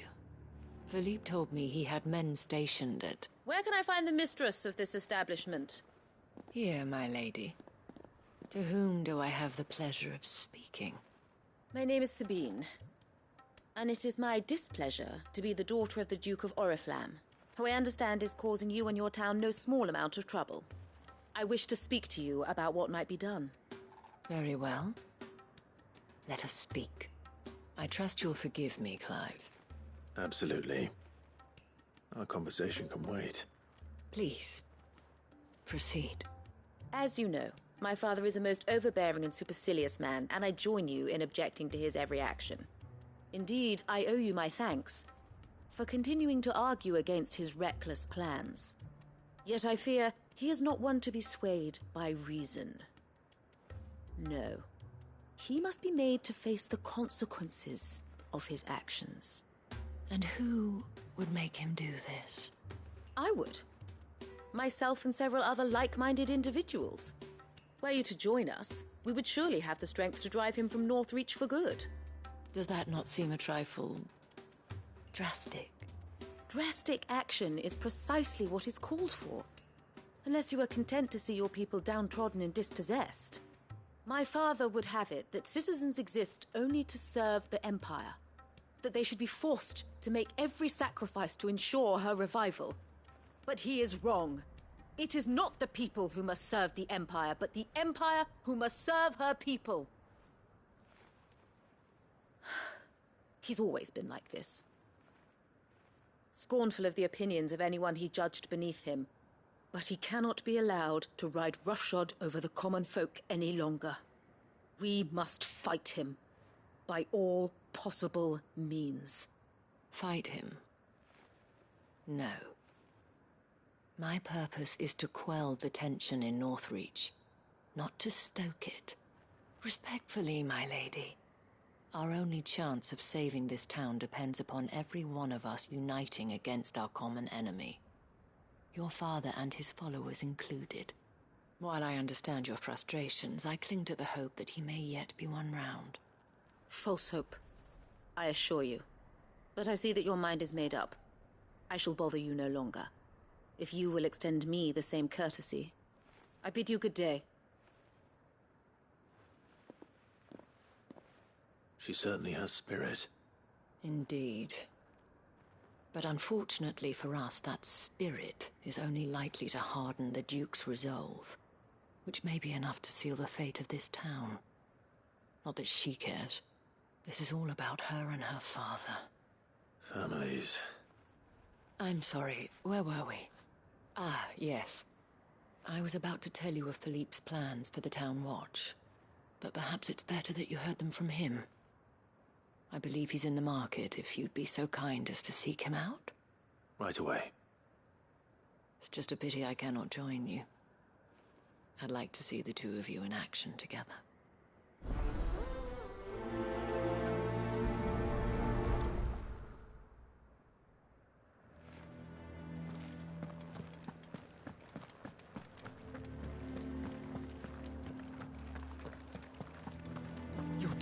need you. I need you. But you could have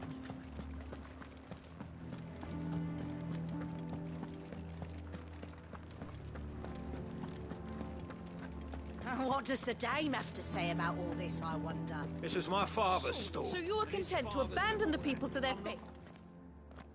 Please, I beseech you. If you are a true son of Northreach, you must fight to defend your home. That's exactly what I am doing, milady. Or trying to, at least. The land is crawling with fiends, and someone has to keep watch. Even when our true enemy is hiding in the garrison? Fine. You're not the only able-bodied man in Northreach. Thank you so much for your help.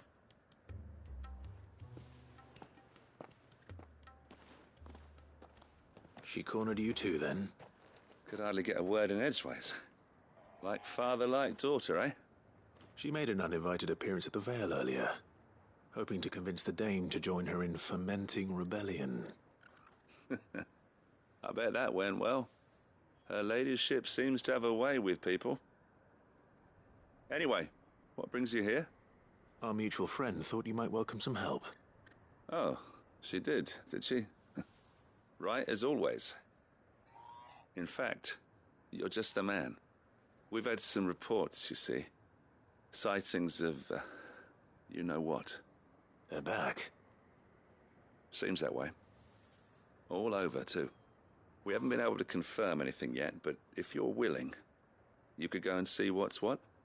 Right. Where should I look? You know Grieger's Weep? One of the sightings places them somewhere on its shores. I'm on my way. Thank you, Clive. I'll look into one of the other sightings. Let's rendezvous back here later.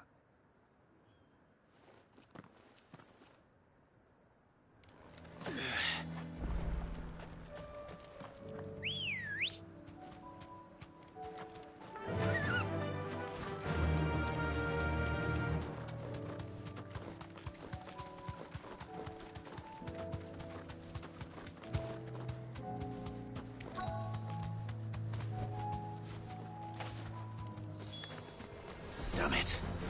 The reports were true. I need to stop them before they get to the town.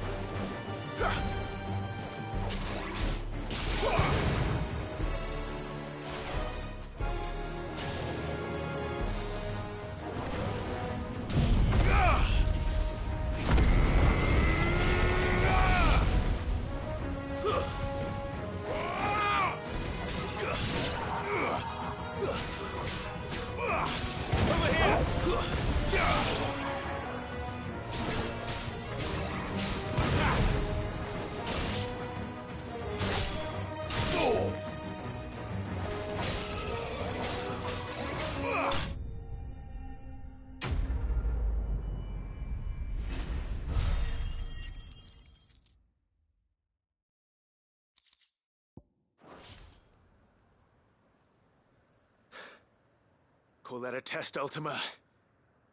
Clive, it's me. Are you all right? I am. But it seems the reports were true. The thralls have returned. I dispatched the few that I found, though. Well, that's something, I suppose. But what were they doing south of town? They all came from the north last time. We might be able to fend off an attack from one side or the other, but from both? Do you have eyes in the north? Some. I should probably go and have a look, though, just to be sure. You head back to Northreach. I want you there just in case war breaks out while I'm away. What do you mean? Her ladyship's been busy working her magic on the townspeople, stirring up ill feeling towards her father. She'll have her marching on the barracks if we're not careful. What? This is exactly what the Dame was afraid of. I'll do what I can to calm things down. Be careful out there, all right? Don't worry, I'm not like you. One sniff of those things and I'm running back to town screaming blue murder.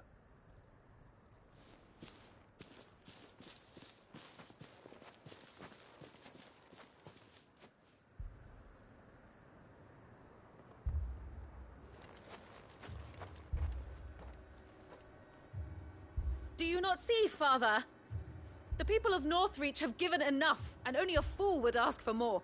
Listen to me, Sabine. Where would our people be without their country, hmm? The Empire is their sword and their shield. It is she that ensures they can live without fear. And now she teeters on the brink. Without their sword, how will the people fight? Without their shield, how will they protect their kin? Can the unarmed stand against the advancing hordes? No. But there is yet hope. A new shield, a new sword. A new empire. We can rebuild Sandbreck, just as Great Grieger wills it. Perhaps we could, Father. But we don't want to. Not if it is built on the broken backs of the people. Please, let us not quarrel in the street. You must see that no good will come of this. Our fight is not with each other, but with the threat that draws ever closer to our gates. A threat that your sword has yet to rid us of, Your Eminence. You will hold your tongue, whore! You may have filled my daughter's head with your heresy, but I will not be corrupted. Corrupted? Your daughter's opinions are her own, as you would know if you had ever deigned to listen to her. At least I hope they are your opinions, and not posturing born of a family feud. Northreach deserves better than that. Northreach deserves better than you, Carla.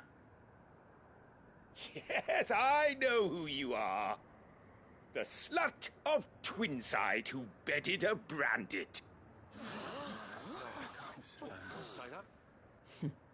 Jealous, are you? That a woman might choose a bearer over a pious man of Grieger. Clive! I met a swarm of thralls coming south from Oriflamme. Hundreds of them. Too many to count. No. Work on the fortifications has scarcely begun. We will retreat to Caer Norvent and there make our stand. Did you hear me? That was an order!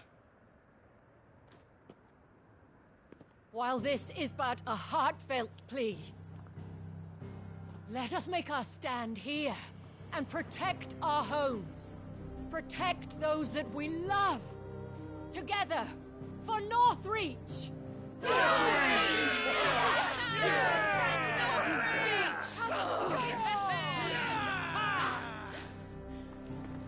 You heard the dame. What are we waiting for? Pikemen to the gates. Archers to the roofs. Quickly, come on!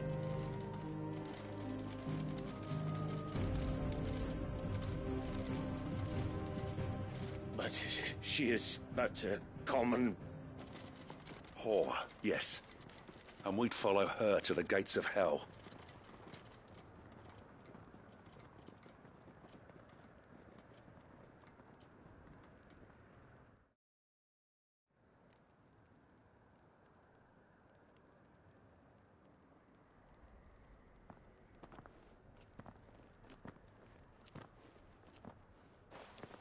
The men have their orders, and they look like following them. I got them spaced out at regular intervals. Whichever direction the thralls strike from, there'll be someone there to meet them. Thank you, Philippe. Rest assured the people will play their part. The herbalist has donated her stock of medicines to me. Should any of your men be injured, take them to the Vale. We'll see to them there. Thank you, milady. I will. I'll play my part too. You still want for numbers. Unlike the enemy. I only hope I can go some way to evening the odds. Philippe, can I leave the South in your hands? I doubt the thralls by the lake were the last of their number. Of course. I'll lead a party down that way so we don't get taken by surprise. What about you? I'll make my way up the road to Oriflamme. I've fought a few of these things.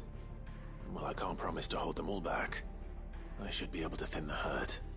All right. But take care. Thank you. Both of you. You can thank us when it's over. Till then, madame.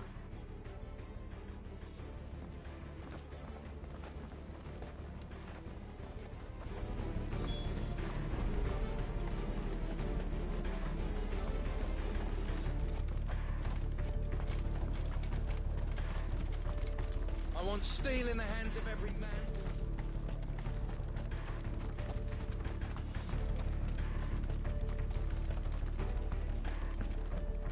If any get by, you can trust we'll be here to meet them head on.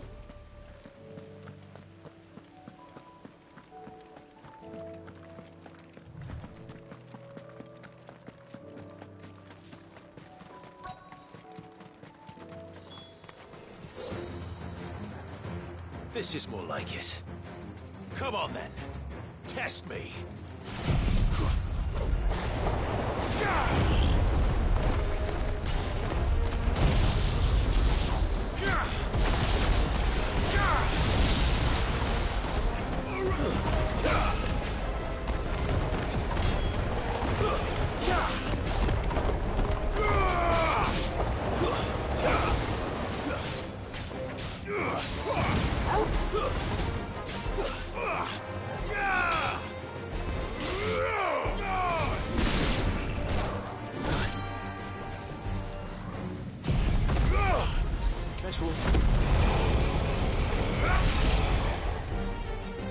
Is it over? No. It's only just begun.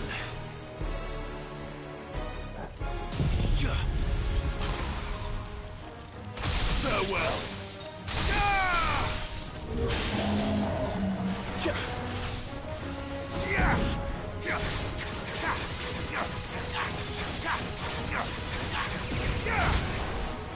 Too slow.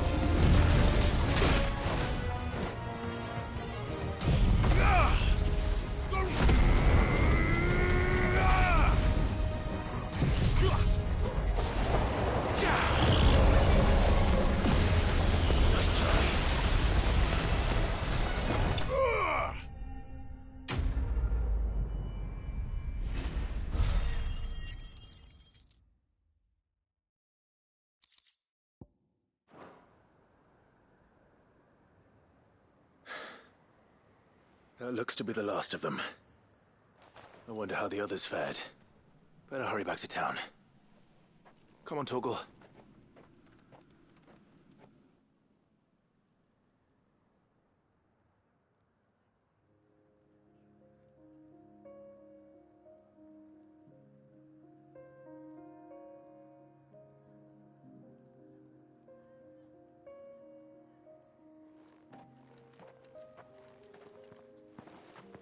Clive, it's good to see you. And you. The road to Oriflamme is clear. How did you and your men fare? Well, we ended up fighting for our lives down by the lake. Took a few nicks, but nothing the girls of the Vale can't put right.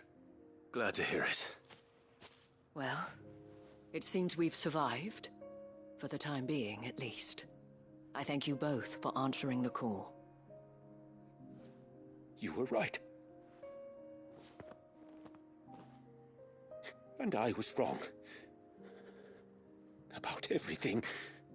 I had thought that the only way to unite the people was under the banner of Empire. That without a strong hand to guide them, they would drift apart. To be borne hither and yon by the eddying currents of fate. But you brought them together. Not by force, nor by the exercise of goddess-given authority, but by simply being one of them. By knowing what they feel, because you feel it yourself. Our purpose was ever the same, Your Eminence. You were merely distracted by a loftier vision of empire and glory, while our eyes beheld matters closer to home. You have the right of it again. As did you, Sabine. His radiance said it himself. Sanbreque is naught without her citizens.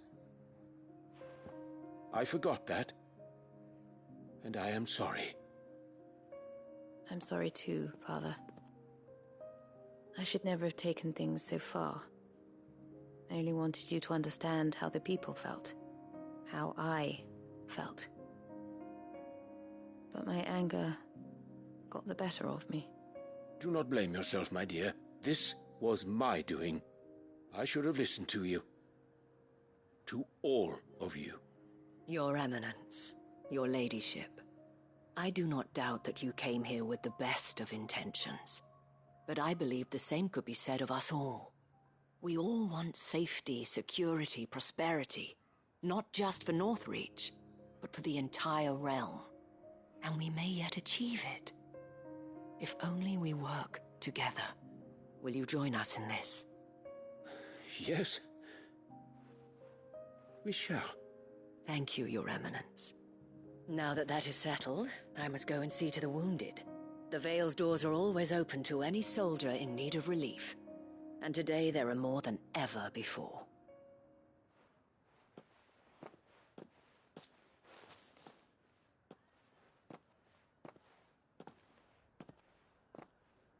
Madame Isabel is a rare soul indeed.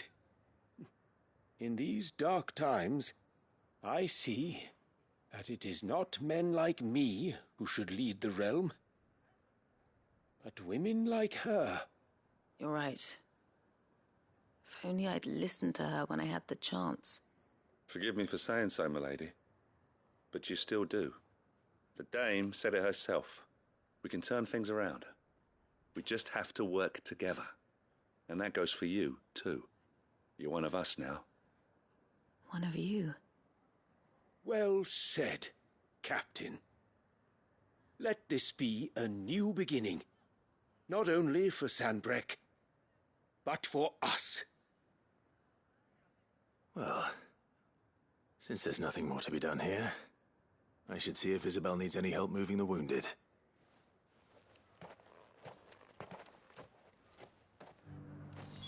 Can we get you anything?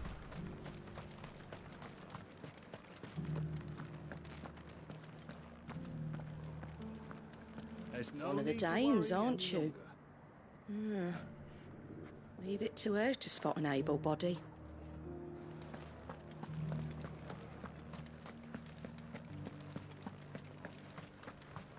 I saw several soldiers being carried to the Vale.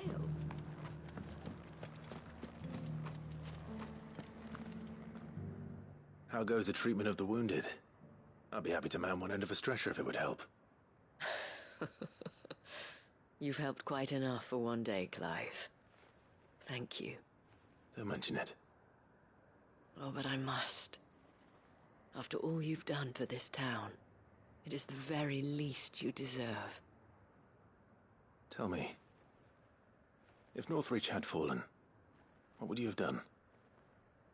A woman of your means could find a home anywhere in the realm, but I sense you would rather have died here. It's a long story. For you, madame, I have all the time in the world.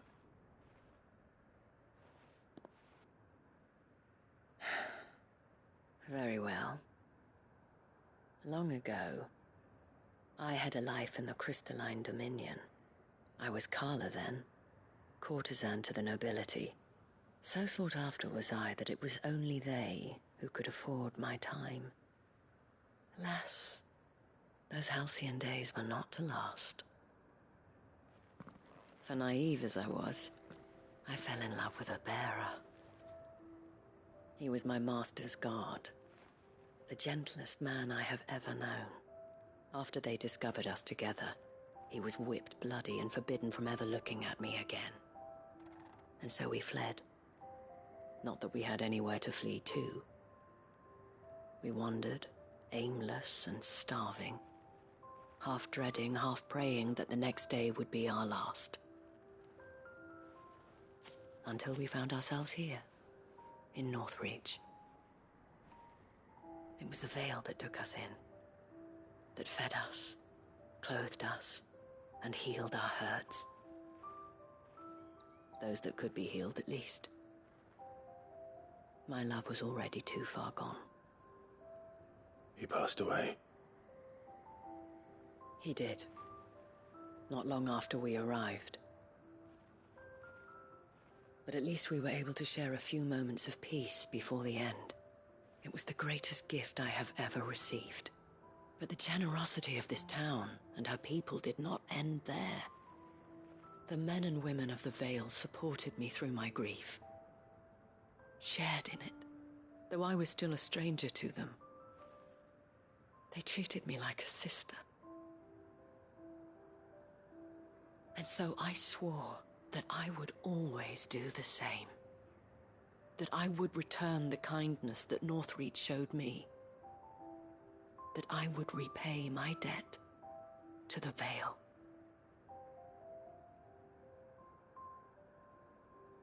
Thank you, Isabel, for sharing this with me.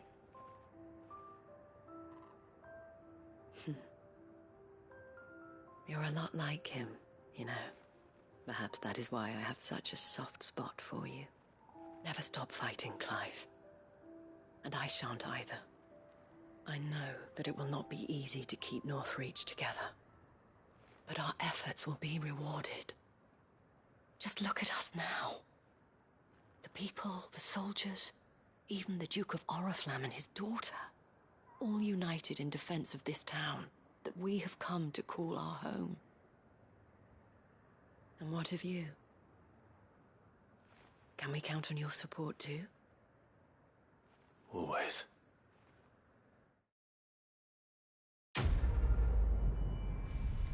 Quest complete. Under new management 2. The Vale Signboard. The emblem of the Vale, Northreach's far-famed house of ill repute.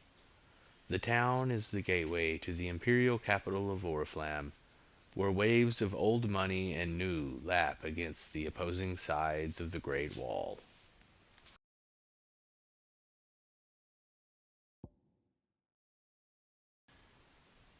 And some Orialcum, very valuable substance. There was a time when Orialcum was so abundant that it was used in everything from armor and weapons to coins and cutlery. However, when the twins' only Orialcum mine was finally exhausted, The trading price for the noble metal increased tenfold, causing people to hoard what they had and ultimately making it rarer than even adamantite.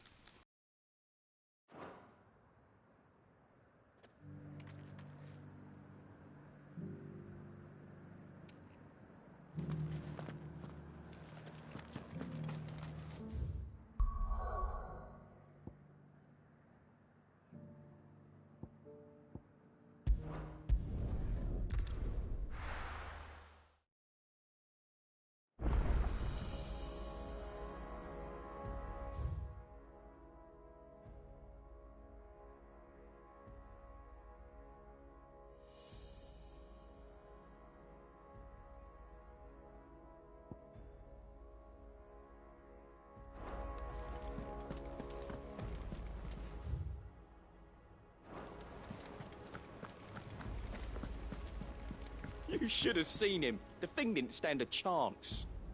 Yeah, neither did you, I hear. Welcome back, Sid. Welcome back, Sid. Yes.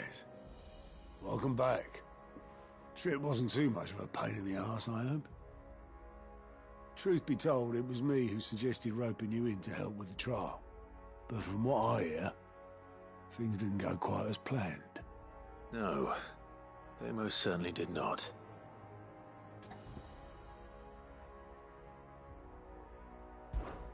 Ember lost his nerve in the face of a beast of prey, but he didn't lose heart. He pressed on, and he achieved his aim. And is that not what we ask of our scouts? Indeed it is. Thank you for your honest appraisal, Sid. The fact remains, however, that Ember will not always have a battle-hardened warrior on hand to pluck him from the jaws of peril. All I have gleaned from this trial is that without someone watching his back, Ember is little more than a liability. Wait, Sergeant. Ember still has much to learn, it's true. And this time he was found wanting. But I'd say he's due a second chance, nonetheless. After all, he did do as you asked. With a bit of hard work, any hand can be made to hold a blade, and any mind can conquer its fears. But a scout's nose is different. You've either got one, or you ain't. And by sniffing out that log, young Ember here has shown he has a conk and a half. Wouldn't do to waste it now, would it? Fine. One more chance. I'll do whatever you ask. I'll spend my days and nights in the pit if I have to. I'll show you. Just you wait.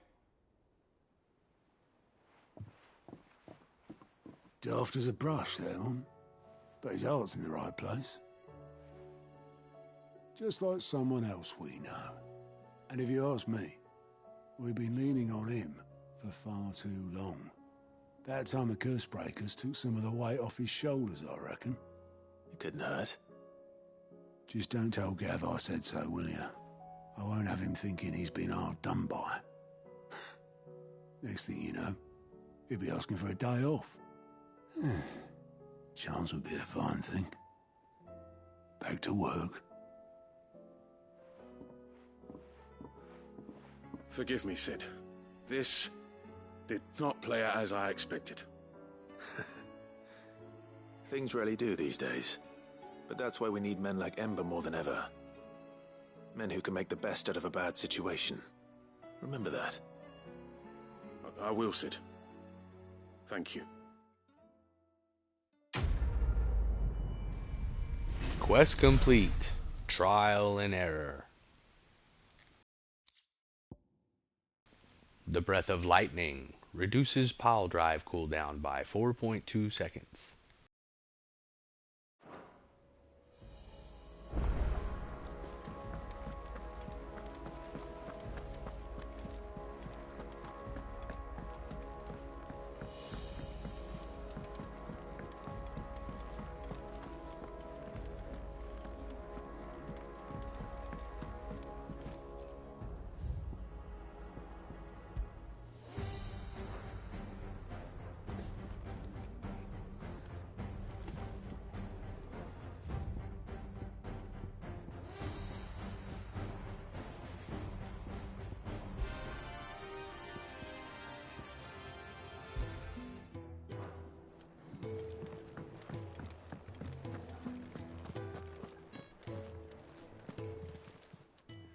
Still alive, are you? Coin purse weighing you down? It'd better all be here. Trouble with your gear, or what do you want?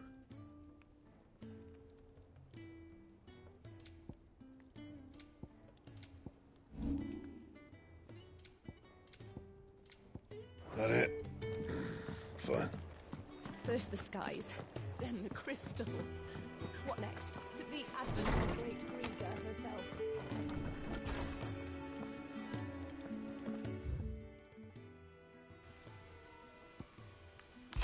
The Tri-Unity. Bringing together three men from differing backgrounds was not to be without some difficulty. However, come together we did, for a better Valisthea. The Tri-Unity was but a first step. A longer, more bitter journey awaits us all. One that will always certainly end in hardship. Yet what matters most is not the destination, but what we can learn from one another while on the road there. You have paved the road for us with your courage, Clive. Now we must have the courage to walk it. Your loving uncle, Byron. That which conquers all. Here, not long removed when last you placed yourself between us in peril, I sit and pen yet another letter in which I try and find the words to somehow express the gratitude of an entire town. Still, something feels different about our latest triumph. Wherein the past we leaned ever so heavily upon your good graces, this time we found strength elsewhere, in ourselves. Our hardship has shown us that which should have been apparent all along. We are not as different as we want to believe. Does a peasant love his homeland any less than a noble? Does a bearer love his family any less than another man does his own? It is this love that has united us and given us true strength. Should every thrall, Akashic, bandit, and brigand in the realm come charging our gates, we will not fret. We will not falter. We will fight. And we will win. Isabel.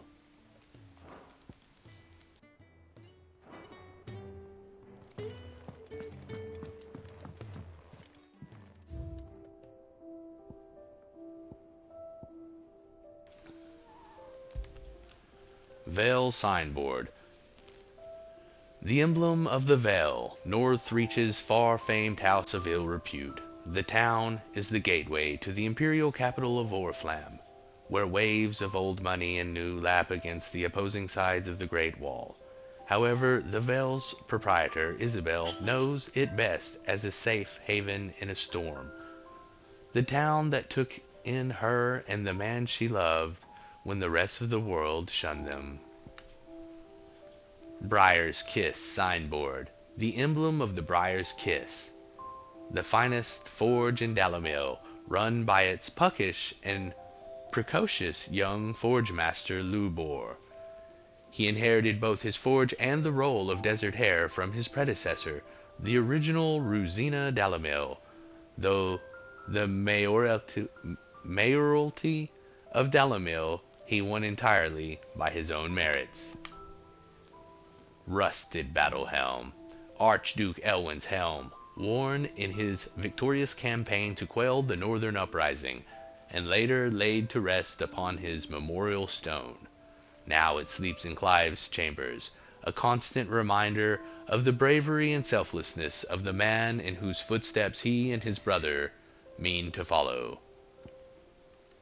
Model airship, Mid's dangerous dream of flight, immortalized in a miniature. Though the experiment ended in failure, Mid has allowed Clive to keep hold of the model so that once her renown has grown, he might sell the piece for an exorbitant amount of gil. The Tri-Unity Accord, signed in Portisolde by representatives from Rosaria, Dalmekia, and Sanbreque. This mutual accord sets the stage for a new age in storm, if not officially, then at least in spirit. Charred sparring sword. Clive's old sparring sword, salvaged by Torgal in the aftermath of the Iron Blood invasion and hidden at Clive's original hideaway, the Rookery. It is a reminder of who Clive once was and who he has become, as well as the unbreakable bond between lifelong friends.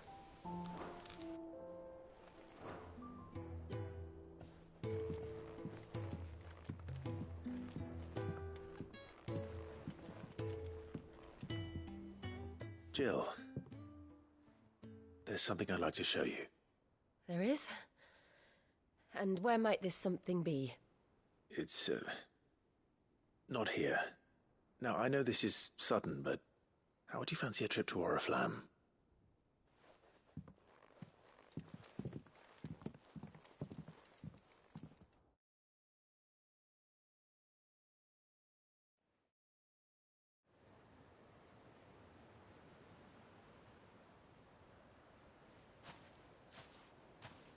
There are so many.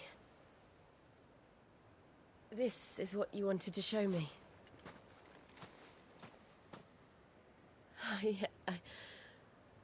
I don't know what to say. You don't need to say anything. The smile on your face is enough. We've been worried about you, Joshua and I. Do you remember when I took you to Man's Hill? Or tried to? How could I forget? You saw me crying and thought a change of scenery might lift my spirits. In the end, it earned me a nasty cough and a stern scolding from your mother. But I felt wonderful nonetheless. I'm sorry. I had no idea what I was getting us both into. But I couldn't bear to see you like that. Before we left, my chambermaid told me she'd overheard your mother talking about my marriage prospects with some of the noblewomen at court. They were debating whether it would be more profitable to marry me off to one of the high houses instead of saving me for the ducal line. No one thought to ask me what I wanted. I was nothing to them.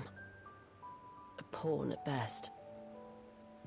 I felt so trapped, so lonely. I didn't know. But I wasn't alone. You were there. Your hand in mine as we ran for those oaks. And I knew then, no matter what happened, I would be all right. I'll never forget that feeling.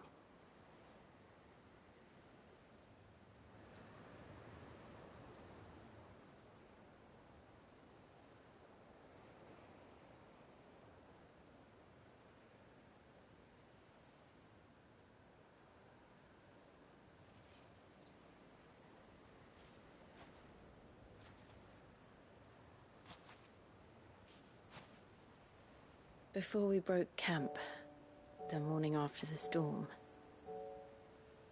do you know what I did? No? What? I slipped away from my governess to climb the tor.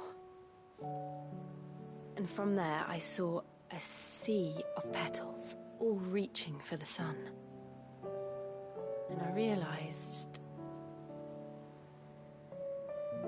that no matter how terrible the night, dawn would always come.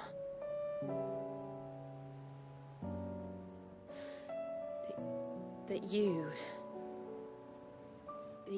would always come for me. And you have. Again and again.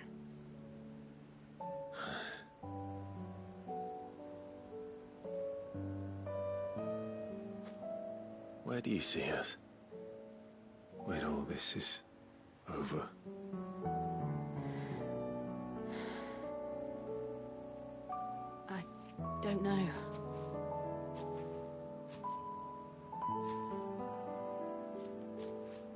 Not here, though. I think I've outgrown the twins.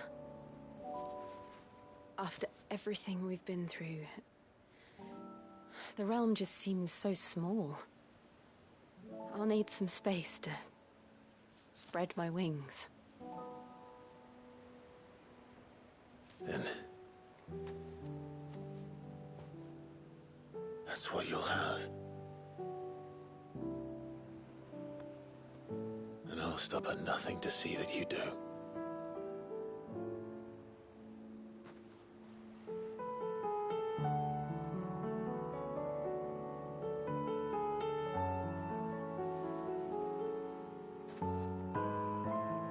I never was much good at garlands, but it'll have to do.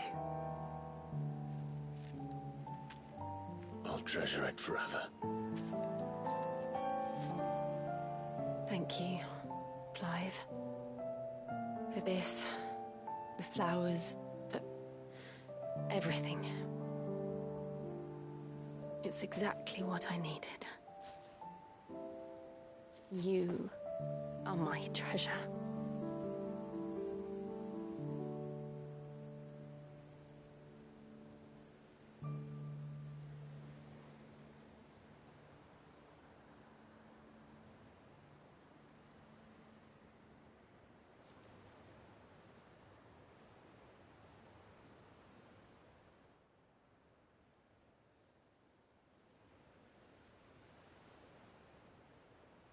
We should probably be getting back. I expect the others are wondering where we are. You're right. There's still much to do. And we'll do it together.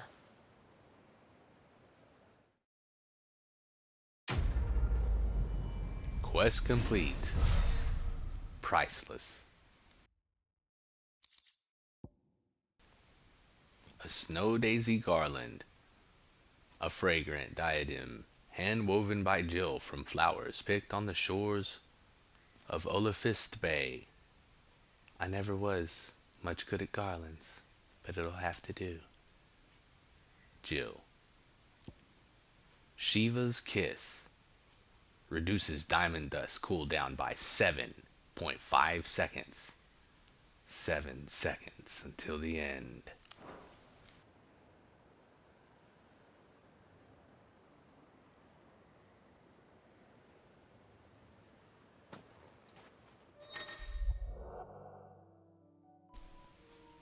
Joining hands with Jill. Jill has joined Clive's party and will remain with him until departing for Origin.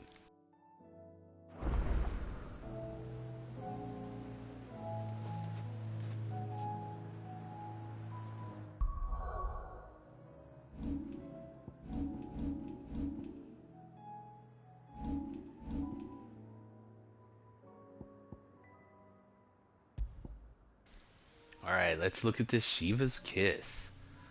I like the sound of that. Diamond dust cooldown by 7.5 seconds. Let's go ahead and strap that up.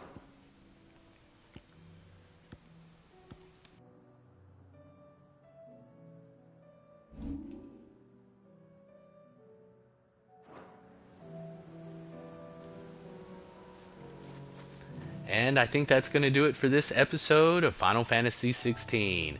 Thanks for watching, everyone. I hope you enjoyed it. And if you did, please just go ahead and prime the like and subscribe buttons with your icons. I do appreciate that. And as always, until next time, take care.